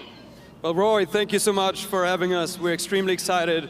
Our very first time here at this incredible show, so thank you for having us. Now, where are you from and where is Scale Wings based?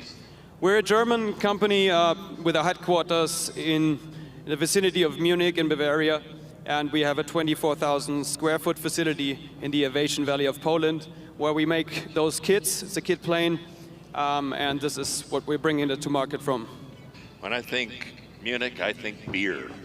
You're absolutely right. It was kind of hard leaving because the Oktoberfest is running right now, but happy to be here. Good to have you here. Now, what's the idea behind this aircraft? Well, you know, the original P-51 is arguably the most desired warbird of all times, and as Dozen is doing this high G turn here around the home pylon, you can see that our aircraft looks identical. The proportions are exact. But this one costs a fraction of the ownership, and especially the operational costs are only about 1%. So the original Mustangs are too expensive to operate for most of us, and we wanted to create an aircraft that's more accessible, but having almost the same fun, and a design that cannot be differentiated from the original, using the most advanced materials today. Well, advanced materials like carbon. It's full carbon, which must make it very strong and very light. That's right. Carbon fiber is used in F-22s, F-35s, and Dreamliners, and we applied the same technology here. So the whole airframe is full carbon. allowing extremely strong G-forces, +6 and -4G, but we tested the wing to more than 12G, so there's big margins. And we did extensive flutter tests and all the tests that are required in even certified aviation world. All right, looks like we're getting the slow speed dirty pass right now. The gear is down, the flaps are down. Is this a single place or a two-place airplane? This is a two-seat aircraft, front and rear, a tandem configuration with dual controls. And what we can see now is this aircraft is so light that you can fly it with 45 knots before it stalls, so making it very, very safe. Now, I mentioned about the rivets in the script. That's over 100,000 simulated rivets? What's that all about? Right. We wanted to blend the best of both worlds, the cutting-edge carbon fiber, but still maintaining the beauty of the original P-51's ramp appeal. So we embedded more than 100,000 details, were handcrafted into all the molds, leaving 3D imprints on the surface. So every rivet and every screw that you find on the original Mustang is represented in this airframe. I invite everyone to see it up close or on the website, scalewings.com. There's plenty of pictures to see what I mean. Now, of course, safety is mandatory in any aircraft. What additional safety features does this machine have? Yeah, this is very cool as well. This aircraft is equipped with a airframe recovery system like we know from the Cirrus aircraft. So there's a rocket installed. In the case of any emergency, you release the rocket through a handle in the cockpit. It shoots out, deploys a very big parachute, and the entire airframe is protected and safely landed onto the ground. And of course, the Mustang, the P-51 is very fast. What's the top speed and what kind of speeds can we see with this machine? This aircraft is designed for a VNE of 220 knots. We're seeing a cruise of up to, or maximum continuous up to 180 knots in 15,000 feet with a turbocharged engine that we have installed in this one. Speaking of engines, what's in there? This is a Rotax 915, top model of the Rotax family with 141 horsepower, and it allows for high torque and high performance up to 15,000 feet. And the big question, what's it cost? Well, the kit starts at $225,000 US, and then you add engine, propeller, and avionics. We'll get you this Mustang just short of 300.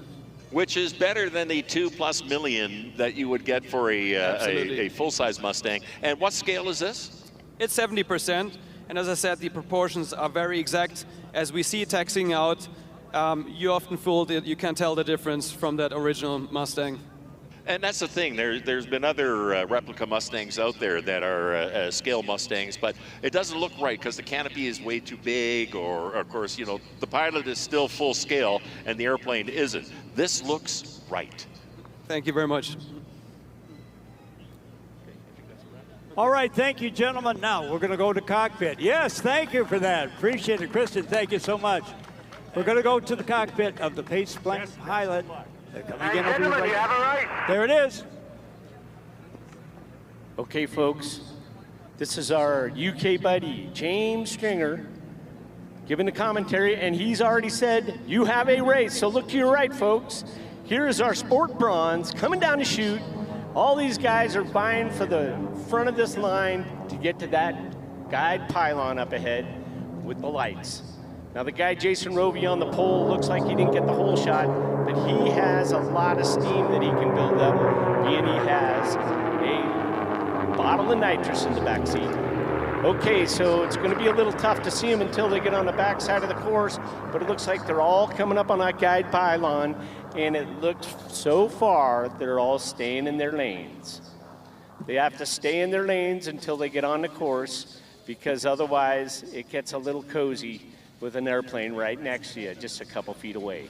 Okay, on the back side of the course, it looks to me like Jason Roby, followed by Paul Downing and Rick Vanham, and look up top, Dan West has got his supercharger dialing up, and he's making a move already on third place, Rick Vanham. So our fourth place runner, Dan West, looks like he's already putting a pass on, because he kind of had an opportunity to let it spool up on that chute, and there they go into our valley of speed as they come up and around Biplane 7, 8, 9. So look to your left, folks, here they come. Looks like so far it's Jason Roby, Paul Downing, and I think it's going to be Dan West in his very, very fast RV8. From the left, here we go. We're going to sort it out right now. Who's on first and what's on second. So from the left, looks to me like Jason Rovey's got a comfortable first, and Paul Downing getting passed now by Dan West. Then we got Paul Downing, Olivier Vanguard, Rick Vanham. Then we got Chris McMillan and D. Child. So here we go. They're going to be tearing it up right now, folks, and they're going to transition now onto the sports course, which is only about 6.5 miles long compared to the original first lap that was done on the Sport Gold, which is 8.3 miles long. So here they are on the backside. We can kind of still see them, and it looks like Jason Rovey's still holding off Dan West, but he is pouring on the coals, and I expect to see another lead change very soon. Looks like Dan West is putting his moves on Jason Rovey now. So this thing is very dynamic, and it looks also like Olivier in that big Epsilon has found the nitrous today. So on the back stretch, which we call the abbreviated Valley of Speed, I think we have Dan West making his move on Jason Rovey. And we'll see if he's gotten past him. Looks like he has, but we'll know better when they come by the front. Now Dan's nitrous. If he runs out of nitrous, he has to pull the power back, and he slows down dramatically. So from our left, looks to me like it's Dan West. Oh no! It's still Jason Rovey holding off Dan West. So Jason Rovey in first, Dan West in second. We've got Paul Downing being patted by Olivier Vanguard. Then we got Chris McMullen making a move on Rick Vanham. I got to tell you, this is a dynamic race. Amazing. There's about 5 passes on that first lap. These guys really were holding back, or else they found something else to put in. So here we have first place, Jason Rovey. Second place, Dan West. Looks like Paul Downing so far is holding off third place. Fourth place, the Epsilon flown by Olivier Vanguard.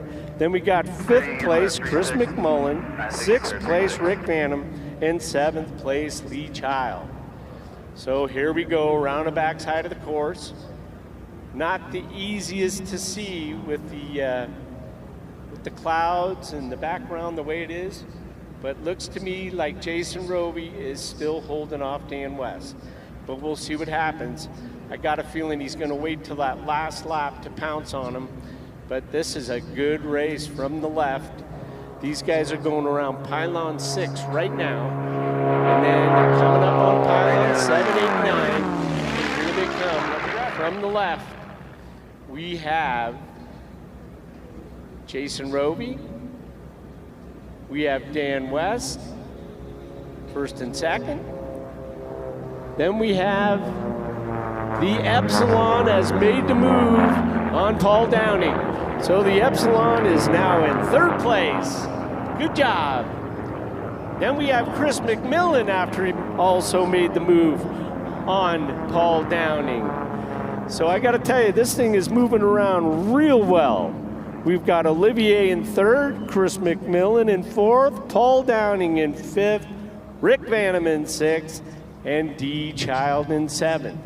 So let's see, 1, 2, 3, 4, 5, 6 passes, different passes in this race already. So that always makes it fun. Kind of makes it tough for me sometimes because I can't tell who's out there till they come by in the front. So right at the moment, Jason Rovey appears to be holding off Dan West for that first place. So this is a 6-lap race, folks. So we'll be seeing the white flag in a couple laps from now, and that moment will tell us if Dan West has any more juice left. Because right at the moment, I think he's just holding back on Jason Rovey, but keeping a position that he can make a move. So from our left, here they come.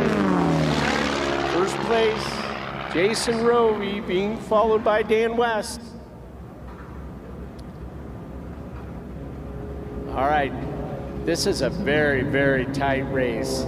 And my guess Dan's gonna pounce, and he's already starting to make his move. Then we got Olivier. He's getting pushed by Chris McMillan. I gotta tell you, Chris did something last night, because that plane's a lot faster today. Then we got Paul Downing, followed by Rick Vanham. And then we have D. Child in that big old Glass Air 3. Okay, folks, I got a funny hunch that Dan's gonna start moving up on Jason on this lap. He probably figures that he better do it soon, because if Jason pushes him out or anything later in the race, it's gonna keep him from passing. But right at the moment, Dan West is right on Jason Roby's tail. It's hard to tell. You can see Dan, but if you look below Dan, you can see this darker airplane, and he is right on his wing. So we'll see as they come around. They're on pylon 6 right now. They'll be coming around to the front after they make it through this abbreviated valley of speed. But boy, Dan is putting on the coals, and you can bet Jason's feeling. Okay, so Jason's gonna take the white flag on this lap, and that will tell me that Dan West is gonna start pushing. And look to your left, folks, here they come. Jason Roby, and he's got Dan West right on his tail, and I got a feeling that this is the lap.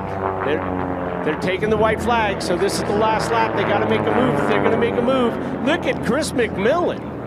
What did that guy do overnight? He's found at least 10 miles an hour. He's a lot faster than yesterday. Then we got Paul Downing, followed by Rick Vanham. Then we got D. Child in that very pretty Glass Air 3. So on the back side, Dan is starting to put the moves on Jason. So right at the moment, Jason's still got him by about a fuselage, so we'll have to see if he can catch him, because Jason has the edge being on the inside. All right, folks, if you look right about our 10 o'clock, 11 o'clock, they're coming down into the Valley of Speed, and they are neck and neck. So Dan West is probably looking at that temperature gauge saying, can I get a couple more inches of boost, or will it be fatal? So here they go, coming around pylon 7, 8, 9, ready to come down the straight. Here's that checkered flag, it's out. Is Dan gonna make a move, or can he even make a move? Because Jason is flying a really good course, and here they come. Dan's making a move. Let's see if he can get him. Here they come, neck and neck. It's gonna be a photo finish, and he can't get him. Jason holds him off. Dan West second place. Look at that, Chris McMillan making a move. Wow, that was a great race. That was a whole bunch of racing inside a race. And then we got Paul Downing, 5th place, followed by Rick Vanham, 6th. They're gonna take that red checker flag. Pulling up, and then D. Child in 7th place. Well, you know, there wasn't a whole lot of distance between first and last, so that was a close race. I gotta tell you, Jason could feel Dan. He was right there. All right, getting the official and unofficial results, but right now it's very important if you signed up for the T6 raffle. The silver race is coming up after we cover these racers. Jim Pites flies the solo routine, and then the T6 silver race, and here are the raffle winners. If your name is Ed Silky, S-I-L-K-Y, Ed, you are the winner. Go back to where you signed up. They will get you to the airplane for the silver race. If Ed Silky does not show up, Mr. Brian Henninger, P-E-N-I-N-G-E-R, is the first alternate. Brian, you go back there as well in case Ed doesn't show up. If Ed Silky and Brian Henninger do not show up, boy, that's a tough, right? The last name is W-I-H-L. Robbie, you got good translation. What? Sarah, S-A-R. Okay, Sarah, W-H-I-L.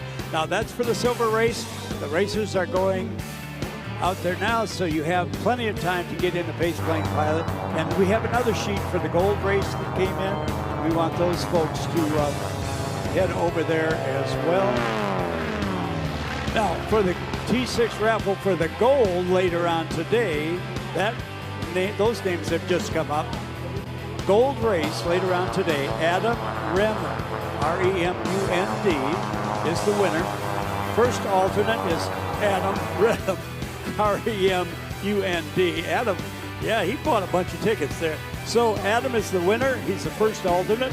Second alternate is Warren Ware, W-E-A-R. So please all go back to the ticket booth where you signed up. And as we said before, you may be the person riding in the silver and gold races. We congratulate all of those people. Thank you for getting on board. Thank you for taking the drawing. And we hope everybody that goes up there will have the thrill of a lifetime.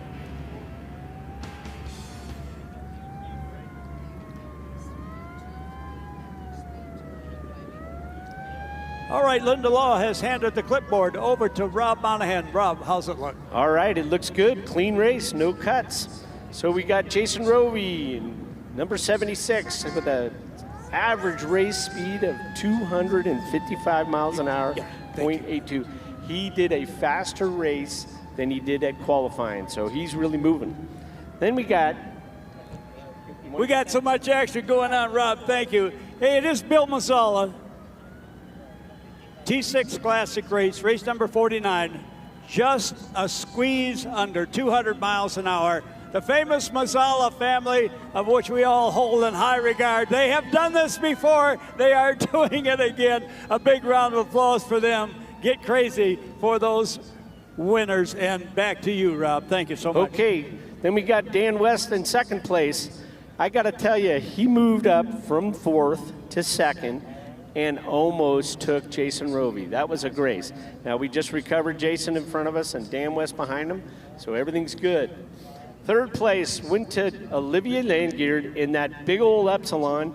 He had the nitrous dialed in today, and it worked out very well for him. He ended up doing real well today, and he's going to be a happy guy. Here he is, rolling past.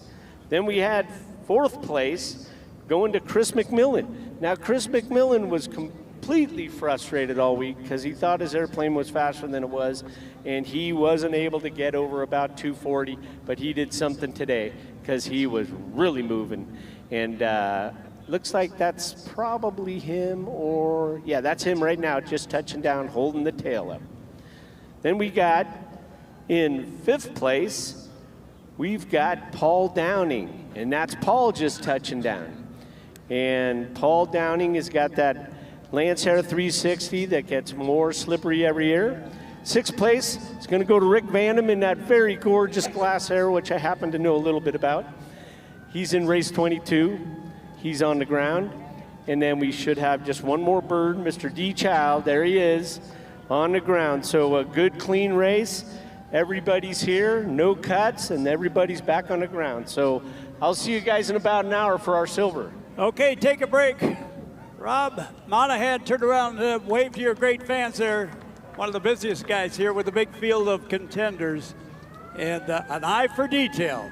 He'll tell you the white airplane from the white airplane. I don't know how he does it. Yeah, I got to tell you, today was tough, though. So hopefully this afternoon we have a little more sun. The Royal Canadian, Roy Haffley.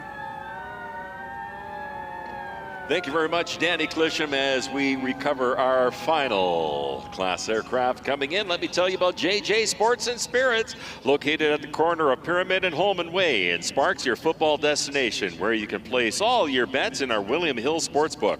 Enter to win cash and prize giveaways and play the hottest games around.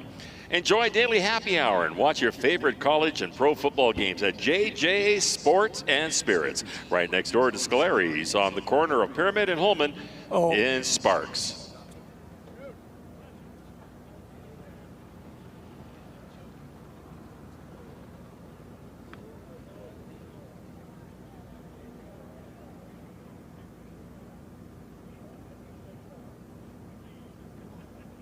Just a reminder once again, my friends, no smoking on the airport grounds. As I like to say, that includes cigars, vaping, anything. There is no smoking anywhere on the airport grounds. Thank you very much. Normally I say put your sunscreen on, but I don't think we have to worry. What the heck is this?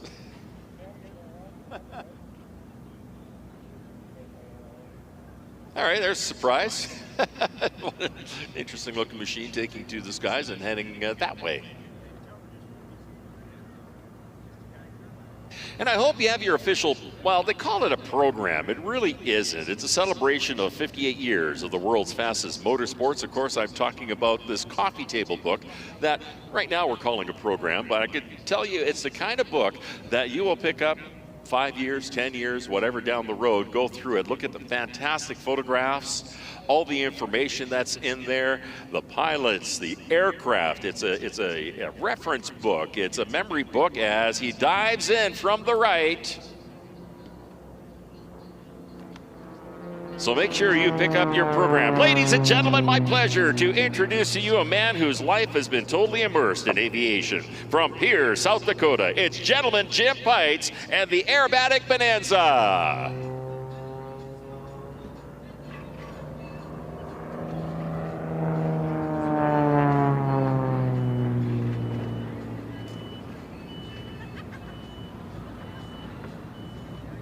Jim is the owner of Mustang Aviation, a full-service FBO located in his hometown of Pierre, South Dakota.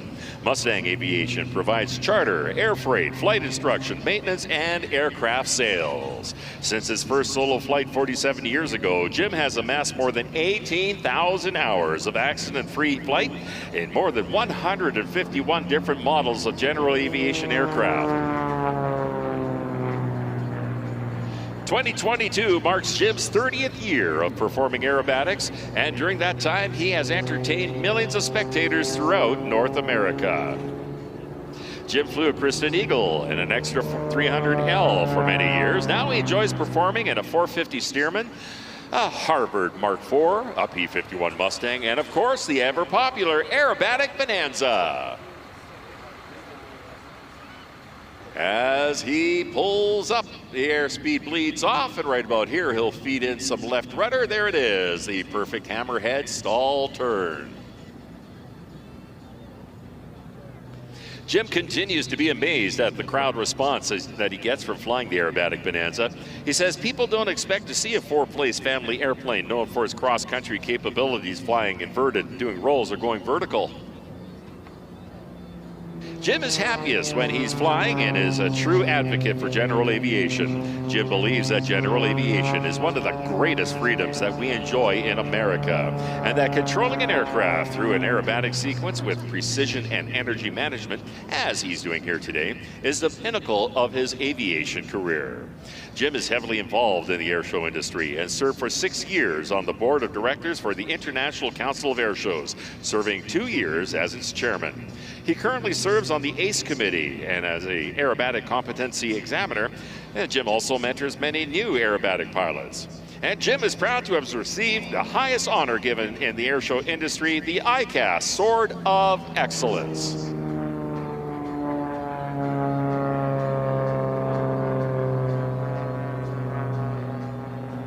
And 7 and 8-point hesitation roll. Now, while watching Jim perform for you here today, keep in mind this is not your ordinary Bonanza. This is a very rare 1986 F-33C that is built and certified for aerobatics. The Beechcraft Bonanza has been in continuous production longer than any other aircraft in history. And since initial production in 1947, more than 17,000 Bonanzas have been built. Of those 17,000, only 179 were certified for aerobatics. As a matter of fact, November 14 Juliet Papa, the aircraft that Jim is flying here today, is serial number CJ177, making it one of the last aerobatic Bonanzas ever built. Jim's Bonanza is powered by a stock, out-of-the-crate 300 horsepower Continental IO550, turning a Hartzell 3-bladed Super Scimitar propeller. Aircraft's weighing almost 3,000 pounds. It's certified to +6 and 3 negative Gs. And amazingly, Jim's Bonanza is not equipped with inverted fuel or oil system. To make this performance possible, Jim has become a master of energy management and is proud to list the legendary R.A. Bob Hoover as one of his most influential mentors and friends. Just above the ground, watch what he does next. And again, Jim is a highly experienced aerobatic pilot. This is not your typical stock Bonanza. So all you Bonanza pilots out there, please do not try this with your aircraft.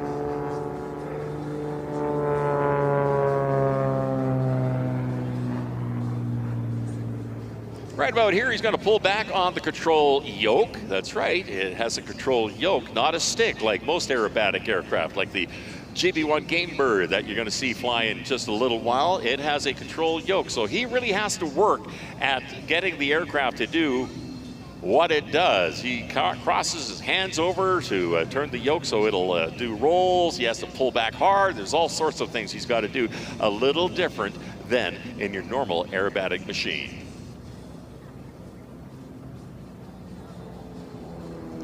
There's one to knife edge. Oh, he's just going to keep rolling it. All right, roll it around. There we go. Rolls it one way, pulls back, and let's do a big roll the other way.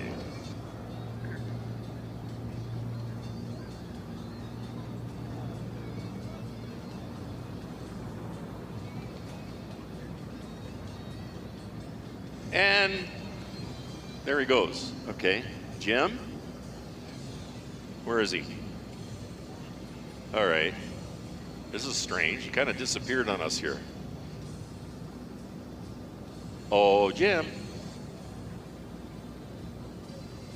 Mr. Pites, sir? Can anybody see him? He kind of disappeared on us here. Section 3, can you see Jim? If you see him, wave your flags, yell, yodel, whatever, let me know. I don't know where he went. There he was, gone.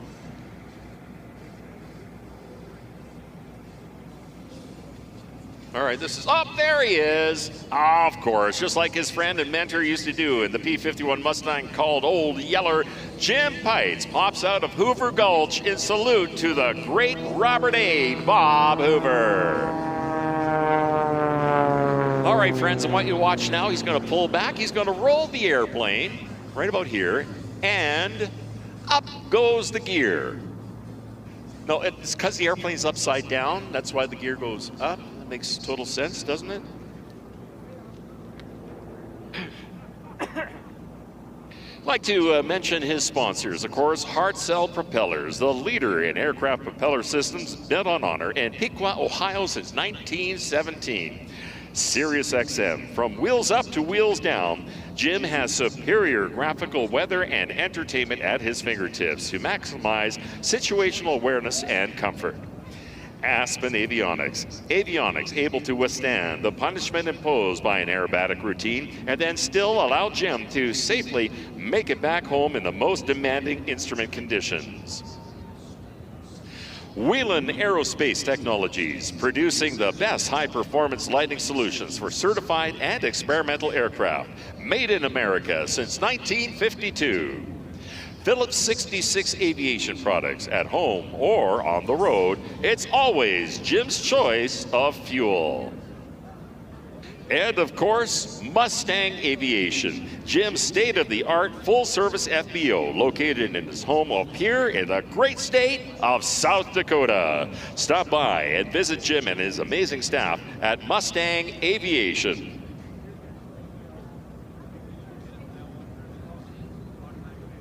And those of you in the box seating and grandstands, you can see Jim Pites taxiing the aircraft in front of us. Okay, he's going to be heading off to our right, and then he'll be taxiing by right in front of us. He has a little window in the side of his airplane that he opens up. It's really tiny, but it's enough to stick his hand out there and wave at this great crowd here at Reno.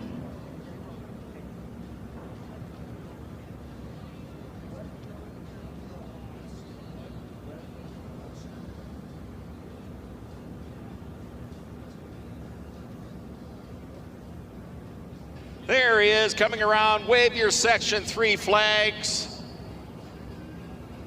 Wave your hands, wave your arms, wave your kids, wave grandma if you brought her. Put me down. All right, don't wave grandma then.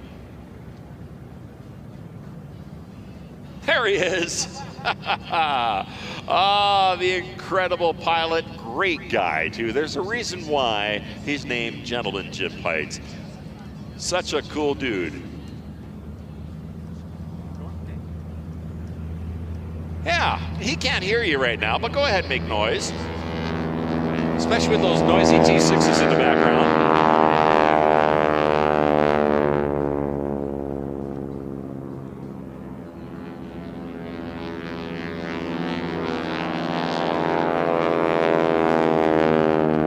And indeed, speaking of the T6s, gentlemen, take it away. Tell us what we're seeing here.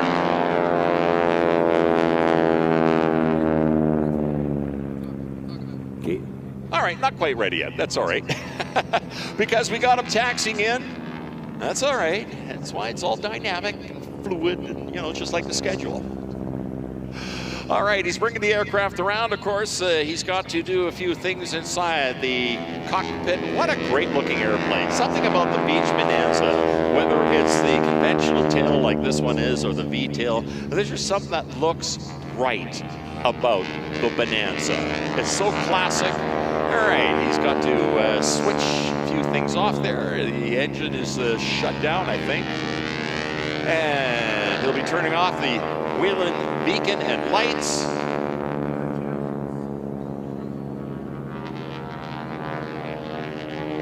Turn off the air conditioner, even on a coolish day like today. This is a nice warm day. Oh, here they come. Here comes the fire truck. Your sports medallion winner, number 101 in the general lead, a speed of 2:37.879, Lee Ulrich, and the crew on board. And there he is. Give it up for gentleman Jim Pites. Sir, an honor to work with you. I'll get your script back to you when I can. There he goes. And there's Lee Ulrich and crew. It's all about the fire truck ride, isn't it? The steel chainsaw is pretty darn cool too, though, but it's the fire truck ride. Roy, this is great action. We got Jim Pites coming out of the cockpit. We got the vintage fire truck. We got T6 SNJ Harvard flying over, regrouping. This is a party. This is Reno. Give it up for this action, folks. We are just so fortunate to be here. This is nothing but fun. Where else could you go in the world and see this? The answer is nowhere. Kenny Price is here. His airplanes are in the air. They're going to come down the chute over the left Jumbotron. He's going to introduce them now. Well, folks, I'm glad you're here because this is the Silver AT6 race. And I tell you what, it's going to be in a wild and woolly one. We got some airplanes out here that are very closely matched as usual. And our first airplane that was off there was Mr. Rick Siegfried doing the pace plane duties today. Him and Rob Sandberg flipped a coin, and Rick won today, so he gets to do the silver race. Pretty scientific way to yeah. All right. First racer that was off is number 50, Vitaly Pechersky, and he's from Van Nuys, California. His crew chief is Gary Walker, Parts for Planes and Cedar Creek Associates. Next, beautiful red airplane, Big Red. Number 5, Joey Gordo Sanders. Crew chief is Trey Bass, Young Jewelers and Sanders Flight Training Center. Next after that was number 2, Chris LaFave, and his sponsors are the City of Fallon and Vegas Games. Crew chief, Mr. Tim Thompson. Number 90, that beautiful airplane of Greg McNeely's. He's in the 4th spot, and his crew chief is Charlie Duffy, Honda CJ Aviation. Now you know him and you love him. Number 69, Lee Ullman, out there with his crew chief, and that's his wife, Marion. Best job in the house. Lee Ullman Air Shows is the sponsor. And last but not least, number 25, Jason Carlin, crew chief Dana Carlin, Paragon Airways, and anything Aviation. Now the one thing about this particular race, this is not the gold racers, this is not the bronze or the classic racers, this is the silver, so we're kind of in between on the speeds. These speeds should be around 210 to 220 miles per hour. And again, the race course, you picked it up, page number 15 of your program will show you where their pylons are. And pretty soon, not right now, but pretty soon, as we continue to watch them form up, and start a left base turn, we'll go to the cockpit of the base plane pilot as he guides his charges in. You know, earlier in the week, we were having a really hard time spotting these guys, but I tell you what, we are blessed today to have these beautiful, clear conditions so we can have this beautiful air race today. Thanks all for coming today for sure. We really appreciate all out there. We're going to give you a show. Yeah, I'd like to thank our sponsor, and that's the Row, downtown Reno. This is the first time we've ever had them for our sponsor, and I tell you what, we are elated. We cannot believe how great they are to us, and they've been the best sponsor for all of us, and we really appreciate it. Starting down. All right, eyes on the gaggle, off on our left. They are on the Jumbotron, and they'll be over the top of the Jumbotron on our left. Coming down the mountainside, you see the smoke come on the inside, or pylon aircraft, that's the lead aircraft. With verbal guidance. The T6 closest to us will have the raffle ride winner in it. They will both pull up over the top of the course. Races will come down to the steel checkered pylon. And I think it's about time to go to the cockpit.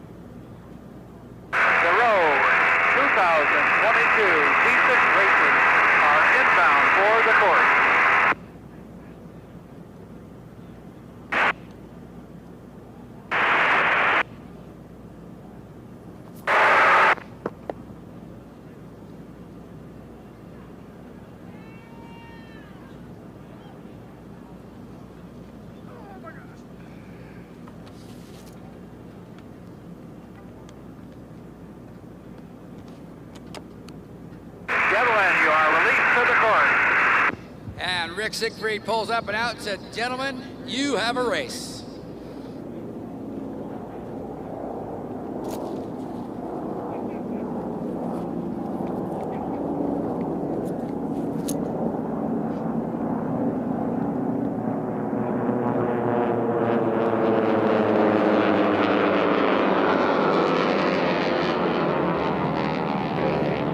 Boy, that's about as close as you can get for a start coming in the #1 pylon there. Vitaly Pechursky out there in first place. And where Joey's going? Where's Joey Sanders going? He's up there high, and so is Christopher right behind him. We got Joey Gordo up there in third place, and we got Greg McNeely in fourth place. Boy, that was a wild and woolly one, huh, Dan? Yeah, that'll get your attention. All right, on the backstretch now, that's Vitaly Pechursky in first place. That's Chris Lefebvre in second place. Joey Gordo Sanders in big right. And Greg McNeely right there in fourth.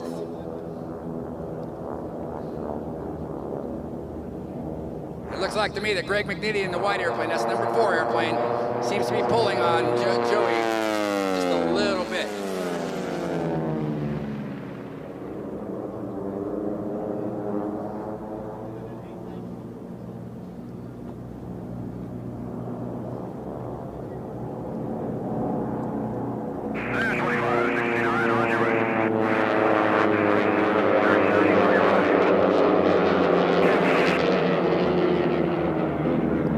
Vitaly Pechursky out there has got a pretty good lead, but Chris Lefebvre's right there. Look at that Joey up there stacking all of them. And then right there, Greg McNeely's pulling on Joey Gordo, and I think he might have the lead there. I can't tell. Yeah, he's got the lead. He's passing not only Joey Gordo Sanders, but he's also coming up on Chris Lefebvre now in second place. Jason Carlin and Lee Oman here are going to have a race, I can tell you that too. On the back stretch now, we got some change in his positions back there. Vitaly's out in the lead, but look at Greg McNeely. He says, I'm going after you, buddy. He passes Chris Lefebvre. He's got 4 airplane length, and he has the lead. He's in second place now.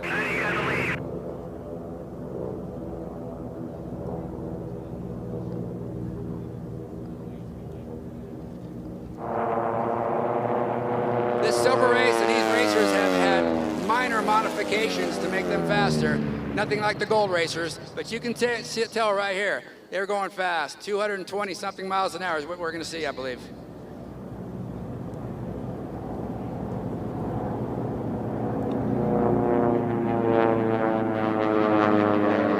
All right, there's Vitaly Pechersky, Greg McNeely, Chris Lefebvre, and Joey Gordo Sanders.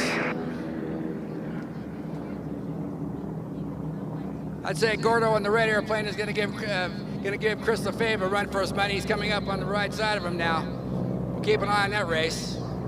You called the Kenny Price 223 on that. 223, yeah. That's a little bit faster than their qualifying speed. So we got happy crew chiefs down there. All right, here we go. This is going to be a race as well. That's Lee Oman on closest to us, and that's Jason Carlin in the dark airplane. Go, guys, go. All right, look on the back stretch now. We got Joey Gordo Sanders in that big red airplane coming right up alongside Chris Lefebvre. He's going to stack him. He's going to go high. That's really the only way to keep as much or as less distance to the pylons as you can is to stack them like that. Get on top of them, not outside of them. Around pylon 8 now. Here comes Vitaly Pechersky and Greg McNeely. I think Greg's going to give him a run for his money, folks.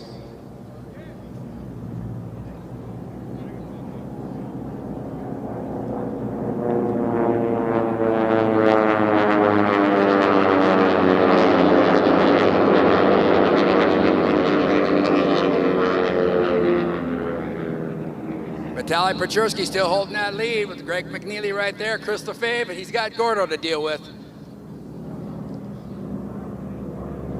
The airplane is flying Gordo Sanders. That's the big red airplane out there. That airplane has been up here for over 40 years racing. Jerry McDonald back in the day used to own and fly that airplane for years and years. It's so great to see it still out here racing. All right, on the back stretch there, look past the steel home pylon. You can see Gordo Sanders now. He's putting a move on Chris Lefebvre. Chris, you can see him now. He knows he's there. He knows he wants to lead, and I think, folks, he's up alongside him. He needs to be 3 airplane lengths in front of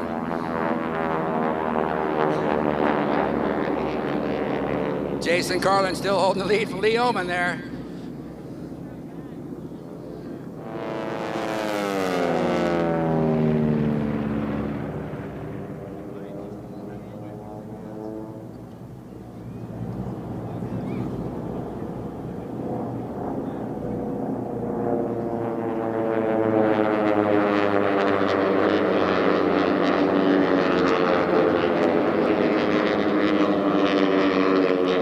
Joey Gordo Sanders lost a couple lengths there, but that's okay. He's still holding tight with him.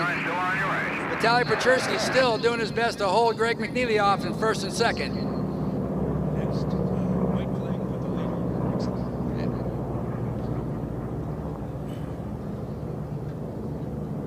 We'll see what the strategy is that Joey Gordo Sanders has out there. Is he going to get higher and maybe use that to try to use that extra oomph to get around him? We'll see. On the back stretch, though, look how fast Vitaly Pechersky is going in first place. He's got that AT6 going as fast as it can with Greg McNeely right there with him. He's not losing anything. Vitaly makes one mistake, he's going to be right there for him. And that goes with Chris Lefebvre and the red airplane, Gordo Sanders.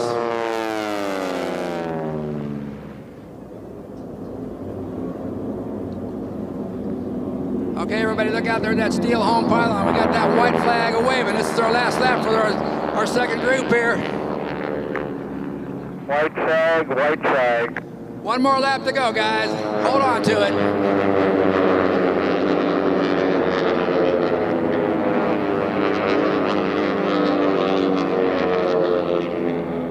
Gordo Sanders is doing everything he can to try to get past Chris LaFave, and Chris LaFave will not let that happen. And you can see over there on pylon, coming around pylon 3, they got some traffic out there in front of them. They got Lee Oman and Jason Carlin's going to be out in front of them, so it's going to be interesting how they're going to get by these guys.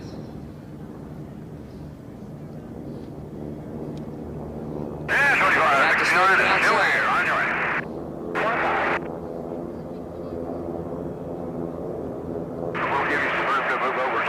Calling on the radio now, letting them know what their intentions are. Passing to the right.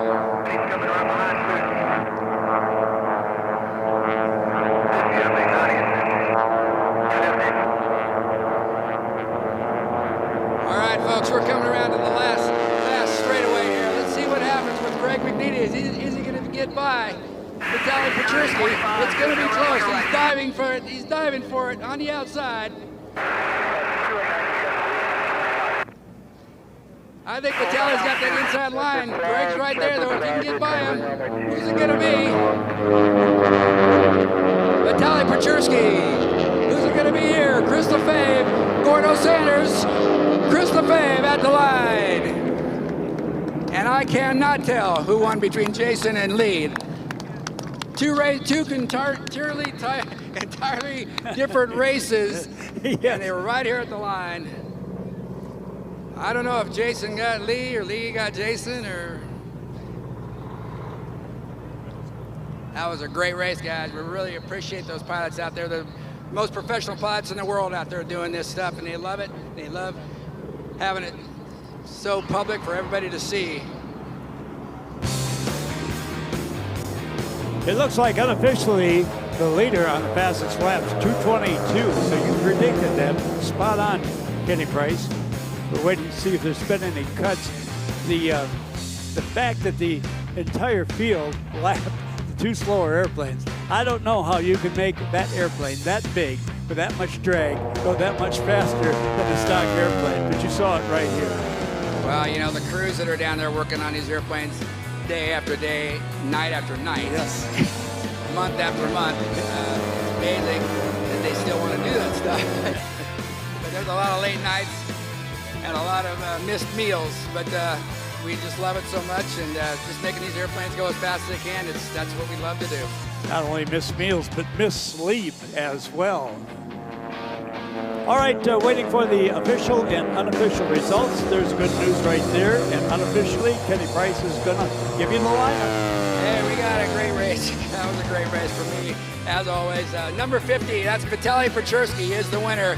And his speed was 222.5 miles per hour. Greg McNeely flying number 90 in second. Chris LaFave took the third slot. Joey Gordo Sanders took fourth. And Lee Oman beat Jason Carlin by a hair. Thank you so much for watching that with me. That was awesome.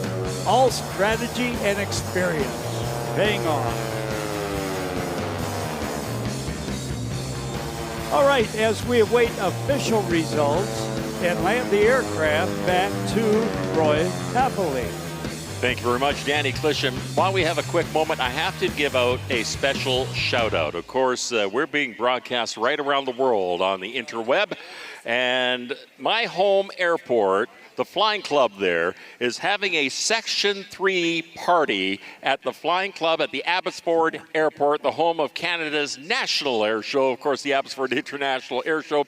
They're sitting out on the John Spronk bench. They got the TV going. So Adrian and the whole crew, special shout out to you guys, having a Section 3 party in Abbotsford, British Columbia. Hey, by the way, a big anniversary year for your air show.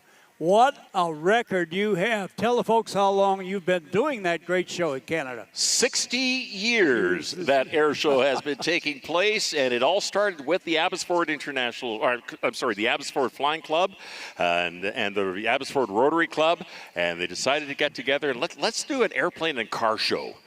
And that's how it all started all those years ago. And by the way, a note that Roy won't tell you about that I will. He's been there announcing all 60 years. Not quite. No, wait a minute. He started, folks. He started when he was 2 years old. Yeah, let's go with that. That's right, yeah. Okay. He's still a young dude. And so are you, my friend. Tired of wow. After all that, tired of endlessly searching for eyewear that doesn't cause pain and noise leaks onto your headset? Flying Eyes Optics was founded by a pilot, and they patented the world's most comfortable eyewear for use under helmets and headsets. With flexible 1 millimeter thin temples, Flying Eyes can be worn for hours on end with zero pain, pressure, or noise. You can visit their booth near the Unlimited Pits all week long. They carry both sunglasses and even full prescription eyeglasses.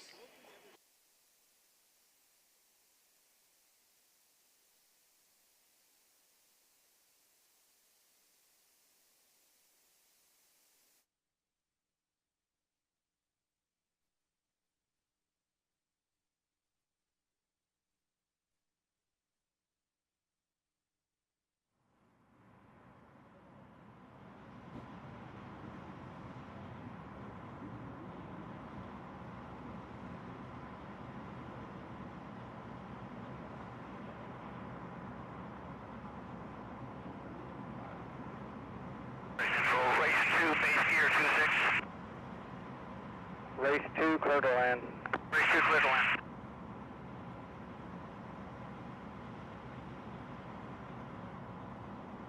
Hey, she said you have 2 inside, correct? I do have 2 inside, please. And base for the gear. Base, follow him, clear to land. Clear to land, base.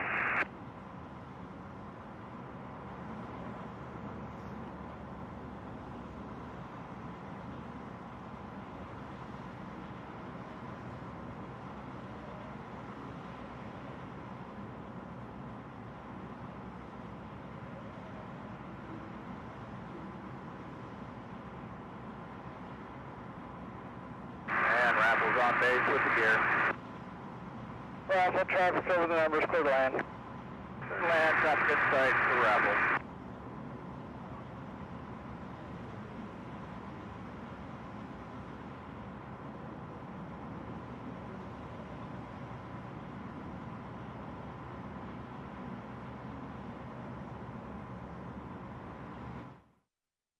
Race control, Sport Gold take about 3 minutes from the start. Sport Gold Flight Race Control, cleared onto the course. Copy, cleared on the course. 230 at 17, gust 27, break. Nice job, guys. Everybody lining it up. Looking perfect. Everybody hold what you got. Gentlemen, you have a race. Have fun. Bar none, this is the fastest motorsport in the world. The whole event is fairly high adrenaline. Obviously, very intense, requires a lot of focus. Reno Air Racing is pylon racing. The neat thing about that that's unique is it's multiple people on the course at one time. It's not a time trial or a one-at-a-time kind of deal. If you're not nervous, you're not going fast enough. So it's just really close racing. This is the fastest motorsport in the world, right here in Reno, Nevada, the STIHL National Championship Air Races.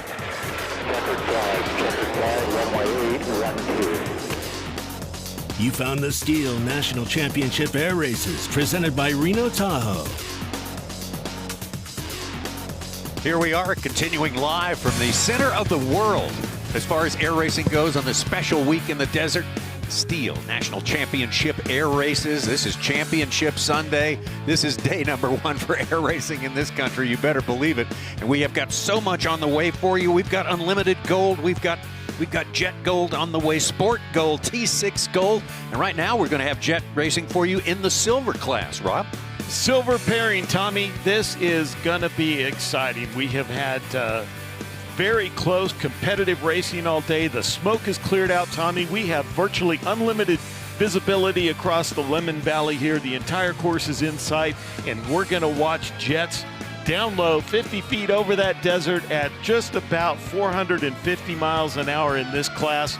There you see some of them beginning to taxi out. Tommy, this is going to be adrenaline-filled excitement that happens nowhere else on this planet. Yeah, we always say the fastest motorsport in the world, and of our 7 classes here, this is absolutely the fastest. We have seen some great jet racing yesterday.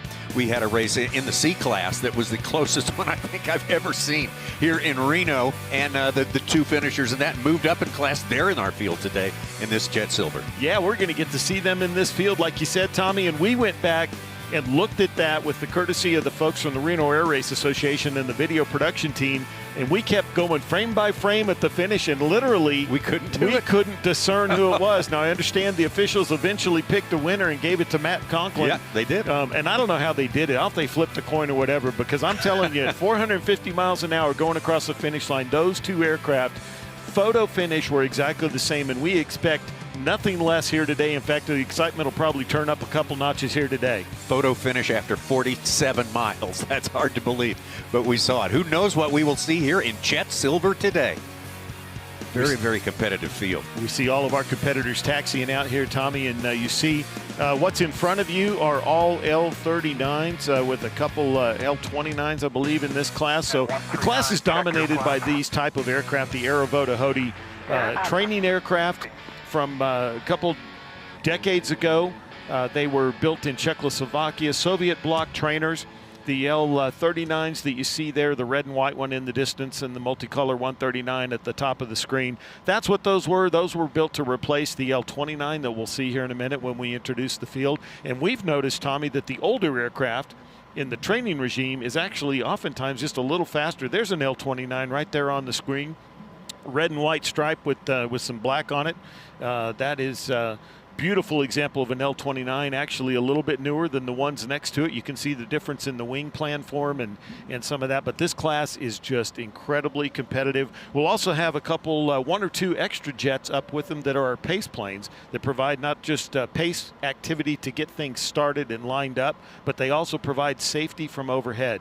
They see the aircraft taxiing out in qualifying order, and they will depart in qualifying order here shortly. And we're going to bring you in the cockpit camera all race long, and here you see a shot of that. This is in race 11 from Jerry Kirby, call sign Jive. The airplane he calls Ivan. It's a black L39, and the cameras on board this year, sponsored by Air Show 360, and we're proud to partner with them, proud to partner with Mark McGee and the folks there that do that. And there you can see Jive looking over his left shoulder, giving a thumbs up to his competitors. Everybody's lined up. And look at the pace plane right over Jive's shoulder out in front of him there. That is the Phenom pace plane.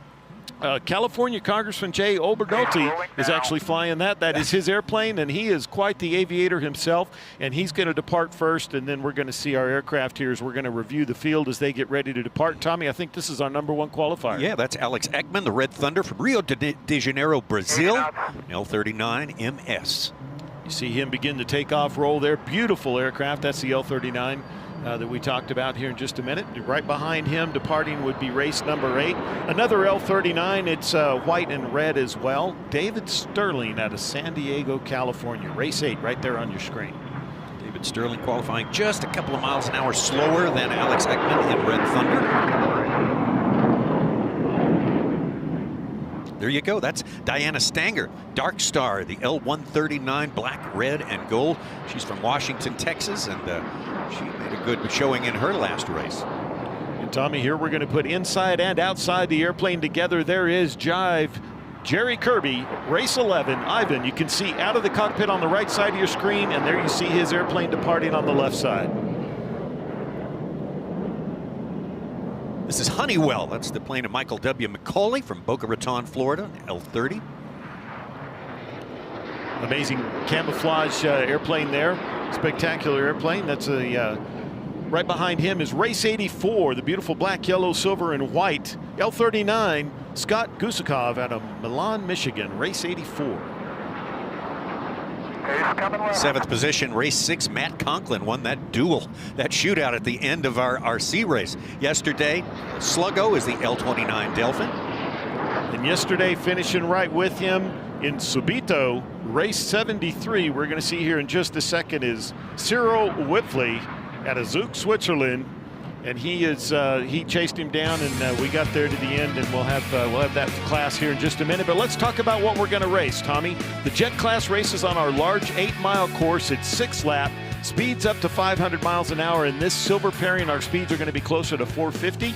And you see a great example on the screen there of what they do when they start. You see them line abreast as they come down the chute, just like our Unlimiteds, just like our gold sport class, and then we enter into the case. They're going to stay in the lane. We're going to see that in a graphic here in just a second where they do that. But here is our graphic. There you see our large jet course 8 mile. You see its relationship to the runways here at Stead Field in Reno. You see the STIHL start-finish home pylon there on the graphic. And then we're going to get the aircraft here in just a second on the graphic, lined up, line abreast. They come down from Peavine Mountain, line abreast. The pace plane lines them up, says, gentlemen and ladies, you have a race right there. They have to stay in those lanes until they get to the guide pylon right here where it says start. That's where they can make the first left turn. And now, Tommy, let's take a look here at the Microsoft Flight Simulator. Reno Air Races expansion pack, great third-person view here. You can see what it looks like to go 450 miles an hour, 50 feet off the deck in the simulation. You get the great picture of the course up there in the top right side. You can get this, fly any of these aircraft you see here at Reno here on the live stream. And now here's from a previous race, looking over the left shoulder of one of our jet pilots, 50 feet, 450 miles over the desert, Tommy. Absolutely. It's phenomenal. Takes your breath away. We'll be seeing shots like that live from this race we're about to witness right now from race 11. Holding off at 7,500, holding 160. We have some minimum altitudes in this class. 50 feet is the minimum altitude that they can go. And then when they come around the final few pylons and head towards the home straightaway, we have a 250-foot maximum altitude, and that's all about safety, Tommy. That maintains and controls the energy of the aircraft if something adverse were to happen, and protect our fans that are here. And that is all about safety, even though it's competitive. And here we are on Championship Sunday, all competing for medals and finishes. You get a great view out the cockpit there of what it looks like to come down the home straightaway and pass the STIHL start-finish pylon. Great turnout again today. It always is on this special week here. 100,000 people typically in 1 week's time passing through those turnstiles. That's 1 million folks in 1 year. Just one of the great sporting events in all the world. No doubt about it. This crowd always gets jacked up for silver, jet silver competition and any jet competition. The Unlimiteds are on the way. That's sort of the marquee event. So a lot of people getting ready for that too. That plus a lot more gold and silver action for you this afternoon on Championship Sunday. Stick with us. Just waiting for our jets to get lined up as they head back around behind the airport here. Get over to Peavine Mountain and get things ready to go. We'll be listening to the radio traffic as they get things sorted out up there. Yeah, we'll be able to hear the pace plane talking to the pilots. And then we're going to come back to the guide pylon here in just a minute. You can see it there, Tommy. See the orange below it? The barrel up top is about 50 feet off the ground. Basically a 55-gallon drum-sized barrel, and those bright lights help our pilots identify that. Now, that actually is in the foothills north and east of the home pylon that you see coming into view here on the left side of your screen. When we showed you on the graphic where they come down the chute, stay in their lanes, they have to do that all the way to that guide pylon we just saw. And that's the first place they can turn. And then they're on course, on our 8-mile course, working their way all the way around. And they're going to pass this home start-finish pylon. We're going to do a total of 6 laps, Tommy. Now, the aircraft we showed you when they departed are dominant from the Aerobatic trainers. But the rules say that they have to be no swept wings, no afterburners. The ejection seats are disarmed on these aircraft while they're here. Now, this class started as an exhibition, Tommy, back in 2000. The former astronaut Robert Hoot Gibson was one of the pilots then. They actually flew MiGs in that exhibition back in 2000, and they flown every year since then. They became a standard class here. The only exception was 2001 due to 9/11. And then again, we missed 2019 during the pandemic for all the race classes. But ever since then, you can see the fans are just packed in here today. We've got over 100,000 people on site with us here today, Tommy. A little bit of breeze, but these jets are going to be going so fast they won't even notice the breeze at all while they're flying. No, it's the jets. It's what's going to blow your hair back when this thing gets going here. It's phenomenal. Rolling out. Now, Tommy, what you're hearing here on the radio. Just going to stop. Come right to me. Pace plane. Coming downhill now, guys, at 7,000 feet, 250 knots. Start pylons at your 11 o'clock. Beautiful formation. Hold what you got. That's the pace plane Take it talking forward to the just fans. a bit, 139. Tommy, those small adjustments, moving them up, moving them Beautiful. back. Hold that, jet racers. Perfect, jet racers. Tommy, we're just seconds away. You're going to hear, ladies and gentlemen, you have a race, and we're going to be on. Silver Jets, you have a race. Here we go, Tommy. There's the shot out of race 11. They're coming over our right shoulder now as they're headed north towards that guide pylon that we saw. What a great view out of Jerry McCurvey. Split screen here for you, ladies and gentlemen at home. And the Jets are on the course. Tommy, we're racing for silver here in Reno. Lost 235. Remember, they can advance out in front of each other. They just can't turn until they get to the guide pylon. Our leader just got there and started the turn, and we're going to look to see who's out front. It's a red airplane. It's about 6 miles from us, Tommy, with naked eyes looking northbound, and we're going to look to see who's there. But you can see, look at that on the right side of your screen. Maneuvering on the outside, closed course pylon racing, have to pass on the outside, and there's our leader, Tommy, coming around. Coming down the Valley of Speed for the first time. These are the fastest jets on the course, the fastest motorsport in the planet. Coming right at you. Let's listen to him come over. Should be Alex Ekman, Rio de Janeiro, Brazil. Started with the pole position. Yeah, there you go. He had the pole position heavy, and he jumped out to the lead. Right in behind him is race 8, David Sterling and Diana Stanger in race 139. So they started 1, 2, 3, and they're remaining 1, 2, 3 right here as we look at Alex coming around here on the screen as he heads back up towards the guide pylon, back up around the race course again, back into the foothills, and watch them transition this altitude. That guide pylon is actually a lot higher than maybe it comes to appear on the TV screen. They actually come around that, then they descend down into the north end of the Lemon Valley here, and then when they head southbound, which you'll see Alex do here momentarily. The Valley of Speed, Tommy, this is the fastest place on planet Earth where these airplanes fly 50 feet above the desert down the Valley of Speed. And we've got some fantastic shots out at the pylon cams, and they're going to come right into your living room here, ladies and gentlemen, with these jets doing 450 miles an hour. Still race number 7, Alex Ekman out in front.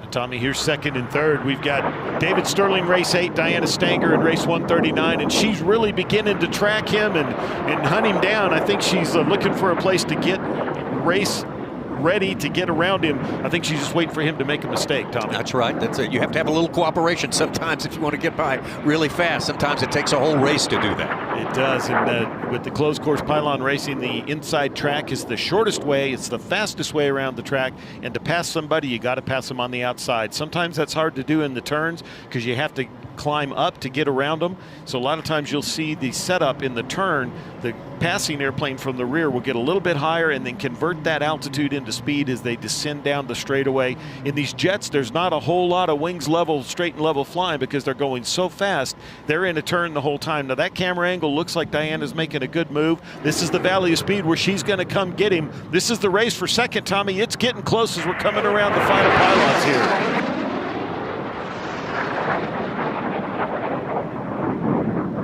There they come, still. Diana Stanger not quite able to overtake David Sterling. But she's made up some ground. Last time by, she was about 6 or 7 airplane lengths behind, and that time, Tommy, only a couple. So she's making ground on him.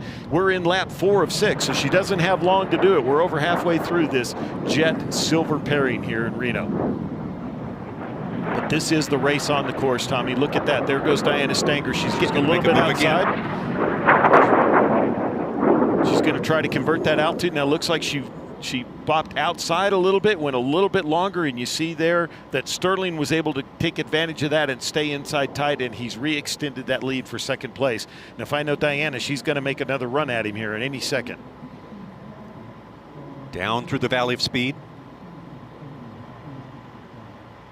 Tommy, I see her. Look at the nose down on that. She's getting down to that 50-foot minimum altitude. She's got a run on him. Coming around probably 7, 8, and 9 right there, right in front of you, Tommy. She's going to make a run coming towards the steel start-finish line. She's got the momentum. Let's see what she can do going into pylon 1. She's gaining on him.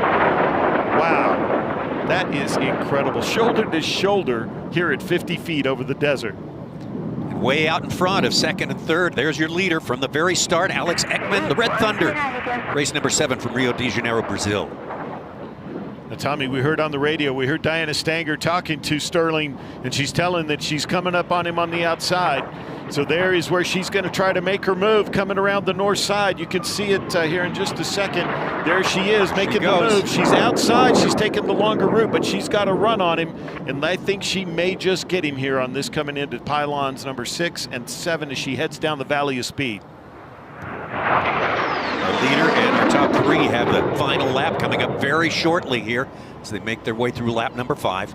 Look at that, wingtip to wingtip. White flag. White flag for our leader. You heard that on the radio as we watched the battle for second here coming around the home stretch. And here they are, Tommy. We're going to watch this roll out in front of our camera, and I'll bet she's going to be right beside him. Look at that. Wing to wing, and now we're going to jump back to our leader. He's on the final lap, Tommy. He's headed up north to the foothills. You'll see the guide pylon pop into the camera view here in just a second with the lights, and he is headed north.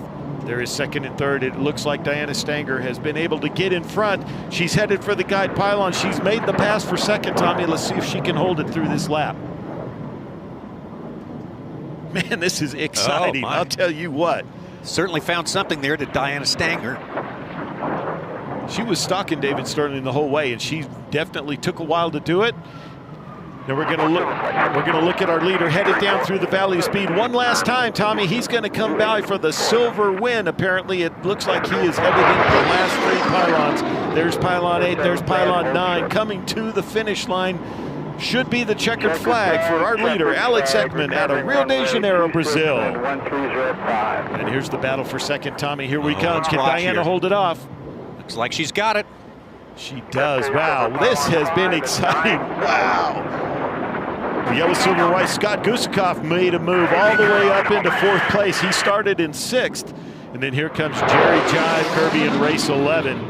We had the fantastic in-camera shots early from him. Here he comes around pylon number 9, headed for the finish line. Race 11, Jerry Kirby, call sign Jive.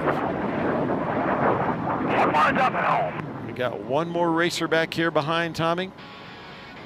We're going to go back and look at the start. Here was the initial coming down the chute. The great pace plane just released him, and Alex Ekman jumped out front, had the pole position, and he held it, and he just ran out and stayed out in front the entire race, Tommy. Alex Ekman qualifying only a couple of miles an hour faster than the rest of the field, but able to stretch it out very, very quickly and keep that margin, keep it comfortable all the way through, getting to run his best race. Now, this was early in the race right here, Tommy, where we had David Sterling and Diana Stanger starting to get close. She eventually overtakes him. Here you see her in some of the mid-lap races, the mid-laps of the race, and she's beginning to get closer, and she just stalked him and eventually kept working at it, kept looking for that smooth air, and here you can see she's beginning to get close. It took the full 7 laps for her, frankly, to get there, and on the last lap she finally made the pass on the first part of the lap. There's our leader again. Alex Ekman flew a perfect race out front, led it from start to finish, flag to flag, as they say. And here you see Diana Stanger coming back up on Sterling and eventually making the pass here, Tommy. She kind of saved the best for last, but as you said, just stalking the whole time, never getting out of touch with the second spot. And this is where it happened right here, Tommy. Look at the momentum she has. She drops down low. She's actually outside of him there, but she makes the pass. She's got the speed, and that's as they were headed up north. And then we jump back to our leader there as he's just cruising. He's on cruise control, but actually racing as hard as he can. I'd guarantee you he's sweating and working hard, going to be wiped out when he's done. There's no relaxing in these aircraft at 450. There's our checkered flag for our unofficial winner. And we see some of our unlimiteds there in the background, but here's our unofficial lineup there, Tommy. Yeah, got to be Alexander Ekman, race number 7, Red Thunder in first place. Diana Stanger coming from 3rd spot, qualifying up to 2nd place, 139 Dark Star. David Sterling, race 8. In 3rd place, Scott Gusikoff, Tumbling Goose, race 84. 5th place, Jerry Kirby in Ivan, race 11. Michael McCauley, Honeywell, race 35. Matt Conklin, race 6. And I think Cyril Whipfley was a scratch, did not start. Correct. I believe did not start. And Conklin ended up bringing, remember, those two were in the very tight the other day. But, man, what an exciting race, Tommy. We are working our way through the field today, and such an exciting race. Well, we got unlimited racing coming up. We got T6. We got sport. We got more jet. We've got it all. We'll be right back.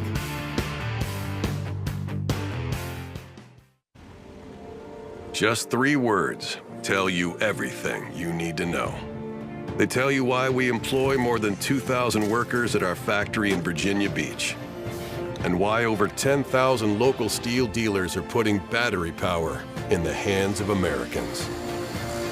Not everyone can say that, but we can. Made in America. Real steel. Find yours.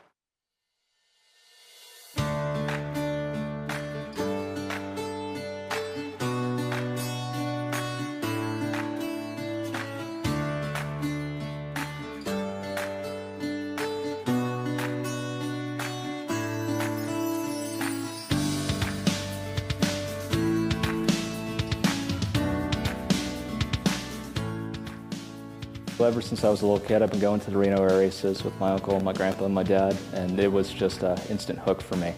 It really just stemmed from the first time I was on an airplane, and I was like, wow, because I was like looking out the window, I was like, this is so cool, like imagine if I could fly one, and then I kind of just got that idea in my head. I was like, you know what, that would be so cool. Here at the National Championship Air Races, our tagline for 2022 is Racing for the Future, and there's no better way to race for the future than to get more young people up in the air, and that's what this scholarship program's all about.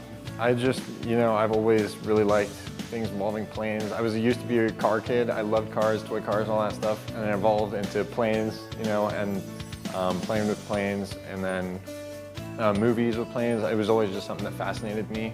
I always loved the idea of being able to fly, even to space. And it's always something I really wanted to do because I feel like it's a really cool experience to be able to go up and then look at the world below you because that's pretty much the only way you can get that view. We are racing for the future, there's no question about it. We're racing to assure that we can raise the money to support education, support our traditional racing in all 7 classes, grow the education community more broadly, and provide ongoing honor and respect to the military.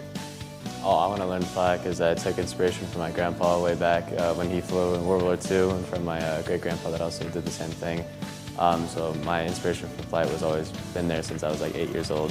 I have a poster up on my room that says, little kid always wanted to learn how to fly, and so this is one step towards my monumental, life career. And I want to learn how to fly because number 1, it's freedom, and number 2, I'd love to make a career out of it. Yeah, flying lets you go where not too many people else have been, see a world from a different view.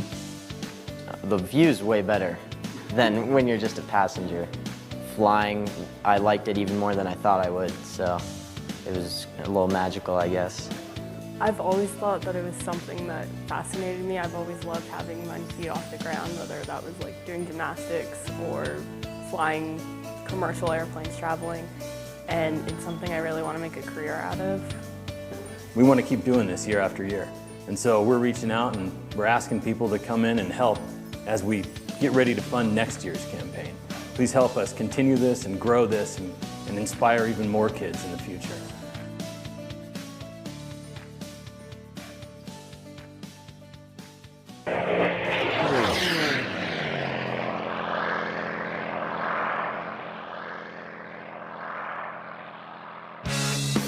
The 2022 STIHL National Championship Air Races are being brought to you live by STIHL,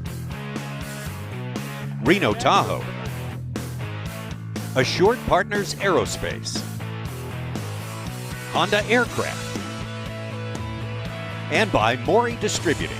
Maury Distributing, Anheuser-Busch, Bud Light, and Stella Artois would like to remind you to drink responsibly and always designate a driver. Race 8 in the number 3 spot. 8-4 looks like a DQ for high flying, and I think that was around pylon 2.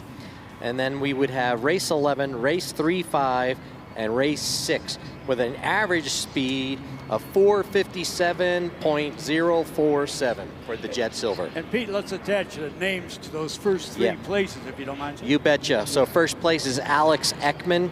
Second place, Diana Stenger. And third place, Dave Sterling. All right, we thank you for your help. We'll get back with the official results. Pete Zaccanino, 5 times gold medal winner in the jet class. Turn around, get a big wave for everybody. Give Pete a big round of applause if you will. Thank you, Pete. See you again soon. All right, good to see you, pal. Okay, folks, here comes our Sport Silver. And you just saw our pace plane flown by Malt Bergman, the L-39. Followed by John Flanagan in his very fast Class Air 3 called White Lightning. Then we saw Joe Coraggio in his Lancer Legacy. Then number 9, Mike Rinker in his Glass Air 3. Bob Mills in his Blackjack Lancer Legacy. Sean Van Hatten flying Pete Zaccanino's Lancer with twin turbos. And then the last following up the rear was Mark Magic Johnson in Sport 40, a very pretty Lancer Legacy. Now right at the moment they're forming up over on about our 10 o'clock position.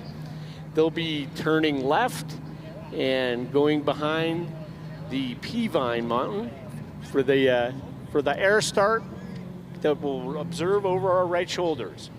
So right now we're going to an aerobatic show, and I'll pass it on to Roy.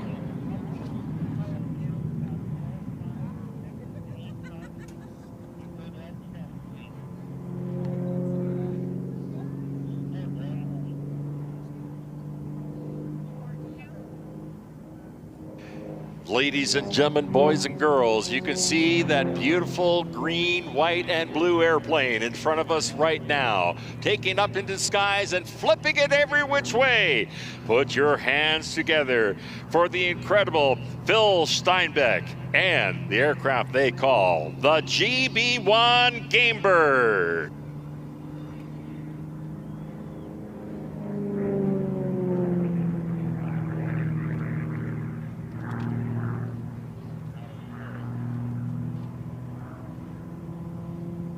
The GB-1 Gamebird is an FAA Aerobatic Category Type certified aircraft produced under FAA production certificate. Currently 35 airplanes are produced and flying, with 10 more on order.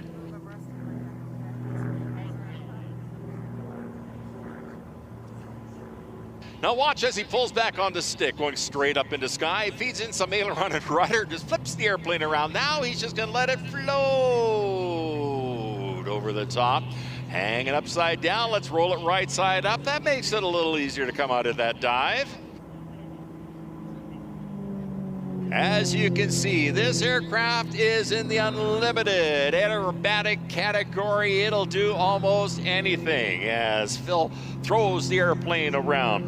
It's up for competition aerobatics, right up to the unlimited level. It'll do freestyle aerobatics. It's great for formation training and aerobatics.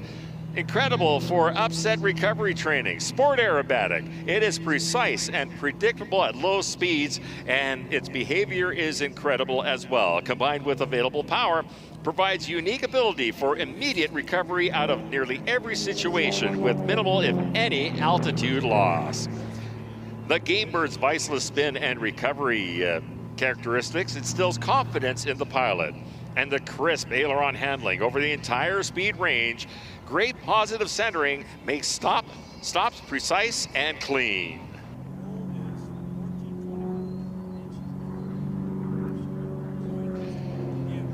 As you can see, superior rudder authority offers comfortable and safe spins and crosswind landings and incredible aerobatics. There's that rudder kicking around as he lets the airplane just float over the top. Look at that! Look at how that airplane just turned right around on itself.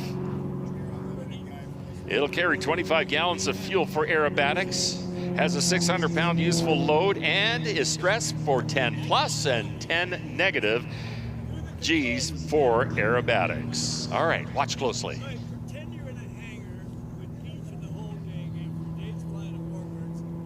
Trading off that altitude for airspeed. Lots of smash on the indicator. As he pulls out, rolls the airplane around. See how fast that thing rolls around, and look how crisp those point rolls are. Right at show center at the steel pylon, home pylon, rolls and flips and tumbles and does all sorts of crazy things in the sky. Something that's cool about this aircraft, it comes with either a single and the 2-seat canopy. It can be swapped out within 20 minutes, so if you're going by yourself, put the single-seat canopy on. Taking somebody with you, put the 2-seat canopy on. Rate of roll, you can see it here, 380 degrees per second.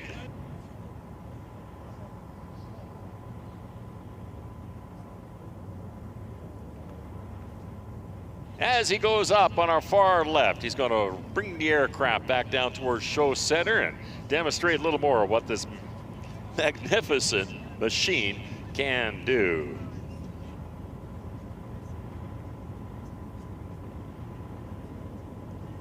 Aircraft flowing here today is the prototype. First flight in 2015 and has just over 1,000 hours on it. Okay, looks like we've had to terminate his performance here because we have the next class of racers coming in. It is your sports class that's coming in just a few moments.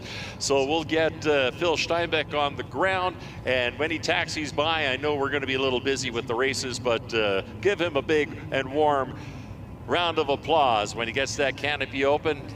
He didn't get to do his full performance, but of course, these are the Reno Air races. So sometimes our performers have to terminate, bring it in, and get underway with some racing. But we invite you over into the pit area if you have a pit pass, and take a close look at the Gamebird GB1. Nicely done, Phillips. If you'd like to take a lap around front of the crowd, Okay, give 'em a folks, wave, that'd be our just Sports fine Silver by me. guys are coming down to shoot, and Danny's going to Everyone switch over to the cockpit. For racers, let's start bringing it up to line abreast. Race control. Sports Silver heat, top of the chute. Sports Silver, cleared on course.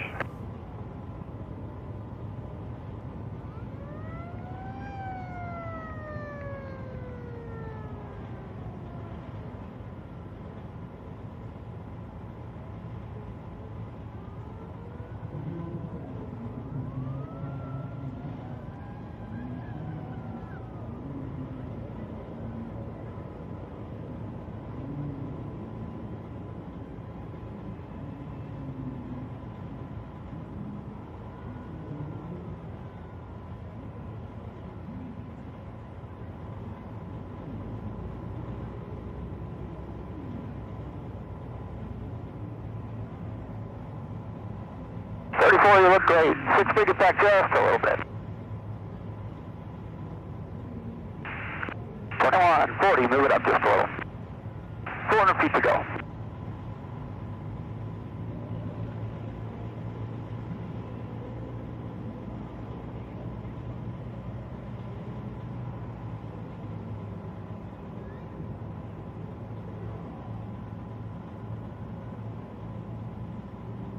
Sports Silver, you have a race.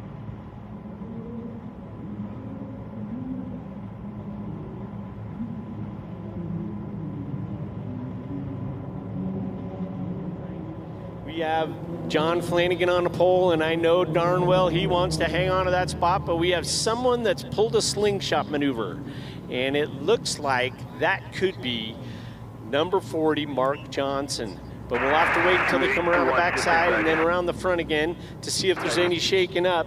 The passing will be fast and furious in this race because there is a Lancer Legacy that has nitrous oxide starting in the 6th position, and we have a twin turbo Lancer Legacy starting in the 5th position, and you can just bet these guys are going to start twizzling it up and moving up on the rest of the field. So on the backside, it looks pretty good right now. I think we got Flanagan in first still, but it looks like Manhattan is making a move, and along with Mark Magic Johnson, these guys are up a little high and they're coming around. So we'll see better once they're coming past the front, because right now we got a little white plane in first, got a little white plane in second, and we got a little white plane in third. So here they come, folks, from the left. Okay, right now they're going past pylon 7, 8, and 9, and we'll see who's got first place, but it's going to shake up a little bit as soon as we come by. Looks to me like maybe Mark Johnson's flying a little wide because he's got that nitrous wide open. Okay, folks, from the left, here we go. We got John Flanagan still holding on to first. He's getting chased real bad by the boys, number 40, Magic Johnson, and actually Sean Van Hatten looks like he may have moved into first place just now. We'll have to tell better when they come by next time, but right now they're transitioning on to the sports course. Now the sports course is 6.9 miles long, and they just came off of the Sport Gold course, which was 8.07 miles long. So now it's a little easier to see them on the backside, and it kind of looks like we got probably Sean Van Hatten being chased closely by Mark Johnson in Sport 40. Then we have John Flanagan in third, followed by Joe Carrozio in fourth, Mike Rinker in fifth, and Bob Mills in sixth. Here they come, folks, from the left. 940's on your right. We have I'm pretty sure Sean Van Hatten in first place. So Sean went from 5th to 1st. With those twin turbos, he's got that boost advantage. Then we got Mark Magic Johnson. He's using a little bit of that nitrous today, and he looks like he's moved into 2nd place. So here they come from the left. Looks to me like it's Sean Van Hatten, Mark Johnson, and then we got John Flanagan in 3rd, followed by Joe Coraggio in 4th, Mike Rinker in 5th, and here comes Bob Mills in 6th. All right, folks, I can tell you right now, John Flanagan started on the pole, and he was hoping he could hold on to it, but he is normally aspirated, so he's got the disadvantage here. So if you look on the backside, looks like Mark Magic Johnson is making his moves on Sean Van Hatten. We'll see if he can get around him. So it looks to me now that they're going around pylon 4 and 5, and Sean is keeping Mark at bay. Looks real good for Sean if he can just hang on to that position. I'm sure he's looking across those gauges, everything's staying cool. Hopefully the ambient temperature's helping him out a little bit. He can leave that boost at a certain spot. And 7. Tough to tell. 4th.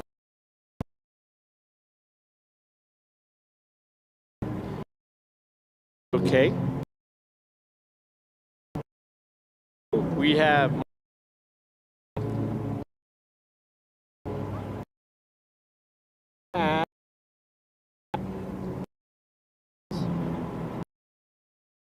okay, so Coraggio, keep on this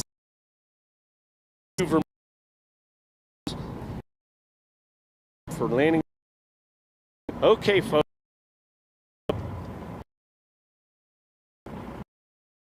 Flag wrap. Mark John. Get this checker from the left.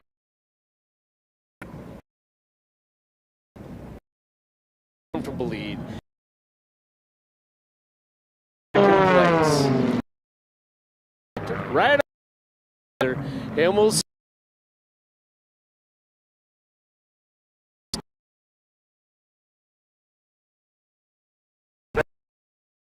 A minute.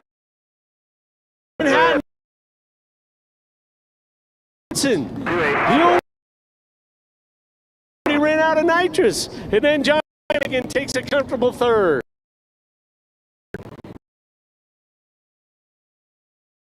Fourth place.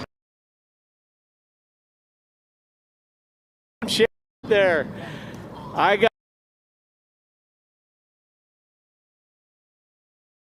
our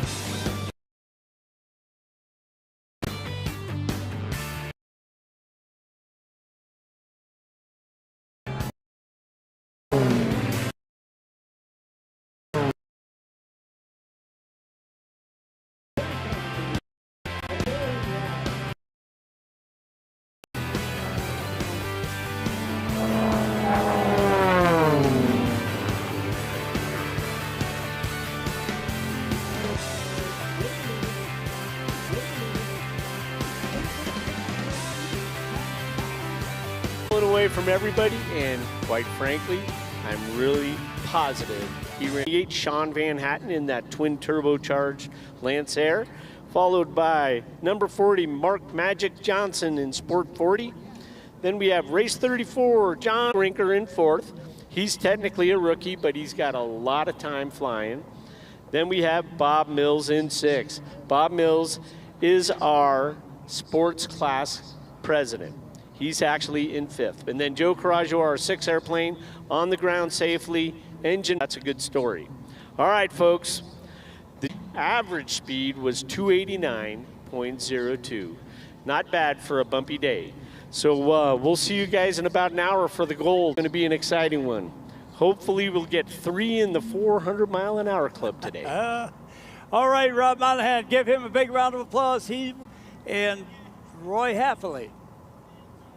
Thank you very much, Danny. And yes, I hope you Reno Air Race program. And again, as I mentioned earlier, it's not just a program. It is a coffee table book. The amount of information that's in there, the photographer's page 85. In my time left, we're the next to last lap. Yeah, we're on the 6th lap now. Next time by for our leader in race 6 should be the white flag when he comes by. Great shot of him again, headed back down into the Valley of Speed. Next to last time, Tommy. Yep, Dusty Dowd, the ag pilot from Syracuse, Kansas.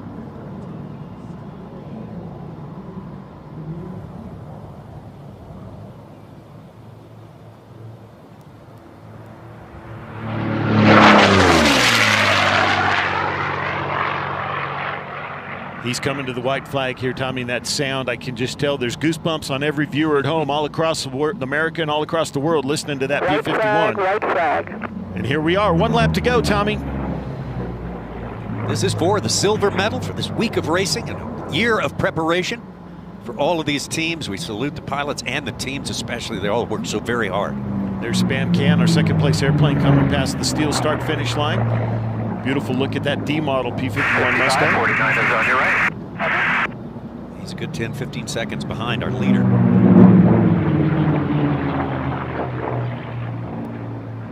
Back in the field, you heard on the radio there, Tommy, we've got pilots talking to each other as they get close and pass each other, and that's one of the safety considerations, letting each other know, because visibility isn't all that great, especially behind and to the side. But we watch our leader, who is not having to worry about that at all, Tommy. Nope. He's out front, he's on rails, he's half a lap to go to win the silver medal here at Reno in 2022. Not going to have any lap traffic to deal with. This has gone down very, very fast for John Dusty Dowd. I bet if we looked at how he drew it up in his mind before he got in that airplane this afternoon, this is exactly how it played out. He's flown a very tight, very consistent course, and he has done nothing but perfection to earn this medal. Let's listen as he comes by one last time.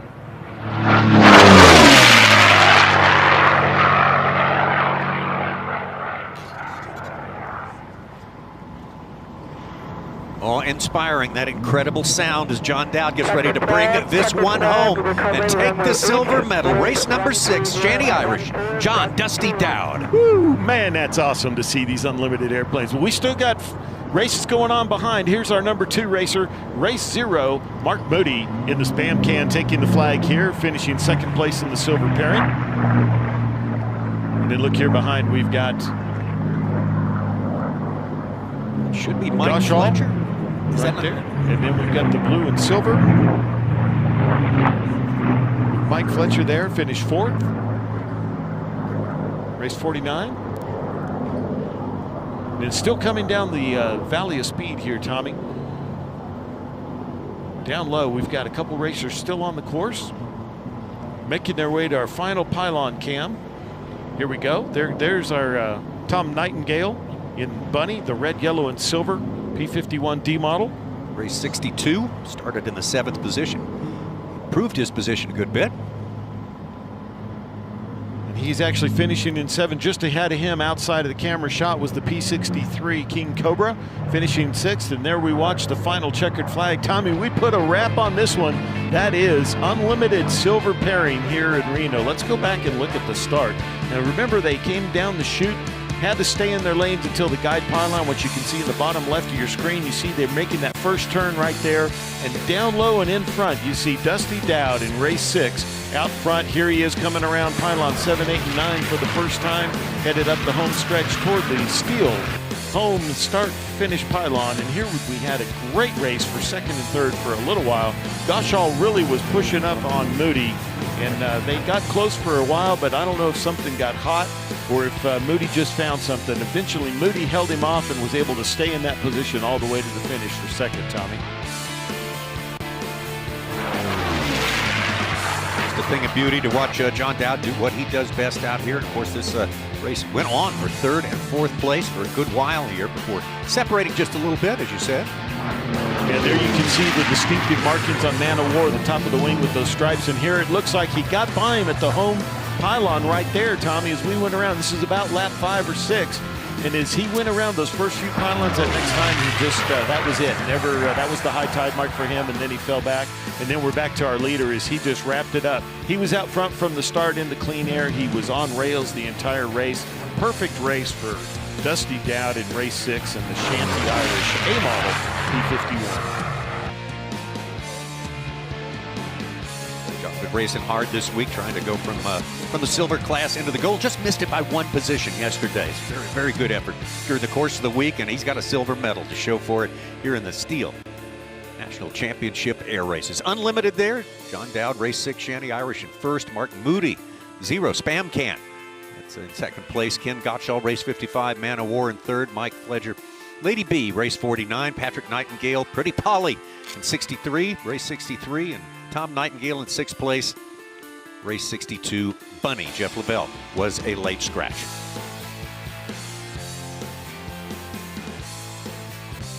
We're gonna keep it going here. We saw our T6 pilots for the gold race getting ready even before our unlimited silver racers got on the course. So they're raring to go. They can't wait to decide who gets the gold medal in T6. So keep your seat, or do whatever errands you got to do really, really quickly, because they're going to get going momentarily.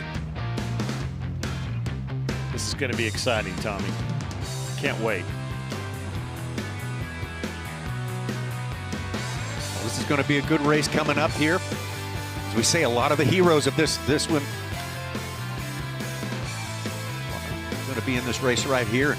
Greg McNeely, who won our drag race earlier today, is going to talk about this field and what we can expect today. That's the big race. Chris Rushing's the fastest plane here, and his big competition will be Nick Macy, 6-cat. Nick's an old crop duster, so he's got a lot of tricks up his sleeve. For the gold race today, looking forward to it. I got a great crew, got a great airplane, and just looking forward to having a great race, and hopefully the weather holds out for us again. So just looking forward to flying with everybody. He's got a pretty fast airplane, and we might have a little bit left. So we're going to pull out all the plugs, and we're going to go for it and see what happens, and hopefully we can stay up with him, and we'll see. Maybe we can get across the finish line first. Going to be 5 planes in this T6 gold race today. National championship in a very beloved class of airplanes here. These war veteran trainer airplanes that meant so much in the history, the military history of these United States. Many of the hero aviators that we've known, read about, heard about all the years, spent time in the seat of this model, of this configuration. Yeah, Tommy, we call this airplane the pilot maker, and it's been said that this type of aircraft has produced more pilots than any other single type in the history of aviation, and good for good reason. There were a lot of them built. We built approximately 15,000 of these aircraft around the war years, World War II and into Korea, into the 50s. Primarily as a trainer, but it did serve in all the different branches. In the Air Force, they were known as T6 Texans. In the Navy, they were SNJs, and they were even licensed built in Canada, where they were known as the Harvard. And we've got examples of that here at Reno all week long of all of them, and we're going to see some great examples here. And you see the in-cockpit camera shot from John Lomar in the SNJ Navy version here, and courtesy of our partners at Airshow 360, we're proud to have that. It's going to be a very competitive race, and these airplanes, like the ones we just saw, Tommy, we were listening to those engines. These are very unique as well. It is so much fun to hear these go by, and the fans here to hear, the 100,000 fans that are here with us at Reno, are all going to be right up near the rails. They're going to get as far forward as they can to see these up close, and more importantly, to listen. And you can just feel these big radial engines just vibrate your bones as they go by. Oh, you can feel it in your chest, that's for sure, especially when they get bunched together, and they generally are. These are so similarly powered, and so many of the specs are absolutely identical that we get tight racing much of the time. Well, Tom, you're exactly right. This really is match racing between stock aircraft. This is our most unique and historic class. Like we said, advanced trainers from the World War II era. We're going to eventually fly 5 laps. Our average speeds are going to be in the mid-200s, mid-230s, somewhere in there. But the specs in this class are very flat and equal. What they can do to these aircraft is somewhat limited. They can increase the compression, they can increase the horsepower, but basically they're flying the original Pratt & Whitney air-cooled 1,340 cubic inch 9-cylinder engine. Stock, these aircraft had about 600 horsepower, but in race configuration, especially in the gold class here, they're going to be upwards of 800 to 850 horsepower. They do burn regular avgas, so they're not burning any funny exotic fuels, no injections, any of that kind of stuff. But it is a very flat and equal course, so that puts a lot of it back on the pilots. Some of the other modifications they can do is they can, like I said, higher compression. They can also put some foil tape on all the panel lines, reduce some drag from that. They can sand off the wing walk area that's there to help for traction. You know, it's kind of a sandy, gritty. If you think about some grip tape that you might put on something to walk, it's similar to that. That was put on there so the airmen could walk on those wings and not be slick. They can sand that off because that does cause drag. And that would be those are the limits. So it really does make it a very equal class as we go back and forth. Now there's a look back at our unlimited finishers from the silver pairing we just did, and there is Dusty Dowd in the A model P51 race 6 that just unofficially won the silver race, and we're waiting for them to clear the runway before we get the T6s in there. As you can see here from the onboard shot with John Lomar in race 88, the Navy version SNJ, that they're still sitting by the runway waiting for race control to clear them to take off, Tommy. John Lomar in the foreground there. Of course, you can see him with the camera in there. And the plane 6 cat, Nick Macy from Tule Lake, California. Between those two planes, eight gold medals in T6 through the years. So a lot of Reno history represented right there. Right, and you know there's always the inter-service rivalry, Tommy. So we've got 3 AT6s, which were the Army Air Corps or Air Force version, and the 2 Navy versions, the SNJs, are the 2 that are on screen right here. And so you know the folks, the veterans in the stands, the Navy guys are voting and the women are voting for theirs, and the Air Force folks are hollering for theirs. So it's going to be, there's always that betting unofficially and the cheering that goes on in the stands there as well. You see more of our unlimited folks continue to clear down the taxiways here as they get out of the way and recover their aircraft back to the pit area so that we can go race these T6s. Got our unlimited goals, going to be the grand finale today. We certainly always look forward to that. That's everyone's favorite memory of Reno. And there you see we're starting to taxi here at John Lomar's aircraft. You can see over his shoulder we're beginning to move, so we're getting close here now, Tommy. And one of the things I want you to listen for, Tommy, and for folks at home, we laid out and listened to those big V12s in the unlimited. This big radial engine has a nice low throaty rumble to it, but you'll hear this crackling sound that goes by. This T6 aircraft has a constant speed prop, which means the pitch can vary according to the throttle and airspeed.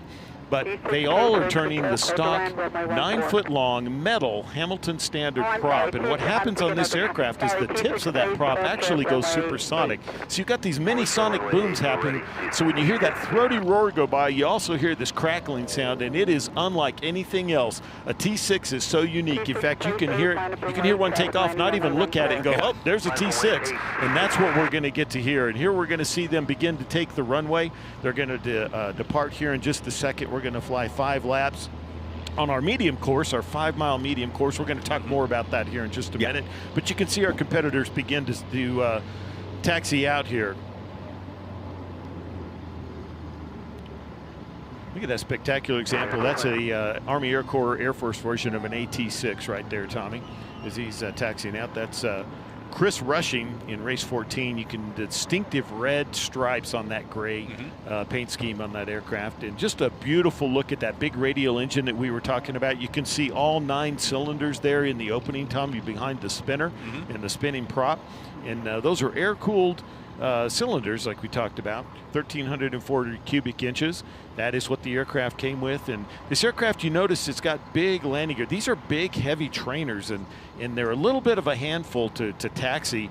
In fact, back in the day, instructors in this aircraft would tell the students, you're not done flying the T6 until you get it in the chocks and the engine's turned off. It's a very easy aircraft to ground loop. It takes a lot of airmanship to fly it. And in fact, it is a very challenging aircraft to fly and to master. More importantly, there were a number of pilots throughout the World War II era, when they would move on to a P-40 or a P-51 or some other frontline fighter, they would come back to their instructors and say, why didn't I get to fly the fighter first? Because it's way easier than what you made me fly in this trainer. But what that did, the reason this is the pilot maker, Tommy, is it created airmen that were unsurpassed and helped contribute. We talked about the role of the P-51 in that last race to the freedoms we enjoy. This aircraft equally provided the training that was needed to have the superior airmanship to win that war. Absolutely. What would you estimate the average age of our 5 aircraft that we're going to see racing today to be, just off the top of your head? Well, you know, go back to most of them were probably produced in the late 30s and into the 40s. You know, so do the math from 2022 back to 1942. So, you know, Tommy, they're definitely older than me, and that's saying something because I'm darn near ancient. Almost nearing my age group. So, you know, that's a. I think it's the quite term, something that they're not only flying, they're racing. They are absolutely racing. They're racing. You think about we built about 15,000 of this type of aircraft, and there's about 150 of them in flying condition around the world today, and you're going to get to see them race here today, 50 feet over the desert floor, competing against one another in a very flat spec type race. Here you get to see rushing depart. You see the aircraft gain speed. And as he picks up speed here, you watch the tail comes alive, the tail comes up, it rolls on the main gear, you accelerate to the liftoff speed, keep it level.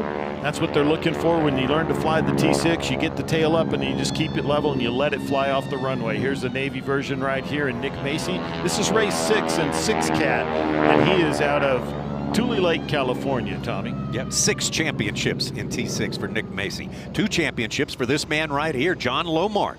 Nokomis, Florida. Radial Velocity is the name of this airplane, the SNJ-5. And those were our 2 Navy versions for our inter-service rivalry, folks. We're going to jump back to a Army Air Corps or an Air Force AT-6 in race 43. This is Joel Stinnett, the Midnight Miss 3. He's out of Tulsa, Oklahoma. Beautiful red and white airplane.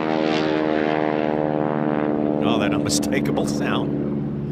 Vic McMahon going to round out our racing field today. Vic McMahon from Blaine, Washington in race 66. Gunslinger, the AT-6. Great split screen shot here, Tommy, of the aircraft departing, and we have that over the shoulder in cockpit view for you from John Lomar. Oh, here we go. We got one more. We were not informed that Vitaly Pechersky had moved up into the gold class. Well, let's look and see if he's got 2 people in that aircraft, Tommy. Oh, that's right. He may not be racing. He may be taking an observer up. Well, he does. It looks like I'm not sure if he's going to be a pace plane or competitor. There was only one pilot in. Now, this one with the GQ on the side is definitely our pace plane. Pace plane. You'll notice there's 2 people in there. And what that does, the pace plane in this class not only lines them up, line abreast. Now, they don't come down the chute from behind the stands. They come from the west end of the field and come right down runway 8. And 826 here at Stead Field, and they will be line abreast headed for the steel start-finish pylon. But the race plane, they usually have 2 pace planes that are serving as safety observers on these T6s.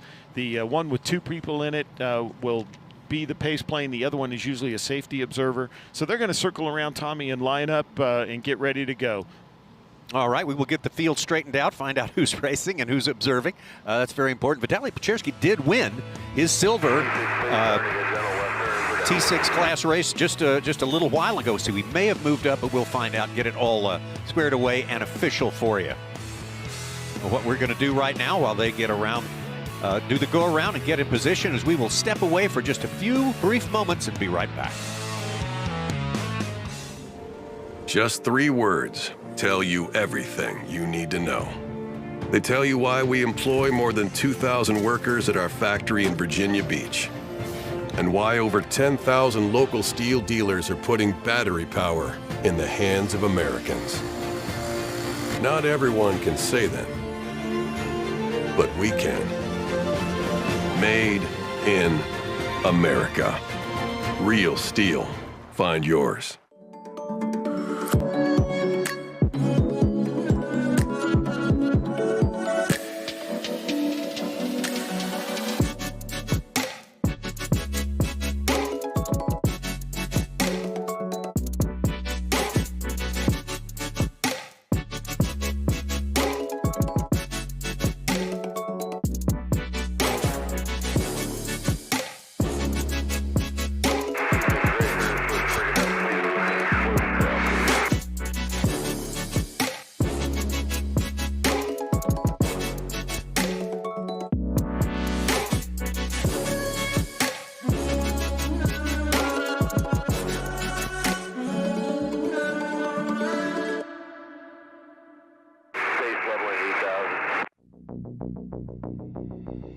T6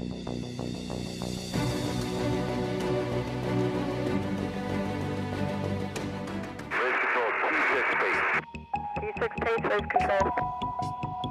The T6 racers are requested in the course. T6 pace and racers on course approved.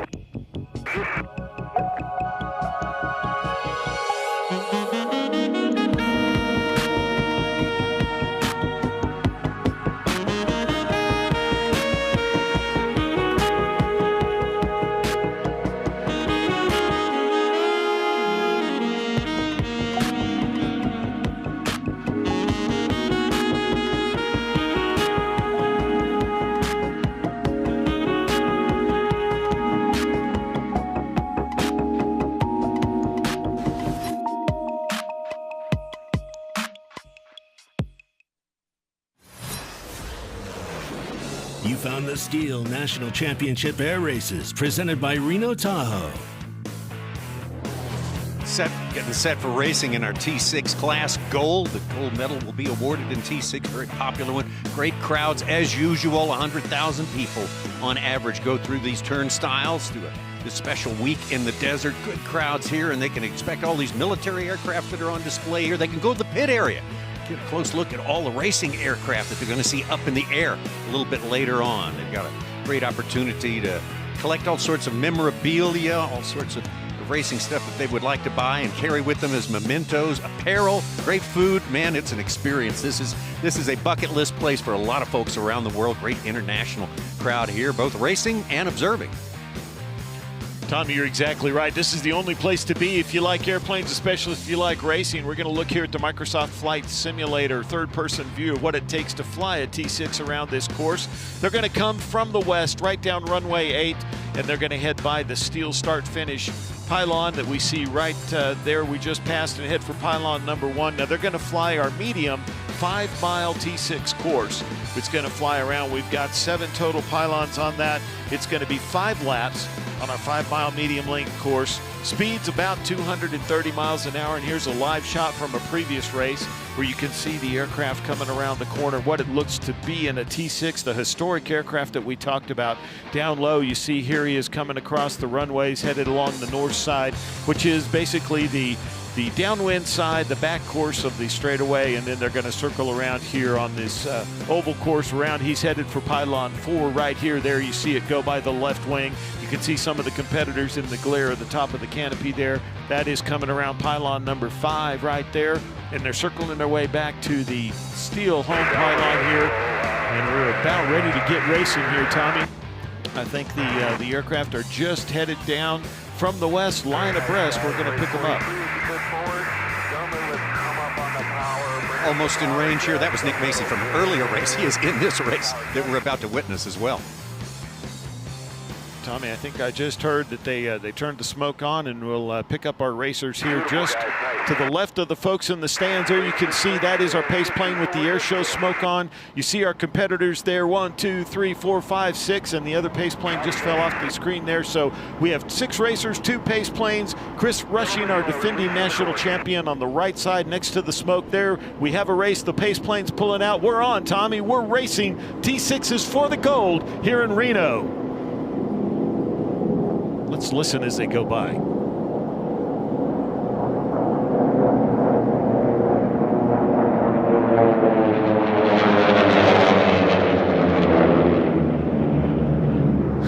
Oh, man, Tommy, that's Thunder Valley here in Lemon Valley, Reno at the STIHL National Championship Air Races. Now, Chris Rushing, our defending national champion, he had the pole, and you see there as he's pulled out, here as he makes his way around pylon number 2, headed for pylon number 3, and he is taking the lead and looks like he's going to hold it. That's one of the advantages of close course pylon racing when you have the pole position, Tommy. Right behind him, Nick Macy in race number 6, John Lomar, race 88, that blue S&J 5. Yeah, you can see Lomar there in 3rd place, and in the split screen you get the view over his shoulder to see what it looks like. You can see right out in front of him, there's a shot of our leader on the left rushing in race 14. That's Barron's Revenge. He's making his way around pylon 4. Now he's just about to pylon 5 on the far western edge of this medium-length 5-mile course, headed for pylon 6 and 7, where he will finish and then head right back to the start-finish line, and we're going to complete lap 1 here momentarily, Tommy. But our field is still bunched up. They're still very tight all the way back through the pack as we watch the leader. Watch him roll out here, wings level. He's going to continue to accelerate.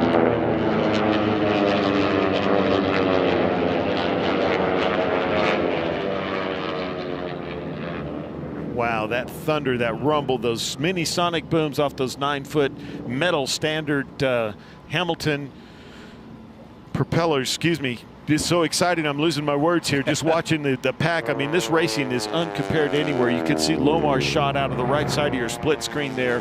Just spectacular low race, 50. And there he is from the outside as well. So you get to see inside the cockpit, outside the cockpit as he rolls down the backstretch, Tommy, accelerating that Navy version SNJ as he goes race 88. We're going to jump back to our leader here, Tommy. Yeah, that was Lomar in third place and still out front. It's pretty much him and then everyone else kind of bunched up together. A few links behind, several links behind as he keeps adding to his margin here, flying a great race. Chris Rushing, race 14. Tommy, he did qualify about 8 miles an hour faster than the rest of the field, and that's what we are seeing play out here, where he had the pole position and he's slowly pulling away from second and third. But there is a very competitive field all the way around. Unlike some of the other classes where they spread out all around the whole track, we're not seeing that here today with this class. They are very much staying right together, all 6 racers. Nick Macy and John Lomar second and third. That's where they started. Behind them, Joel Stinnett in the red and white, Vic McMahon. Tommy, they're going to make their way around the east end of the course and down the backstretch as they head into as close as they get to the Valley of Speed on this intermediate 5-mile course. We do have cameras out in the desert, and we're going to get to hear some great shots here in just a minute.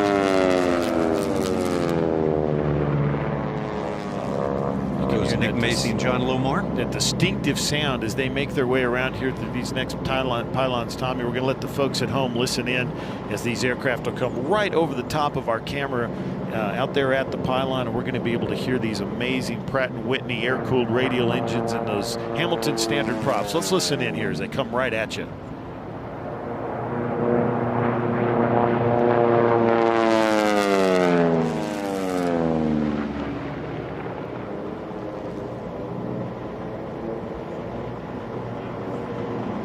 Our leader just about to complete his third lap. 6 laps total to comprise this just under 30-mile race.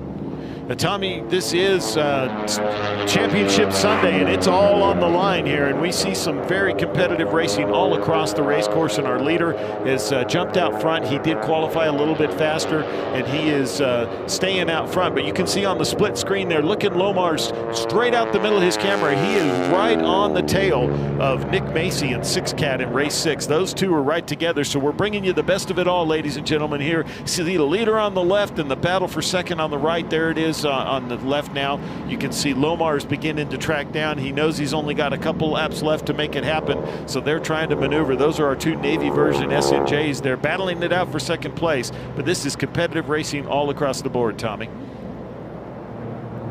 Holding their starting spots in second and third are Macy and Lomar. Seem to be getting closer and closer as this race gets closer and closer to its finish. And meanwhile, our leader Chris Rushing keeps rushing out in front.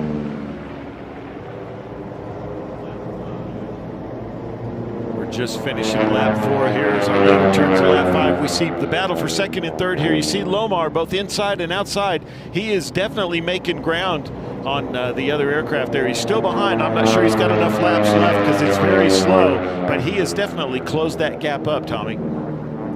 Our second and third place planes entering their 5th lap with that. Right, here see some strategy here with Nick Macy there on the screen. He's climbing up a little bit, trying to, I think, convert some of that straightaway speed into some altitude that he's going to be able to transition back into speed as he descends westbound here on the north end of the course. There you can see him up close.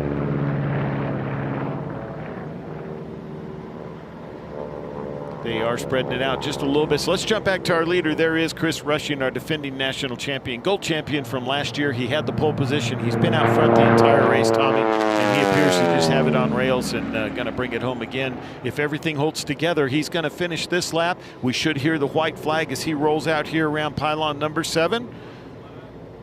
We're going to listen to him come by the steel start-finish line here, Tommy, and start the white flag. White flag, white flag. Well, he just got to take this one home. That's all he's got to do. No special tricks are needed at this point. No excessive speed. He's just got to fly it clean. No mistakes. Bring it in. That's it, but there's never a given here at Reno. Nope. The Steel National Championship air races, you never know when something's going to break, so he's going to keep it going.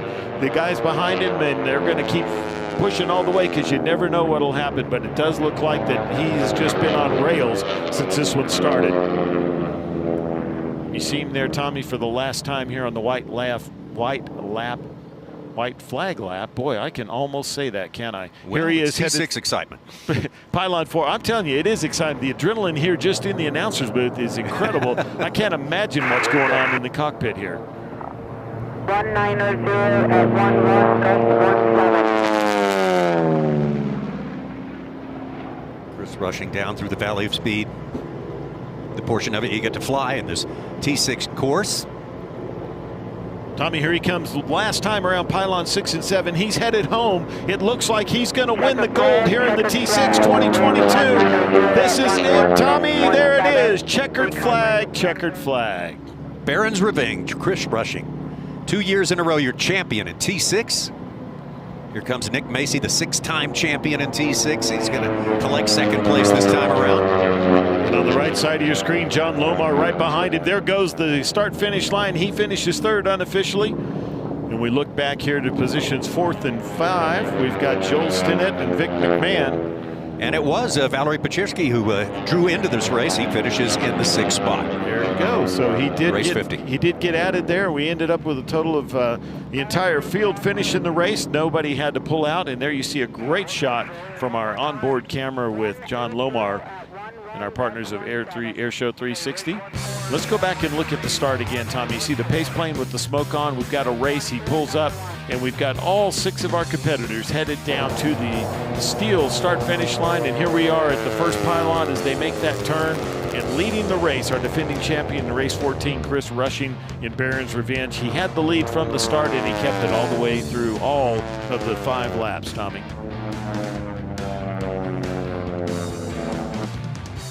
A great shot of him. There he is on the north part of the course, headed into the west turns around pylons 4, 5, 6, and 7. And then here he is coming back by again. He was out front. His aircraft was a little faster than the field. He gradually pulled away from the field. Never a bobble, never a mistake. No. He was the top qualifier and stayed there the whole time. We did have a battle for 2nd and 3rd through most of the race between these two, between 6CAT and Radio Velocity. And those two battled it out. Those were the only 2 Navy version SNJ of this aircraft in the race. But it was, here's our leader. He had it the whole time. It was Chris Rushing, Baron's Revenge. He successfully defends his title. And now 2022, the unofficial gold champion. You see him coming through the back course for one last time, Tommy. And he makes his way around to the home pylon. As he finishes here, we saw him go over our pylon cam, and here he is coming to the checkered flag. About a perfect week for Chris Rushing, our defending champion. Won every race he was in. Very few could say that, but Chris Rushing should certainly say that today. He is your national champion, your gold medal champion in T6. Chris Rushing, and that's race 14, Baron's Revenge. Unofficial results you're looking at right here with Nick Macy, 6 and 6CAT. John Lomar, 88, Radio Velocity. Joel Stinnett, Midnight Miss, 43. Vic McMahon, 66 and 5th. And Vitaly Pachersky in Abracadabra, race 50 in 6th place. So we are done with silver, and congratulations again, Chris Rushing. We got a great afternoon. Don't go away. That is the way we see it now. We hope it doesn't change. All right, and Kenny Price, on this, your last assignment for this year, if you'll please read off what they're telling us. Well, the pilots can breathe a sigh of relief. It was a clean race, no cuts, no fouls. We have Chris Rushing, First place, and like I told you, and I'll say it again, 240.199 miles per hour average speed. Second place was Nick Macy, and that's 6 Cat. Third place, number 88, John Lomar. Fourth place, Joel Stinnett, in number 43. Fifth place, Vic McMahon, in the number 66 Gunslinger. And 50, and that's Vitaly Perchersky flying that beautiful Abracadabra airplane, brings up to 6th place. You guys did a great race, and you gave us a heck of a show, and I'm so glad the smoke stayed away today so we could fly for y'all.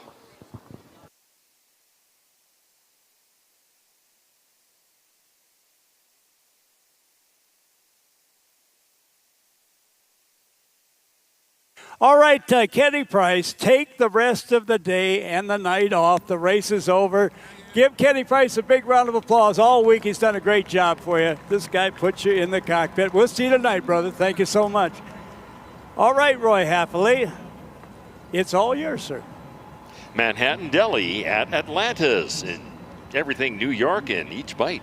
From pizza and Reubens to cheesecake and blintzes, oven-baked New York-style pizzas, authentic piled-high deli sandwiches, and salads, matzo ball soup, pasta favorites, and more. Make sure you save room for our famous house-made New York cheesecake. Visit atlantiscasino.com/deli for more details. Yep. Amador Stage Lines is a proud sponsor of the Reno Air Races. Founded over 170 years ago as a stagecoach line carrying passengers from the paddle wheelers in Sacramento to the Gold Country, the family business has been serving Nevada and California ever since.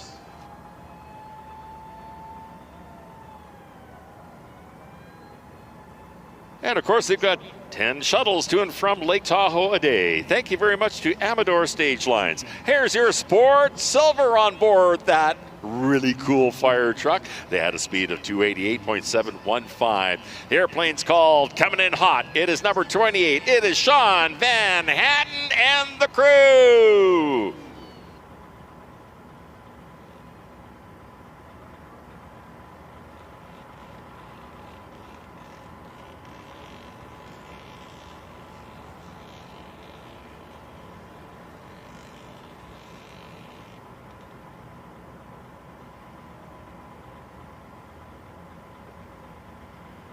Perform Air International is proud to sponsor the National Aviation Heritage Invitational. Perform Air has been serving the aviation industry with repair and overhaul services for over 30 years. Thank you very much to Perform Air International.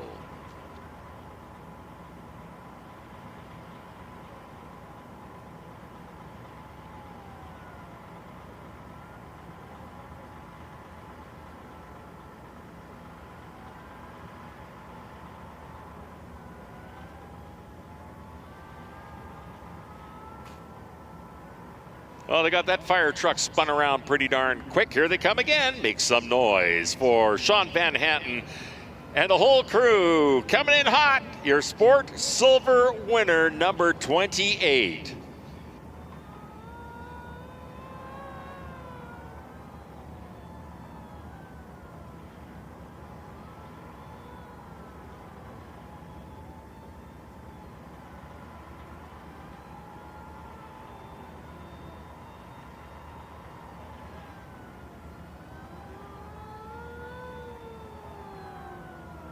Of course, STIHL is proud to be the title sponsor of the STIHL National Championship Air Races and the number 30 STIHL plane.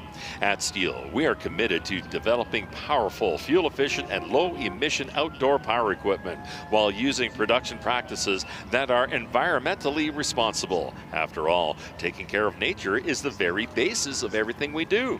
And STIHL now offers 3 lines of zero exhaust emission battery-powered handheld tools for homeowners and professionals. STIHL products are sold through servicing dealers from coast to coast, not big box stores. Visit www.stihlusa.com to find a STIHL dealer near you.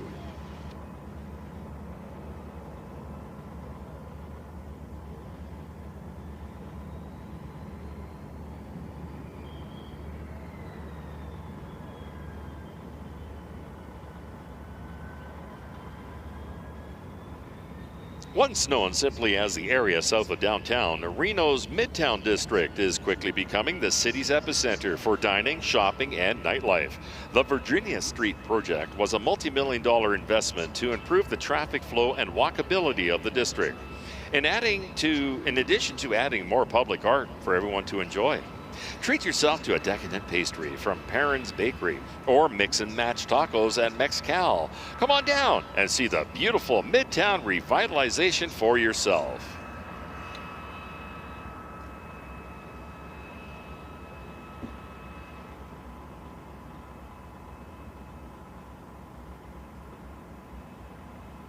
Hey, race fans, if you're getting thirsty, make sure you stop by one of our concession stands and get yourself an ice-cold Aquafina water.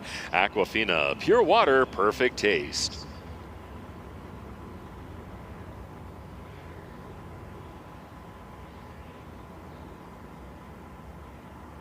And Maury Distributing, Bud Light, and Stella Artois are proud to be sponsors of the National Championship Air Races. Enjoy the show and remember to designate a driver. Remember, responsible drinking is a smart choice.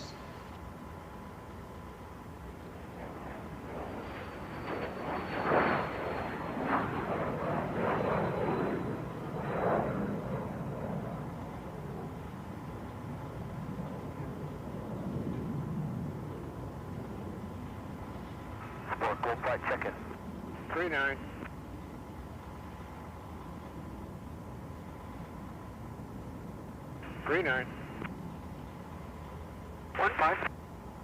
Honda Aircraft Company is pleased to present the Honda Jet 420 Elite S aircraft, the world's most advanced light jet.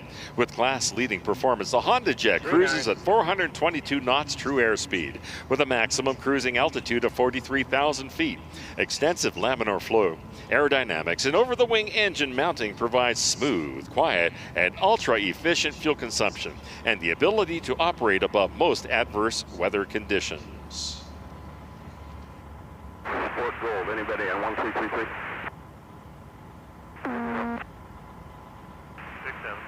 First FAA certified in 2015, there are currently over 219 Honda Jets operating worldwide. The aircraft is manufactured in Greensboro, North Carolina. The Honda Jet will be on display in the pit area all week.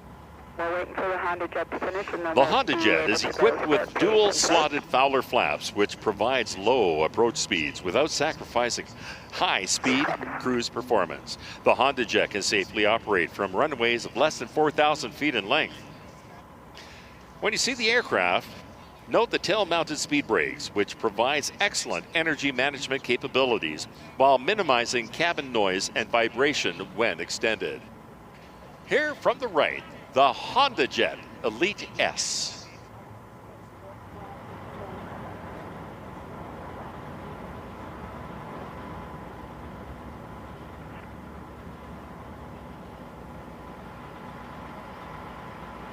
The Honda Jet is powered by two GE Honda Aero turbofan engines. With these engines, the Honda Jet provides class-leading speed, comfort, and efficiency.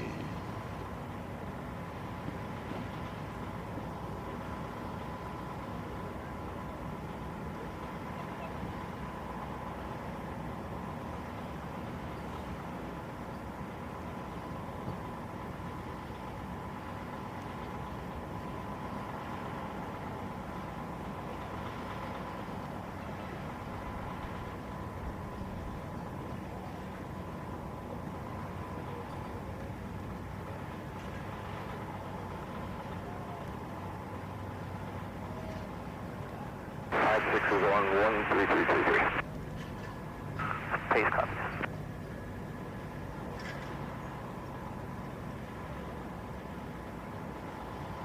With class-leading performance, the Honda Jet cruises at 422 knots true airspeed, with a maximum cruising altitude of 43,000 feet. 5 more minutes. As it comes in from the left, listen how quiet the Honda Jet is. Can you read that one? I have to think.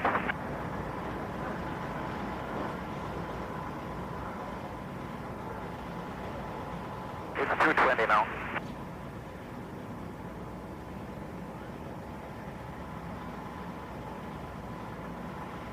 Yeah, we got some engines getting hot here, guys.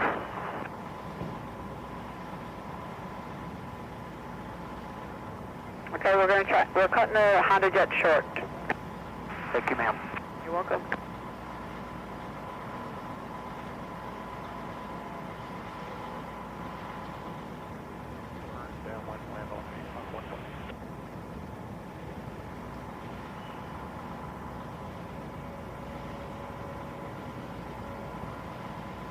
The wind right now is 140 at 16.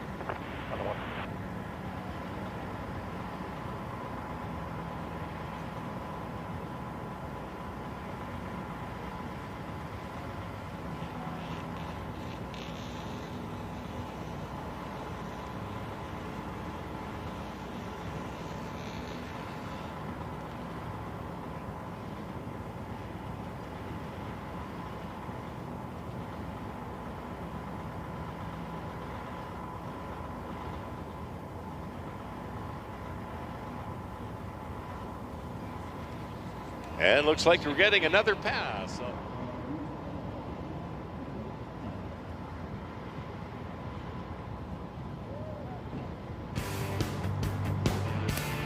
We are continuing our live coverage. Championship Sunday at the STIHL National Championship Air Races. We have awarded the National Championship in 4 of our 7, the gold medal in 4 of our 7 racing classes here. There are 3 left, and we're getting ready to get those sport planes up in the air, Rob Lowe. Tommy, this is going to be something. This is our 400-mile-an-hour research and development department, and we're about to see the gold top group of this. It's going to be so exciting. And we had some changes in the heat races yesterday due to some equipment issues, so we've got a little bit of a mix of maybe what you might have laid out a couple days ago, who's going to be where. They're in this race, but this is going to be the fastest of the fast. Our pace plane has to be a jet because these aircraft are so fast, but this is the fastest home-built aircraft in the world, and we're going to see it on display here in just a minute. We've got 7 airplanes scheduled to race in this sport class gold race, this national championship race here, and of course these are going to be the very tip top of the technologically advanced sport racers. For sure, and we're going to also bring you some in-cockpit camera. Again, you see on the right side of your screen, that's Andrew Findlay in race 30. We'll talk more about him and his aircraft here shortly, but that is going to be the in-cockpit camera that we're going to have of him. And then on the left, you can see our normal view. And this aircraft class is built of home-built aircraft. We'll talk about those here in a minute when we get a little bit closer. But all home-built aircraft, there are relaxed limitations in this class to allow for innovation. And like we said before, this is the innovation research and development class. And a lot of what happens on these racers here at Reno ends up in your family general aviation aircraft within months or even a year of what gets tested here at Reno. We're looking at Andrew Findlay, as you mentioned right there.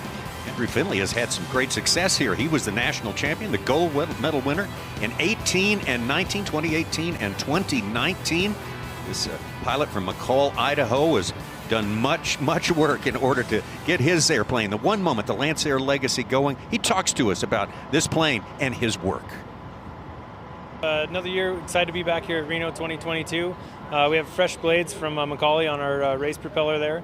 We did have a turbo failure earlier this week, so we have our older setup right now on the engine. So hopefully we'll get that spare turbo in and get back to the big turbos and make all that boost. But other than that, pretty similar setup to what we had last year. Plane was running really nice, and just kind of try to continue tweaking that and just turn up the boost a little bit more. I heard Andrew mention some difficulty in the previous race here, and of course he was right pretty much previous to that ranked in the top 2 or 3 as far as qualifying times and so forth through this class as it's gone through the week here. You see a great shot of him both outside and inside the cockpit there, inside on the right side and outside the left. You see race 30 and the Glasair 3. I'm sorry, the Lancer Legacy that's there. The Glasairs, we do have 2 of those in this race. We've got 4 Lancer Legacies and 1 Thunder Mustang in this pairing, Tommy. Clear to go, runway 8 for gold. Cold side, guys, cold side. Andrew Finley is back in the class at qualified at 6 right here because of some equipment issues that he had yesterday in the final heat race. But there is race 39, Jeff Lavelle, who we saw earlier in another class, and that is our top qualifier at just under 400 miles an hour, Tommy. And you see him taking the runway here. They have been cleared by race control, as you heard on the radio. Been cleared to go on runway 8, so they're going to taxi off to the side there. They're going to get set up in qualifying order, and our pace plane will then take off here in a second and be out front. But a good look at the various configurations, the various types of airplanes, and these are, again, all home-built aircraft. Even though the one is a Thunder Mustang, that is a home-built. And then you see our pace plane is an L-39 from the Aerobatic, like we saw racing the jet class just a little earlier, Tommy.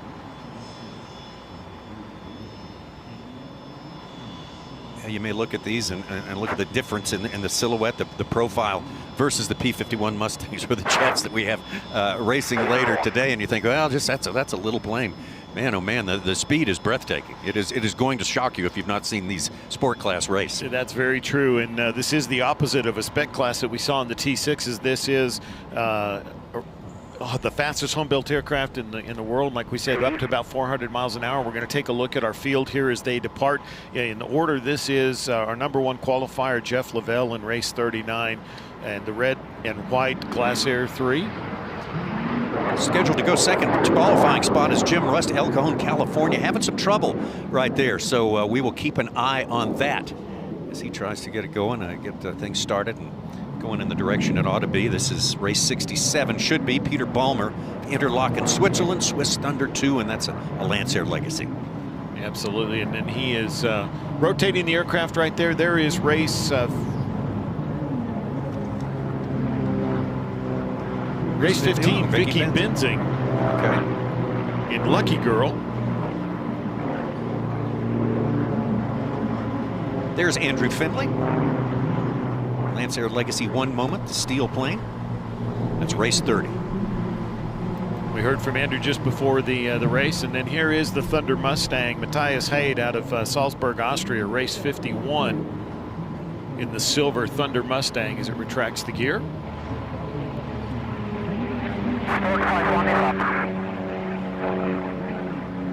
We saw race 2-4 you have to shut the motor down, and then he restarted it, and then now he's restarted it again, but he's under power now, and race 2-4 is Jim Rust out of El Cajon, California, the green and white Glass Air 3. Let's see if he can get it up to speed and get it airborne here. We hope that's his intention. We hope he's not going to have to get a DNS and did not start. I'm sure they will accommodate him if he can get it up in the air and reasonably close to the rest of the pack, and looks like he's going to do just that.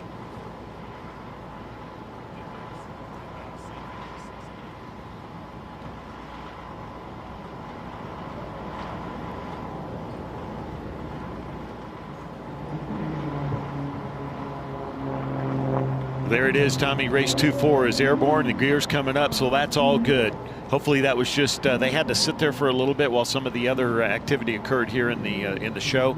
And I know we heard on the radio there were some heating problems. These are very high performance engines, and when they don't have that air flowing through them, they get a little hot. So hopefully that's all it was. But let's talk a little bit about what is our sport class here in the gold class. They are the fastest of the sport class. They fly on our largest course, the 8-mile course. They're going to do 6 laps. Speeds exceeding 370. Actually, our top qualifiers are up right at just under 400 miles an hour, and you can see that with Jeff Lavelle and probably Andrew Finley as well, if not some of the others in this class. Now, you saw them depart here with the pace plane.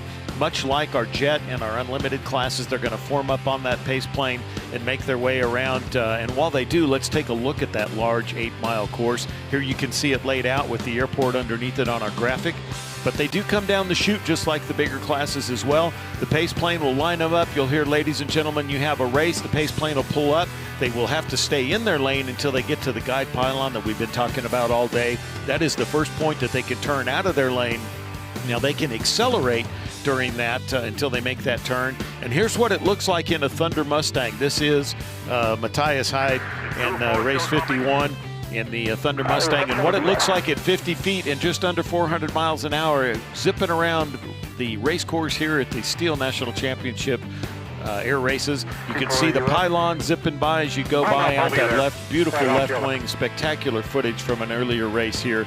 You get to see as he heads back into the foothills, and there is going by the guide pylon and headed back down into the north end of the Lemon Valley. And there it is, the guide pylon making his way there. So spectacular view. That's what we're set up for. 6 laps, 8-mile course. And we're going to do an air start just like we talked about. These aircraft, and you see in these turns, like right there on the screen, they're pulling 2 to 3 Gs or 2 to 3 times the force of gravity, except when they get to go down the valley of speed where they get to roll wings level and accelerate a little bit. Occasionally, if they're having to make a tight turn, they'll pull up to 4 or 5 Gs. But this is, again, Tommy, the 400-mile Research and Development Department. Yep. This directly transfers into general aviation. The lessons learned here are proven and then transferred into the industry. Just a good example would be the propellers. You heard Andrew Finley talk about Macaulay and his propeller on the front of that aircraft. Whirlwind, Macaulay, Hartzell, Cato props, all of them R&D test here at Reno. And those composite props could end up on your family general aviation aircraft within the next year. Welcome on board.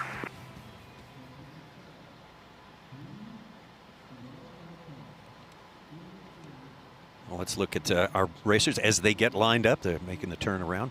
Back of the race course here, and that's Andrew Findlay again, our champion from 2018 and 2019. Certainly one of the top qualifiers as we headed into yesterday's race, but we heard him explain, had some trouble with the turbine and had to turbocharger and had to attend to that since yesterday, and is hoping for a better result today. If he gets it going and gets this plane running according to form, he's going to be up there a lot higher than his starting position, currently 6th place, position 6. For sure, absolutely. I think we'll see him accelerate down the chute in that lane, Tommy. His speed should allow him to pull in front of some of the competitors and get close up to Jeff Lavelle as he goes through there. Now, he talked on the pre-interview that we played just a second ago about his turbocharger, having to replace it. And yesterday, I believe they might have had a little bit of issue with some of the initial settings on that, and he had to pull out, and that's what allowed him to not have a qualifying time to transfer out of that heat race as he comes in. Now, you can see on the flags, Tommy, we've talked about the wind.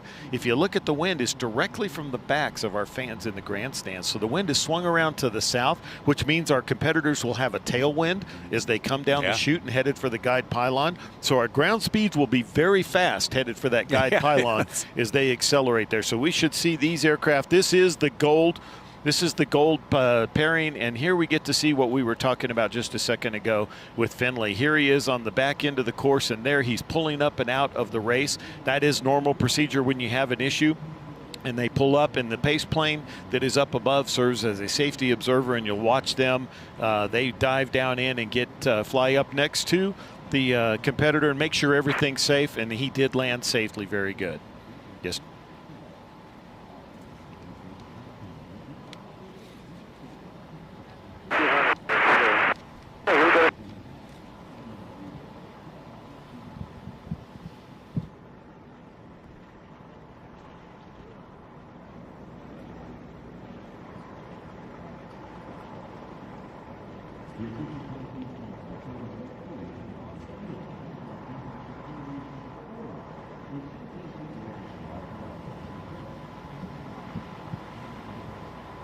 About 30 more degrees of turn to go. 2022 National Championship Air Races. This is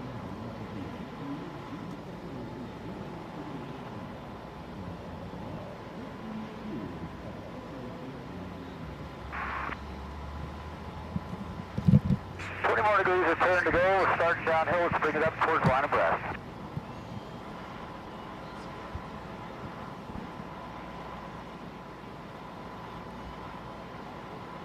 We are back and we are ready, going with the Sport Class Gold, the national championship in the Sport Class here.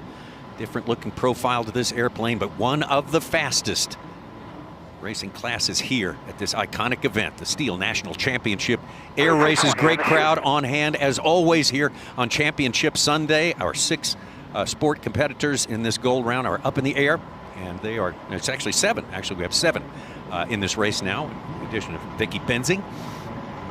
Great job yesterday in silver and moved up in class. Tommy, we can hear on the radio they have made the final turn. They're headed in down the stretch coming back to the airport. There's a good in-cockpit shot from race 30, Andrew Findlay, and you'll hear the pace plane talk to him, move him forward. Bring it up a little, that'd be great. 2-4, bring it up. He's adjusting to get everybody lined up. We'll listen in and out as they do. We are almost ready. We'll hear him say they have a race. Here we go. Sport Group, you have a race. We're off, Tommy. Here we go. We are racing for the gold medal in sport. 400-mile-an-hour research and development, and we are underway. Jeff Lavelle had the pole position. You see him there on the left side of the two aircraft on the screen. Right with him is race 24, Jim Rust.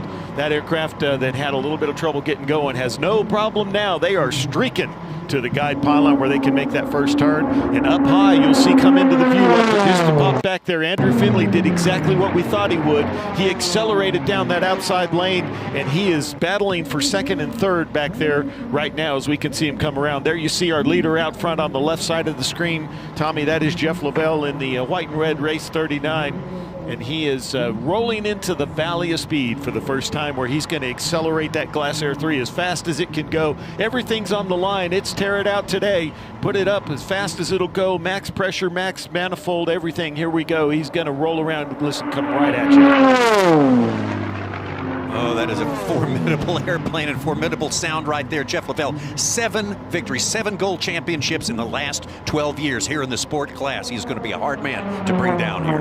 Absolutely. If you wanted to know what 400 miles an hour looks like at 50 feet, there it is. You can see it out the window of Andrew Findlay on the right side of your screen. Now, Andrew, you probably saw it happen on the right side. He just passed for second place, so he is in second place there. Now you see the leader on the left, and you see our second place competitor on the right, and he is going to be chasing him down as we go around. But Jeff Lavelle has got it rolling this afternoon. There you can see as he comes by the guide pylon with our pylon cam up there in the foothills. Andrew Findlay is right behind him.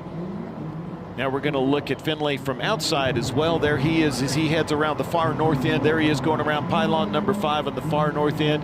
See a little bit of vapor coming out of that airplane. And there he goes. He's pulling out again, Tommy. We've got an engine issue with Findlay again today. Well, that's disappointing. I know he worked hard to correct what had happened in the previous race, had to pull out of the previous race. So let's get back to our leader right now. We'll keep up with Andrew Findlay and his situation right now. Andrew Findlay with an even larger lead as it stands now. Jeff Lavelle coming around pylon number 9 back towards the start-finish line. He is out front. He's got it rolling at right around 400 miles an hour. Everything is working perfect for him today. That makes Jim Rust, the number 24, is behind him there. Here, look at the pylon. There's our favorite Mustang with Matthias Hyde, race 51, as he comes around. But there's back to our leader as he heads up near the guide pylon and making his way around up through the foothills. He's going to turn left there at pylon number 1. Excuse me, pylon number 4 on the far north end of the course through the foothills. That airplane is just rolling today, Tommy. Yeah, qualified almost 400 miles an hour. That one really moves out. Jeff Lavelle, a man who knows how to win. So really, really the man to catch here, and that's going to be a tall order.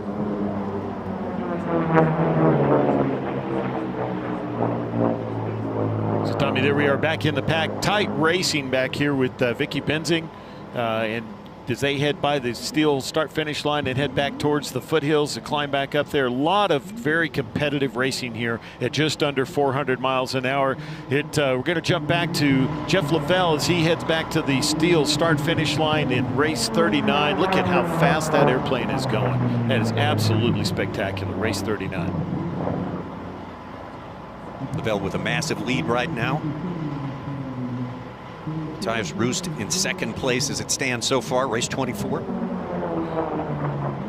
And there we are on board with Andrew Findlay, and you can see he is safely bringing the aircraft back, so that's good news. Some sort of an engine issue there that happened for him, but he is back on the ground safely, as we can see on the right side. While we keep an eye on our race leader on the left side as he makes his way around the north end of the course through the Lemon Valley. He's beginning to descend into the Lemon Valley, and then he's going to go through the Valley of Speed, Tommy. These are the fastest home-built aircraft in the world here at the fastest motorsport on the planet. Here's a great race back in the pack, Tommy. Absolutely. It's going to be Vicky Benzing. 39th Mayday. Race 15. It looks like Peter Balmer. 140 at 14, gust 23. Tom. Race 67 here. That's Peter Balmer. Peter Balmer's race 39. Our leader just 39. pulled up out of the race. We thought it was 67. It's 39. Race Wind 140 at 14, gust 22. So we're keeping our cameras on race 39. That's Jeff Lavelle, who was our defending 7-time national champion. He has pulled up out with some sort of an issue. Now we're going to look back in the pack here, and as we sort out who's remaining in the race here. A little bit of a blurb on the signal there, and we watch here on the north end of the race. We watch our competitors head back towards the foothills. They're going past the guide pylon right there. 39 is going to 14. Tommy, it is Sunday, and these competitors press these airplanes as hard as they can, and so that's sometimes why you see failures here on Sunday, especially because it's all out to win, and they're pushing that equipment as far as they can, and sometimes it just doesn't hang in there. So here you see our competitors headed into the Valley of Speed, coming around pylon number 6, headed southbound into the Valley of Speed.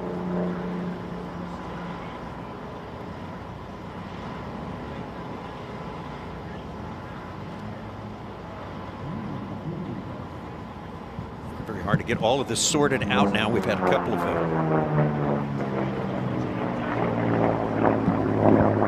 all right, so we have now reporting that we have 24 has left the race. That's Jim Rust, El Cajon, California, race 24, Gremlins Castle.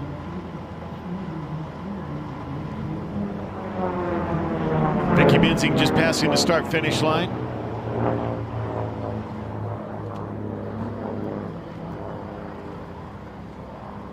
I believe that's Peter Balmer on the camera now in race 67. The Lancer Legacy. The red and white wing, red fuselage. And then there we have Vicky Benzing leading.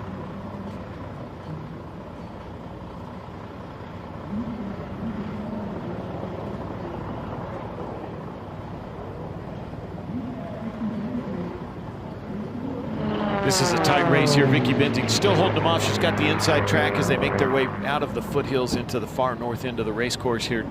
Tommy? White flag, wind 140 at 14, gust 22. White flag given to Matthias Hyde, race 51.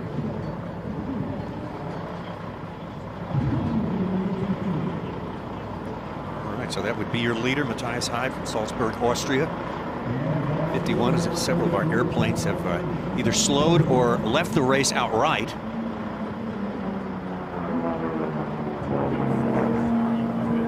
That's Peter Balmer now passing by in second place here. There's our leader, Matthias Hyde in the Thunder Mustang, who had been started way back in the pack, but he'd worked his way up, and then with some mechanical failures to some of the other competitors has thrust him into our lead. You see him finishing the white flag lap here around the north end, pylons 4, 5, and 6. We got a great race going on here, Tommy. Even though we had some people pull out, Matthias Hyde is doing a great job coming down the Valley of Speed for the very last time. Well, these sport airplanes are much like thoroughbred horses. They are so powerful, but they can go a little off sometimes. Well, let's listen to Matthias come around pylon one more time. He's coming to the checkered flag. Tommy, this is going to be your gold winner unofficially for here in the sport class gold. Here he comes. Checkered flag. There it is, Tommy. He's crossing it. Matthias Hyde, race 51. And we've got some tight racing back here with 56, George Catalano and Bad Dingo, along with number 15, Vicky Benzing. And we've got, this is a tight race. This is second place, and this is race 67, Peter Balmer. Swiss Thunder 2 in the Lancer Legacy, coming around the pylon for the last time, and he is headed to his checkered flag for second place here. And then here we go. There's second place coming across the steel start-finish line. Checkered flag for him. But we got a tight race going for third and fourth. Here it is, Tommy. This is Vicky Benzing on the right side of your screen, down low. The red and white airplane on the left. The red and white George Catalano, we believe that is in the race 56. It's a tight race coming around those final pylons, Tommy. This is going to come down to the wire. This will be a photo finish. This is what it's all about on Sunday. Championship Sunday here in Reno.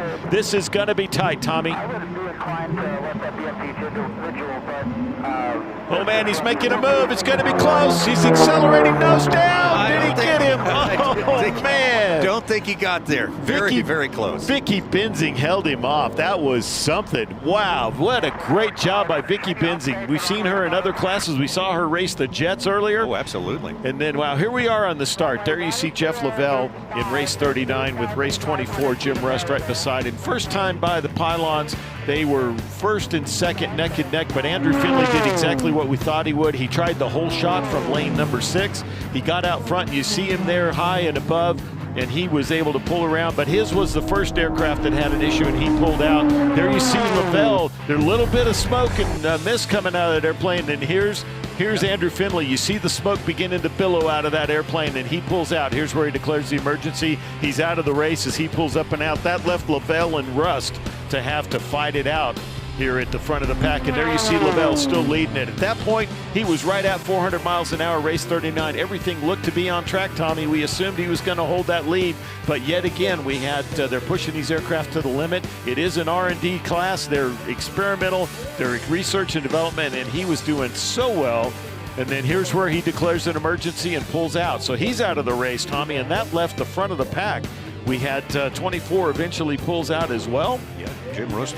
And that race left 24. This guy who was doing a fantastic job just a little bit back in the pack, race 51 in the Thunder Mustang. Such a beautiful home-built aircraft. And there he goes. He ends up being the leader.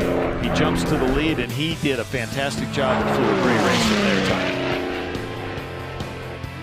Tyus Hyde becomes our first international gold winner here in the year of 2022. The man from Salzburg, Austria, closing out the win here in Sport Class Gold. Wow, that was exciting. Here's our unofficial results, Tommy. Yeah, Tyus Hyde there. Class Thunder 1, race 51 in first place, Peter Balmer. Well, it's an international at the top 2 spots there from Switzerland. Race 67, Swiss Thunder 2, Vicky Benzing, lucky girl in 15. Coming in and taking third place, George Catalano in Bad Dingo, 56. Jeff Lavelle had to leave the race, did not finish. Jim Rust, ditto for him in Grenland's Castle, race 24, did not finish. And Andrew Findlay had to leave the race as well, 1 moment 30. Interesting strategy right here. The top 3 as we start going around the guide pylon end up not finishing.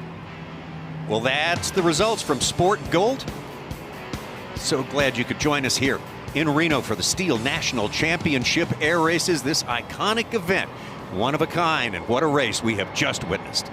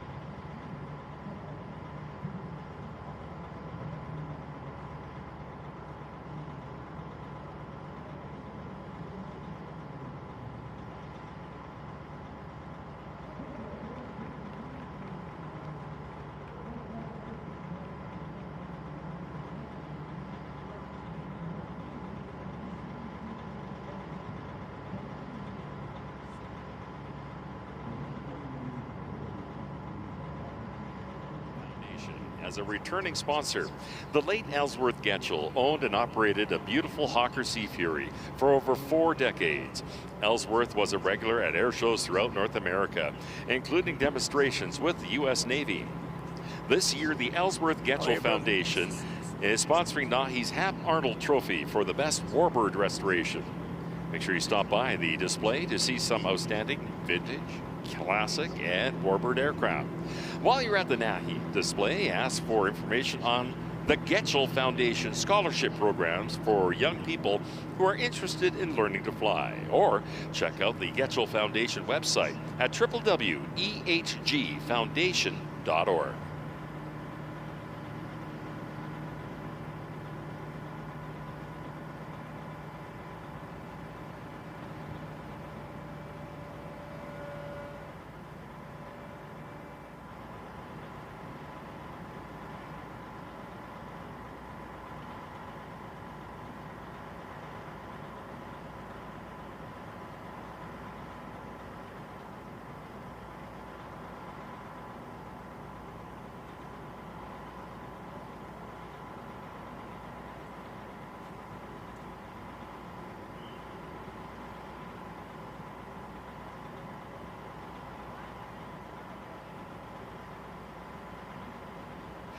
Sierra Office Solutions, serving Northern Nevada office technology needs for the past 25 years. Sierra Office Solutions is a Xerox company, providing market-leading Xerox office technology.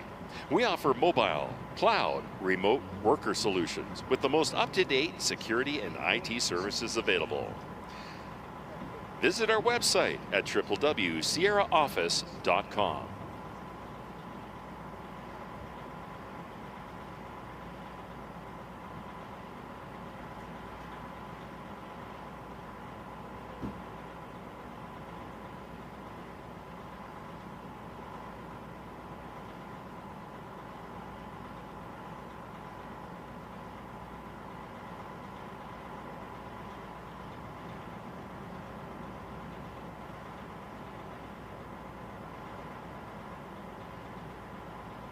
Rising prices are impacting many parts of our lives, but grocery shopping doesn't have to be one of them. Your Lemon Valley and Spanish Springs grocery outlet locations are here to help. Both stores are locally owned and operated by Dean and Sarah Biggs, neighbors who understand the challenges you are facing. Grocery Outlet is the destination for regular savings of 40 to 70% versus traditional grocery stores. And they carry the name brands you love. So stop by today for deals you won't believe.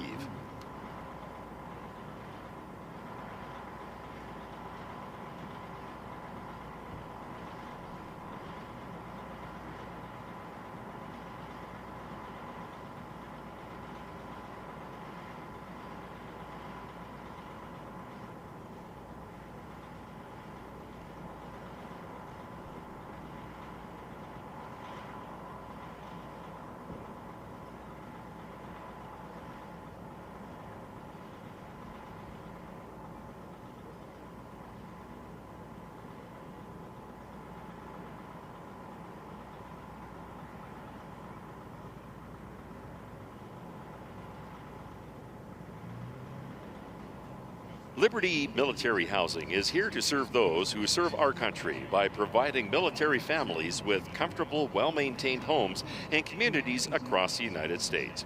We take pride in our highly trained team of professionals and strive to bring out the best in each other so we can do outstanding work to positively impact the lives of our military families.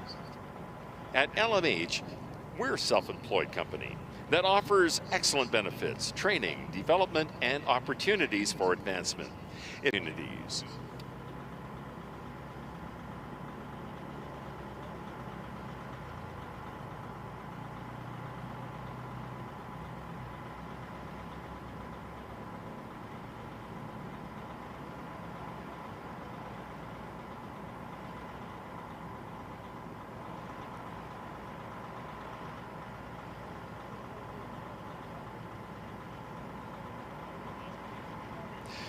This year's theme at the STIHL National Championship Air Races is Racing for the Future. Earlier this week, we recognized our first Reno Air Racing Scholarship Squadron, 10 young people from the Reno area who were awarded $10,000 each to help them achieve their private pilot's license. The program has been tremendously successful. And we're proud to let you know that we will not only be continuing, but we're expanding our efforts going forward. We've got a very special promotion for you this week. Get out your smartphones and go to airrace.org. Anyone who can hear my voice and makes a donation this week to any of our causes will be eligible to win one of 10 pairs of season reserved grandstand tickets and parking for 2023. There are big donation buttons on the website. You can't miss them, so make a contribution today to support a great cause. And you just might be going to the races next year for free. airrace.org. Help us keep racing for the future.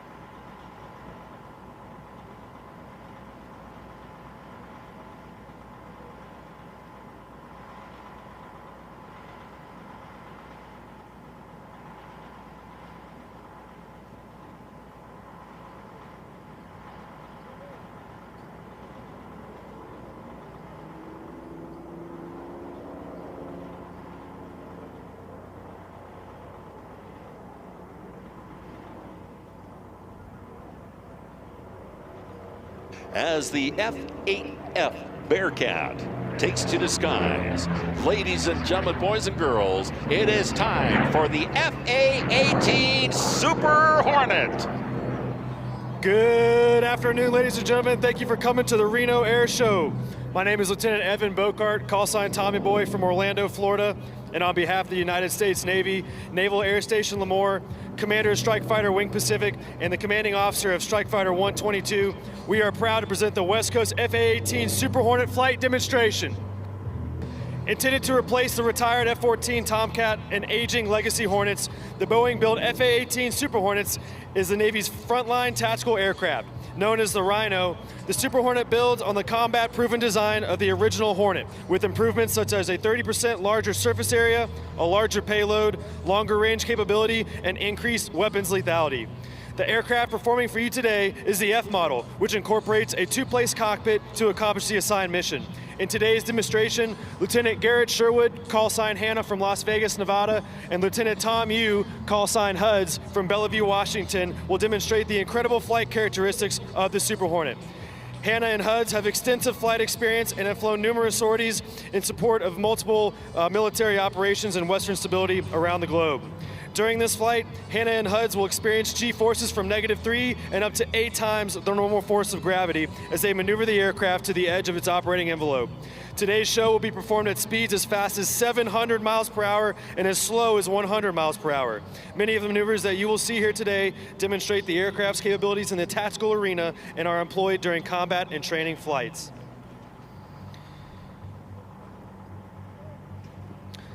Ladies and gentlemen, please direct your attention to the left, where in a moment you will hear the Rhino's 2 GE F414 turbofan engines spool up to their maximum power. And after a brief systems check, Hannah will release the brakes, allowing the engine's 44,000 pounds of thrust to accelerate the aircraft to its takeoff speed of 130 miles per hour. Ladies and gentlemen, from the left to the right, the Super Hornet dirty roll to half Cuban 8.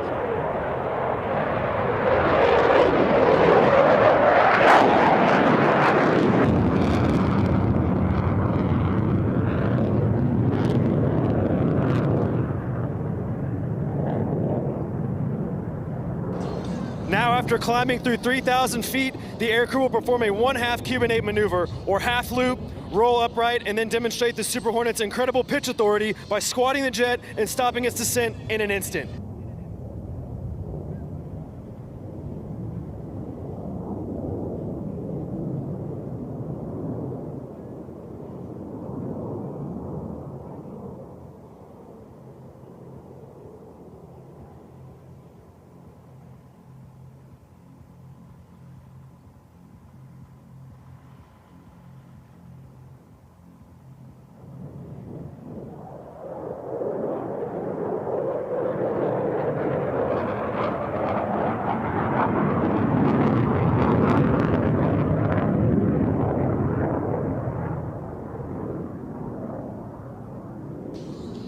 The Super Hornet is unique in its ability to operate at slow speeds and high angles of attack. The flight control computers allow the pilot to precisely position the aircraft when and where he needs to. Observe how the aircraft rotates 180 degrees while in a nearly flat attitude, aptly named the flat pirouette.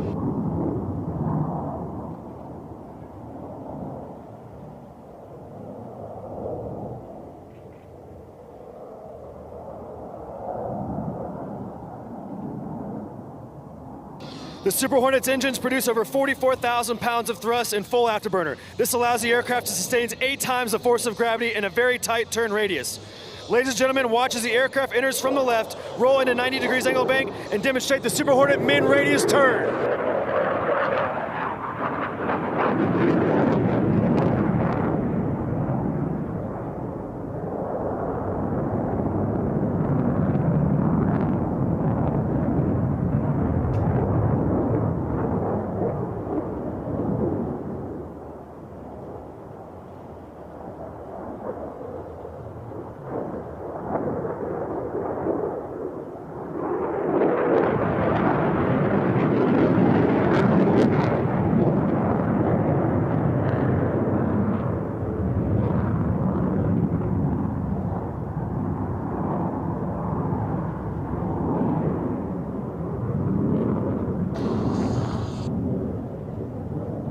Hannah and HUDs are now setting up for a high-speed pass to an idle vertical climb.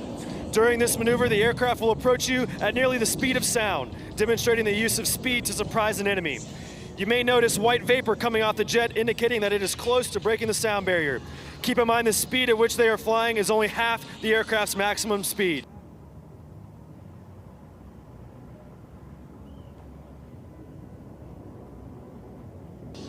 Ladies and gentlemen, I now direct your attention from the right to the left, the Super Hornet high-speed pass.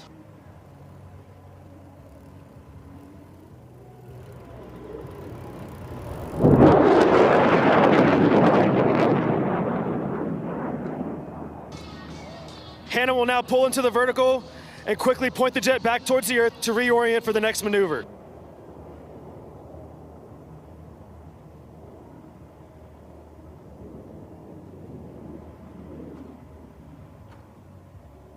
Entering the next maneuver at 350 miles per hour, Hannah will pull the jet into the vertical and roll the canopy towards the crowd. Selecting full afterburner as airspeed slows to 220 miles per hour, they will perform a very enjoyable negative 3G pushover to set up for the vertical pirouette. As they pull the nose back up, watch how the aircraft swaps from nose high to nose low, rapidly pointing back towards the ground. Ladies and gentlemen, the Super Hornet vertical pirouette.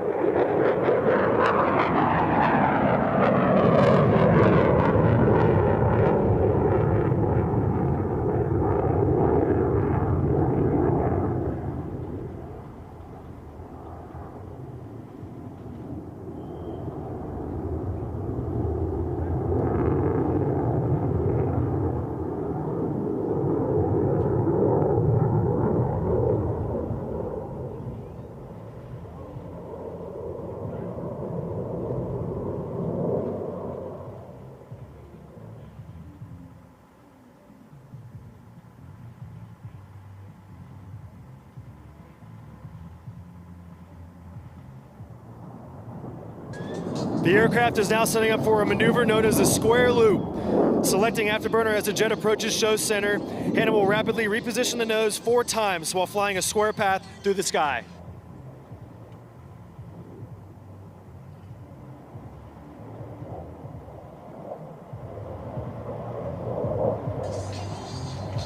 Ladies and gentlemen, from the left to the right, the Super Hornet square loop.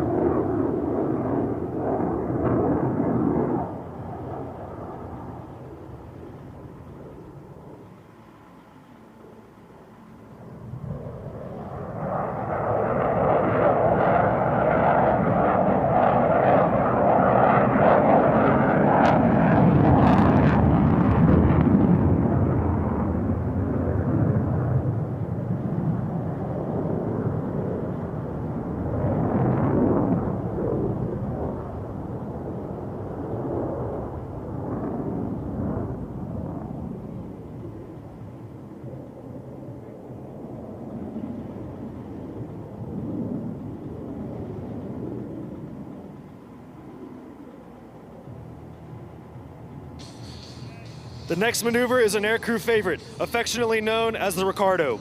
As the Rhino approaches from the right to the left, Hannah will accelerate the aircraft to 450 miles per hour at a height of 500 feet. Approaching show center, he will then roll the aircraft inverted, reduce power to idle, and hold a level attitude.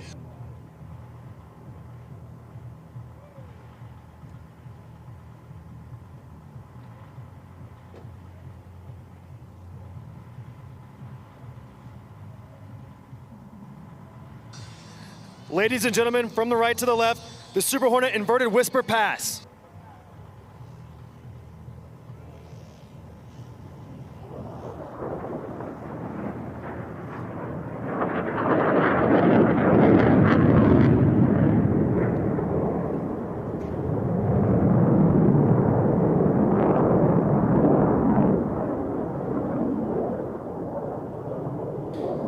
Hannah is now setting up for the high alpha pass. This maneuver will showcase the incredible slow speed handling characteristics of the Super Hornet.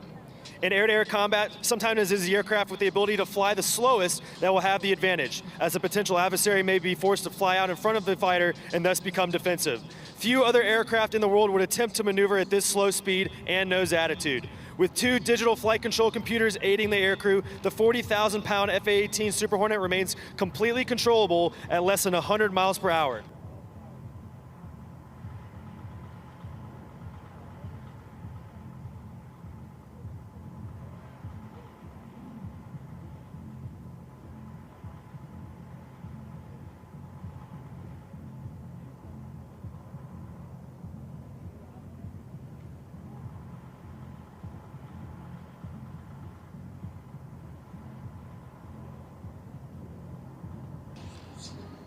Ladies and gentlemen, from the left to the right, the Super Hornet high alpha pass.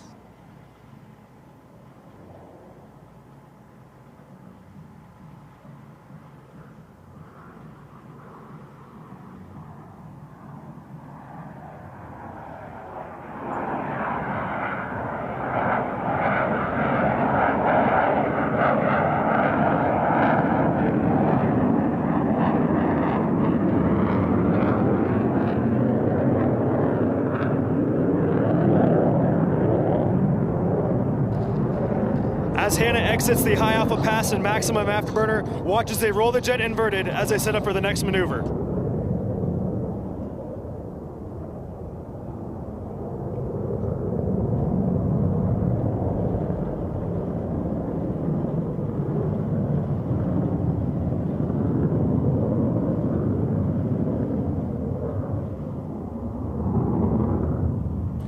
As the Rhino approaches from the right to the left, the aircrew will now demonstrate the incredible pitch authority of the Super Hornet. Approaching show center, they will roll the aircraft 90 degrees and abruptly pull away from the crowd, showcasing the Rhino's ability to change directions quickly.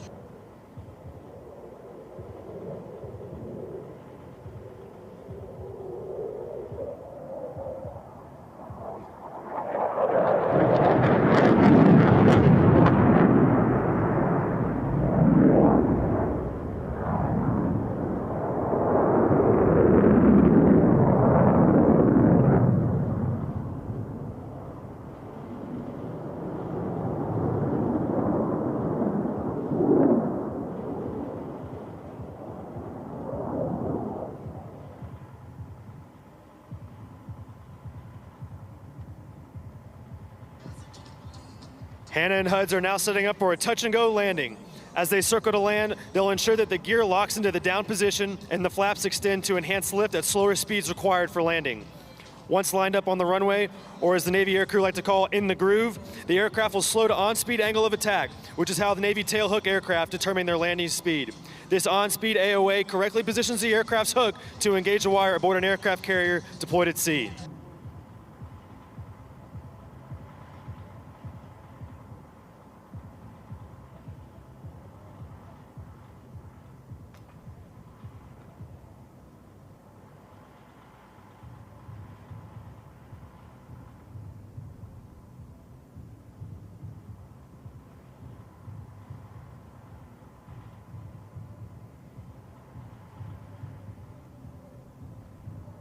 As Hannah throttles back up to get airborne again, watch as the aircraft accelerates only a few feet above the ground to reach its minimum vertical airspeed.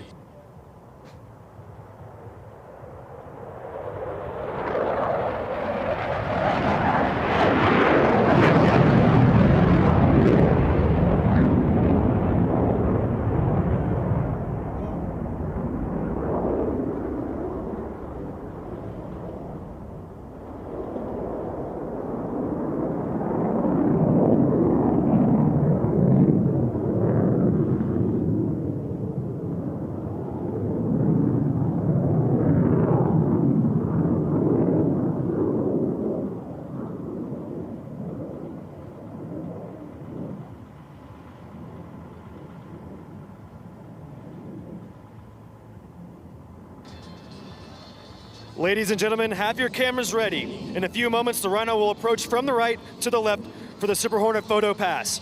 This will give you an up-close look at the aircrew flying the Super Hornet today.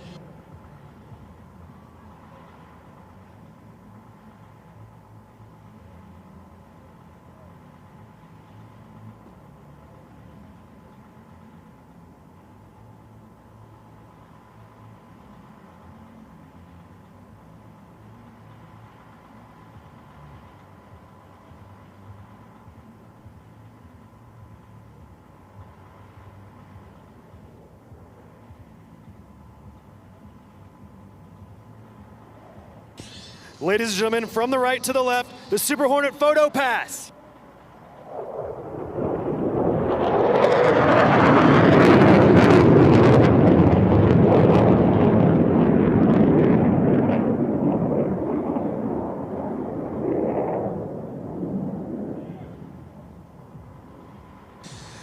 The job of a naval aviator is not complete until the aircraft is back aboard its floating home. Landing on board a tiny moving runway in the middle of the ocean is a skill that has been continuously perfected throughout naval aviation history. The approach to the aircraft carrier is often the most dangerous part of a naval aviator's mission. Landing your aircraft at 130 miles per hour on a few hundred feet of floating steel is extremely challenging and a matter of great pride.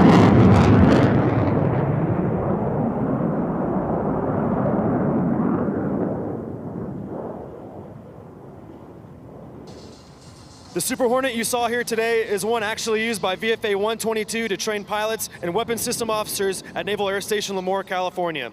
The demonstration aircrew on this team currently serve as instructors at VFA 122 and spend most of our time teaching new pilots and new Wizzos how to employ the Super Hornet. There are currently over 24 Super Hornet squadrons in the Navy, some of which are at this moment flying in support of combat operations overseas. Ladies and gentlemen, a special thank you goes out to the maintenance and support crews from Lemoore, California. It takes many dedicated and talented young men and women and countless hours to maintain, fix, and fly these machines. Without their efforts, we would not be able to conduct the business that we do here today on a daily basis. On behalf of the United States Navy and VFA 122 West Coast Rhino demonstration team, I would like to thank all of you for allowing us to demonstrate the F-18 Super Hornet here at the Reno Air Races.